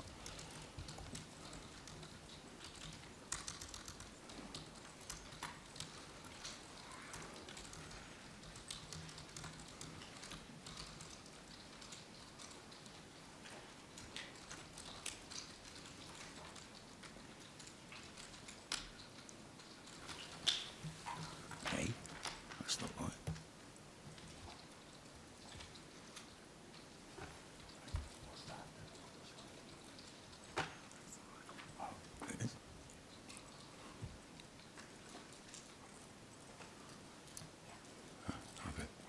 Hang on. I think she's just waiting to find the right place.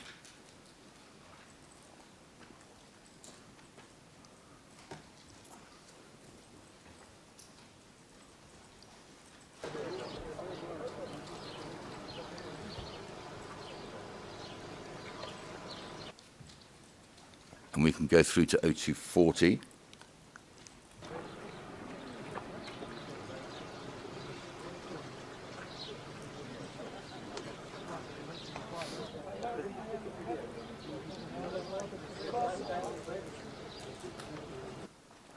And then if we please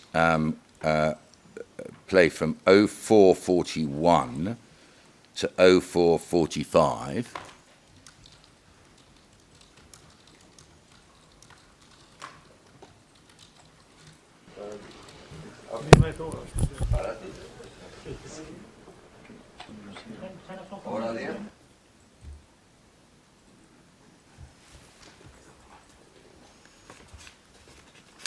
I think, yes, I think we may have to redo that coordinate for a second. No, it's Bennett's. Yes, we can play the video to a greater extent, but do you, from that passage of the interior of those talks, did you recognise Ardan Meka, the head of the external intelligence of the Albanian intelligence service?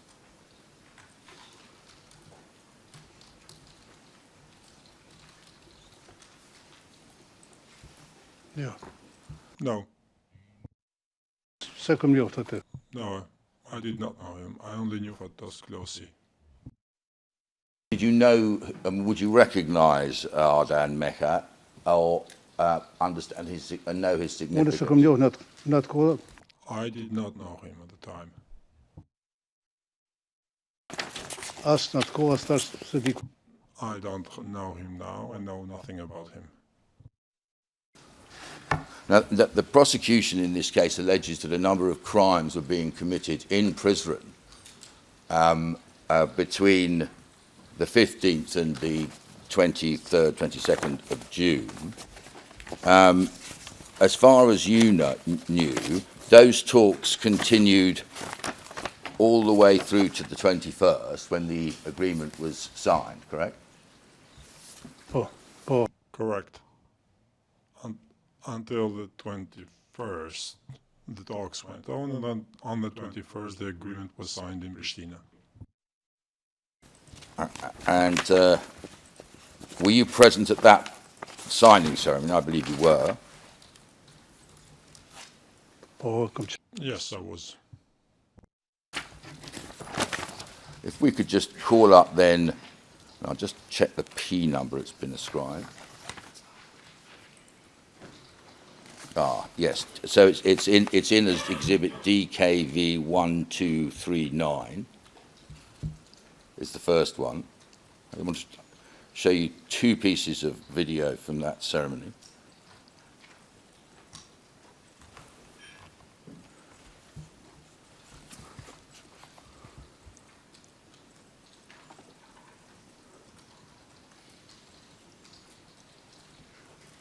Sorry.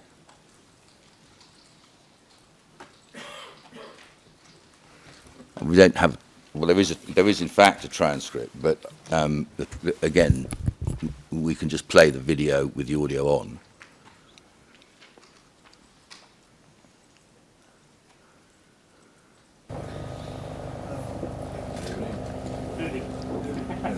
Yeah, okay.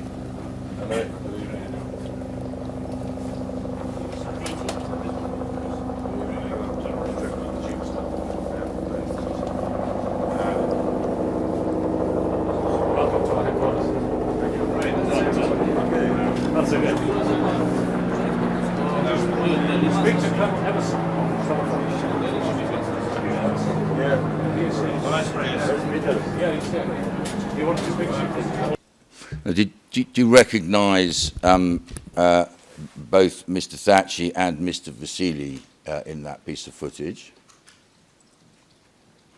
Po, i njohë. Yes, I recognized both Mr. Thaçi and Mr. Vasili. General Sir Mike Jackson all arriving together. Did you see that? Po, Adalova. Yes, I saw him.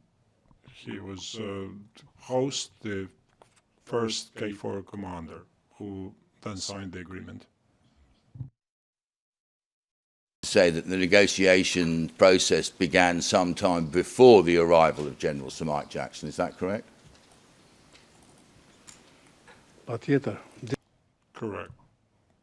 The negotiations went on for several days until the final text of the agreement was agreed on, because I had the information that there were formulations which were not entirely acceptable to the KLA.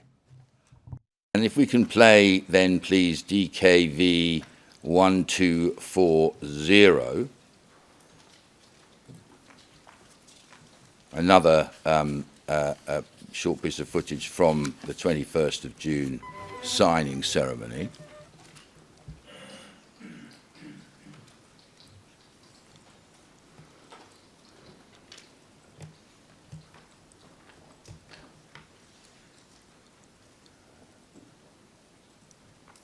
Again, we don't need, all right.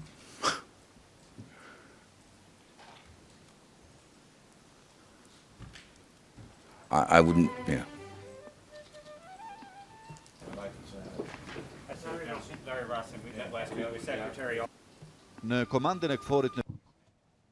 At the K4 command in Pristina on the 21st June, General Mike Jackson, together with the former political leader of the KLA and Prime Minister of the Provisional Government of Kosovo, Mr. Hashim Thaçi, signed the transitional agreement on the transformation of the KLA.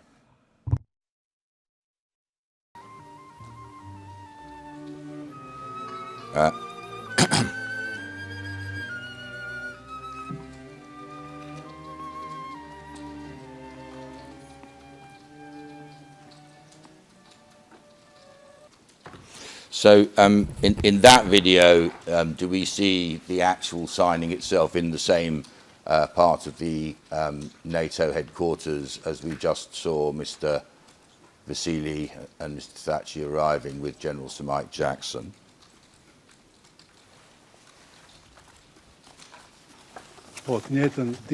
Yes, on the same day, Mr. Vasily was there when the agreement was signed by Mr. Thaçi and General Sir Michael Jackson at the same location, K4 headquarters in Pristina. Sorry, I just had a note. Just give me a moment. You told us, sorry, the last question I wanted to ask you on that video was the man in the red jacket in the video, the second video, did you recognize him as Larry Rossin? Oh. Yes. And was Larry Rossin a representative? Yes, I recognized him. I recognized him even then. He is a diplomat. I met him in Dragobil of Mališe during the war period. He was present also at the signing ceremony on the transformation of the army and demilitarization. Was at that time an American diplomat, but went on to become the Deputy SRSG Special Representative of the Secretary General. Is that right?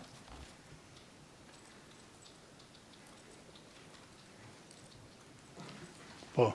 Yes. Portions of video, please. Any objection? No objection, Your Honor. Just for the record, we would also support the admission of the third video, which would be DKV 01213. That's helpful. So DKV 1239, DKV 1240, and DKV 01213? Is that the one you just made? Yes, it was the first video played, DKV 01213. That was the passage in the mountains that Mr. Vasily identified from what turned out to be... We've seen that before. Exactly. Well, I showed it to Sean Burns, but he wasn't able to recognize it. Okay. So those three are admitted. Thank you. Can I just... Just a second. Your Honors, video DKV 01213 and its corresponding transcripts will receive exhibit number 2D 00022. Current classification is confidential. With your Honor's leave, they can be reclassified as public. They will be reclassified as public. Thank you. Second video DKV 1239. Will be assigned exhibit number 2D00023. It's classified as public. And the third video, DKV1240, will receive exhibit number 2D00024. It's also classified as public. Thank you. All three are now reclassified as public. Thank you very much.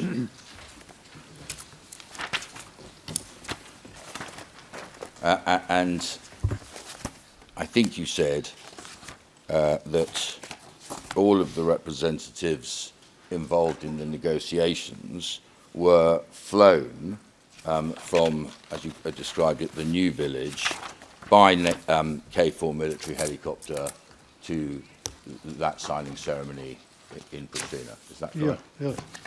Yes, thank you. Those are my questions. Your Honor. Erdhën nga They came from Divjak to the K4 base in Pristina. Mr. Tully, your witness.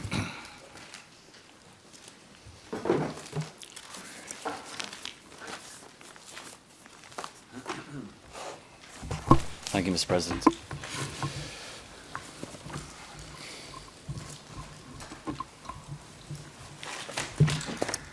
Good afternoon, witness. It's been a long day, so I think I'll take you up to the end of the day, and I'll have maybe another half an hour or more for you in the morning. My name is Eric Tully. I represent Recep Salimi. I'm going to begin with some questions that you were asked yesterday by the prosecutor relating to your first visit to Drenica when you met Recep Salimi for the first time. And the questions I'm asking you are all revolving around an entry in a notebook that you were shown. And the entry was dated the 18th of May 1998, and it indicated that Nui Batucci was asking to film a special program on aid related to Drenica and the Emergency Council. So first question, you remember that document, the one I'm talking about, don't you? So you have to say yes for the transcript with us. po më kujtohet. Yes, I remember that. I remember it very well. It's been a long day, I know you might be tired. So I'm going to take you then to how you describe getting to Drenica at that time of the year. So first of all, when you went to Drenica at this time, you were working as a freelance journalist, but you had an affiliation with TVSH. Is that right? Okay. And you say yes again? Po. Yes. It's true. The Albanian television was an independent journalist, but voluntarily reported from the war zones. Years before this, you had worked at RTP, and you had left there in 1990. Is that right? Po, me 5 korrik. Yes, on the 5th of July, all the journalists and other employees of Pristina Radio Television were forced to leave their studios and workplaces. So when you went to Drenica to try to film, you made it clear to everybody about your affiliation with TVSH, or people already knew about your affiliation with TVSH. Do I have that right? Jo, nuk e dinin që punoj. No, people didn't know that I worked for TVSH because I had prepared several programs, but I wasn't part of Albanian television staff. In your book, and this is at page SPOE 00128602, when you met with Femila Drovci, you say that later that night I asked Drovci to give an interview for TVSH about the war of the Kosovo Liberation Army. So I'm not saying that you were a staff member for TVSH, but it was clear that if you were filming something as a freelance journalist, it would be going to TVSH. That's... Po. Yes. Yes. It was for TVSH, that is for Albanian television. According to your book, in April '98, you went to speak to Mr. Shaban Hoxha, who was a member of the Emergency Council, to gain entry to the Drenica area, so you could film alongside your cameraman, Abbas Zeka. That's right.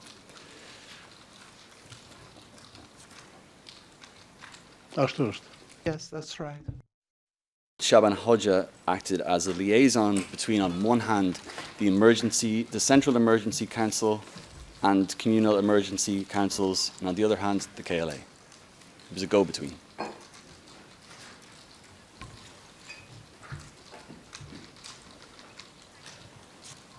Ashtu e diun. Yes, indeed, this is what I knew.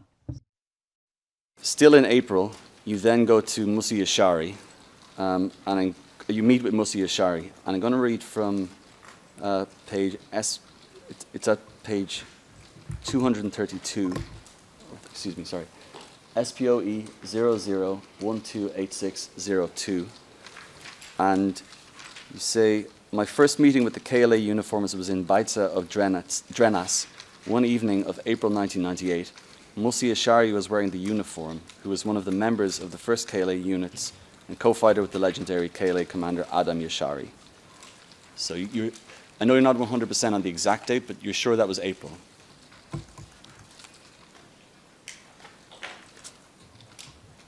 Mund jetë fundi prillit. It may have been end of April, beginning of May. Even in my book, it's not accurate because I didn't know. I repeated it several times. I didn't keep a diary. It's April, so you'd stand by roughly April, yeah? Ashtu kam thënë, ashtu kam menduar. That's what I thought, that's what I said. It must have been also the beginning of May. Femi and Jevi Ledrovci, and this is alongside Musa Yashari, Maharam Jamali, and other KLA fighters. And the reference is on the same page. That's right, you went straight. Po, ashtu. Yes, that's correct. We are talking about the same day and the same event. Kur jam takuar me Musa. When I met with Musa Yashari, I met Femi Ledrovci and Jemail Ledrovci. Have to pause a bit between your questions and answers and go as slow as possible. Understood, Mr. President. Okay. You heard the judge. So, in your book then it says the next day, so this is after meeting all of these people, you go to the Hussenai house to meet with Ilaz Salimi. So we're talking about a 2-day period between meeting Musa Yashari and Ilaz Salimi. Po, aty kemi. Yes. We stayed there, and on the next day, I met Ilaz Salimi, and then with Recep Salimi. Did Recep arrive at the Hussenai house on the same day you met Ilaz Salimi, or the very next day? From what I know, it was on the same day. Now 26 years have passed since then. I know that I stayed there for 2 days. We arrived there in the evening. There was no electricity. And on the next day, we met with Ilaz Salimi first and then with Recep Salimi. It takes place over 2 days. Is that right? Po. Yes. It's on that document, the 18th of May. It's not possible that this meeting with Recep Salimi took place on the 18th of May, is it? It's much earlier, even with the lack of precision. Yeah. No. I said that it may have been beginning of May, but not 18th of May. I'm going to go then to the content of the meeting that you had then with Mr. Salimi. Before you met, well, let me say this. It's clear from what Mr. Salimi said to you and his specific criticism that he had for TVSH, that he understood also that you had a connection with TVSH, that this is where your videos are being broadcast as well, isn't that right? Yes. I already had made it known that I was ready to prepare chronicles reports for Thaçi from the war zones. And Recep made those critical remarks, which I also accepted. But I was not part of that team, and I wasn't responsible for the way they were presented. I did a volunteer work. I was willing to present a realistic description of the situation, especially in the war zones. Criticism focused on humanitarian issues being at the forefront too much, as opposed to an active depiction of the KLA fighting its war of liberation. Would that be a fair summation of what the criticism was centered around? It was a general criticism.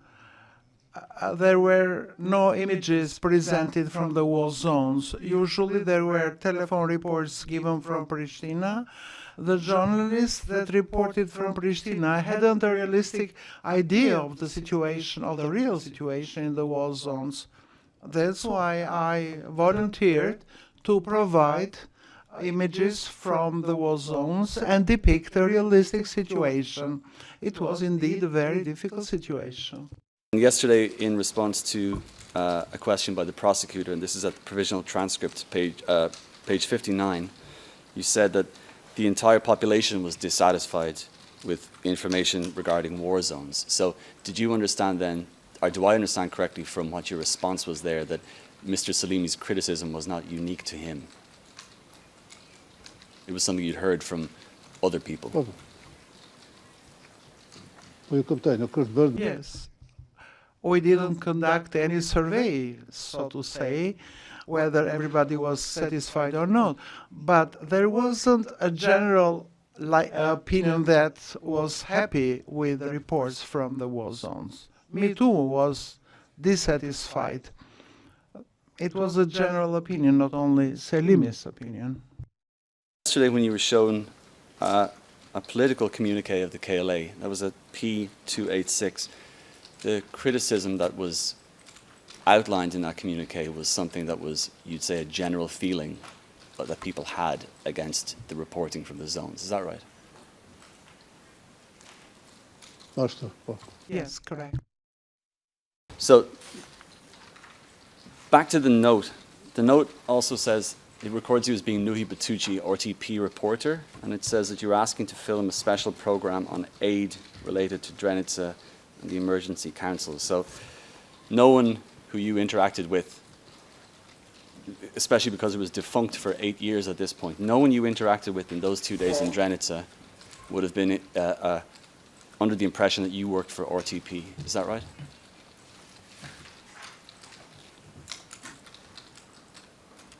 There was no RTP then. There was a small team that worked for Albanian television, but that's how they identified me, because I used to work for this television. You interacted with in those 2 days, because they would have known what your affiliation was with TVSH, right?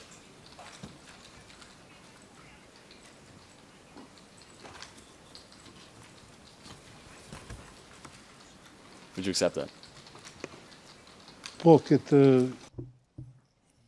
Yes, I met Imer Halimi together with Shaban Hoxha in Pristina, and we consulted how to prepare a special program on the situation of the civilian population, humanitarian aid, supply with aid, with the foodstuffs and medical stuffs. What was shot on the 22nd of May 98, is that what you're talking about?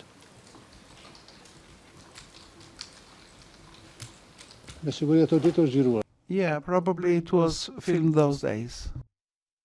For now, and I have one thing before we move on to link to what I'll discuss with you in a while, is that your description of what you shot when you made that program was, and this is on page SPOE 00128608. For the first time, as a correspondent of the Albanian radio television, in my chronicle, I reported that the Kosovo Liberation Army was fighting against Serbian police and military forces, and that the KLA was consolidating its ranks more and more It was becoming stronger on the organizational level and was getting supplies of heavy armaments to oppose Serbian forces in Lauscha. Okay, now, this was in a sense an audition to be allowed to film this. Yes. It was not filmed. It is a phone report from Skandera, as I said earlier. The date is correct, 28th of May. I went with my cameraman to Skandera, and in Skandera, from the office of the Council for Human Rights, I reported a chronicle for Albanian television. There were no images, I mean actual images, but old images from the archives. I stressed that the KLA was fighting for the liberation of Kosovo. I described the situation, the stationing of large number of police forces in Skandera in the direction of Lauscha and the other villages of this municipality. Before I move on, it says heavy armaments. What heavy armaments did the KLA have in April of 1998?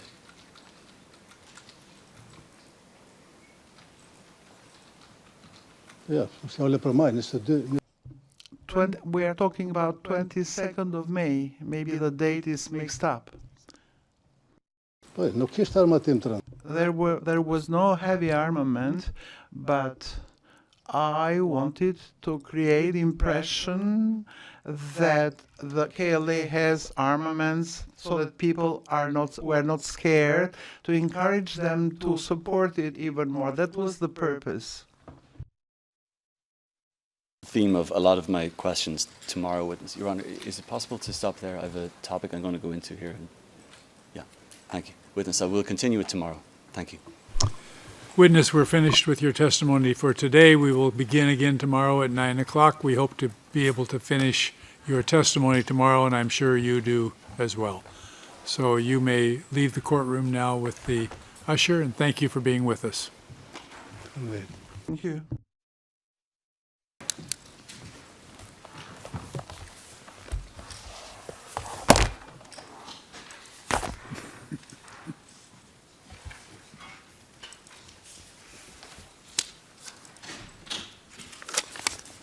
We're adjourned until 9 a.m. Apologies, Your Honor, just very I'm sorry, quickly, didn't just see you if there's stand. any further guidance from the panel as to whether both reserve witnesses could be released tomorrow. We should at least release the second one. Thank you. Depending on how long this takes. We may be, the first one is only a 2-hour approximate direct and cross. So there's still some possibility we could finish with that witness tomorrow. Just if it assists, I won't be more than 45 minutes. I imagine tomorrow. Maybe I'll try 30 even. I may be around half an hour less, Your Honor. Okay. So we have some chance of doing that, but the first one or the second one can be released for. Thank you. We're adjourned until tomorrow at 9. All rise.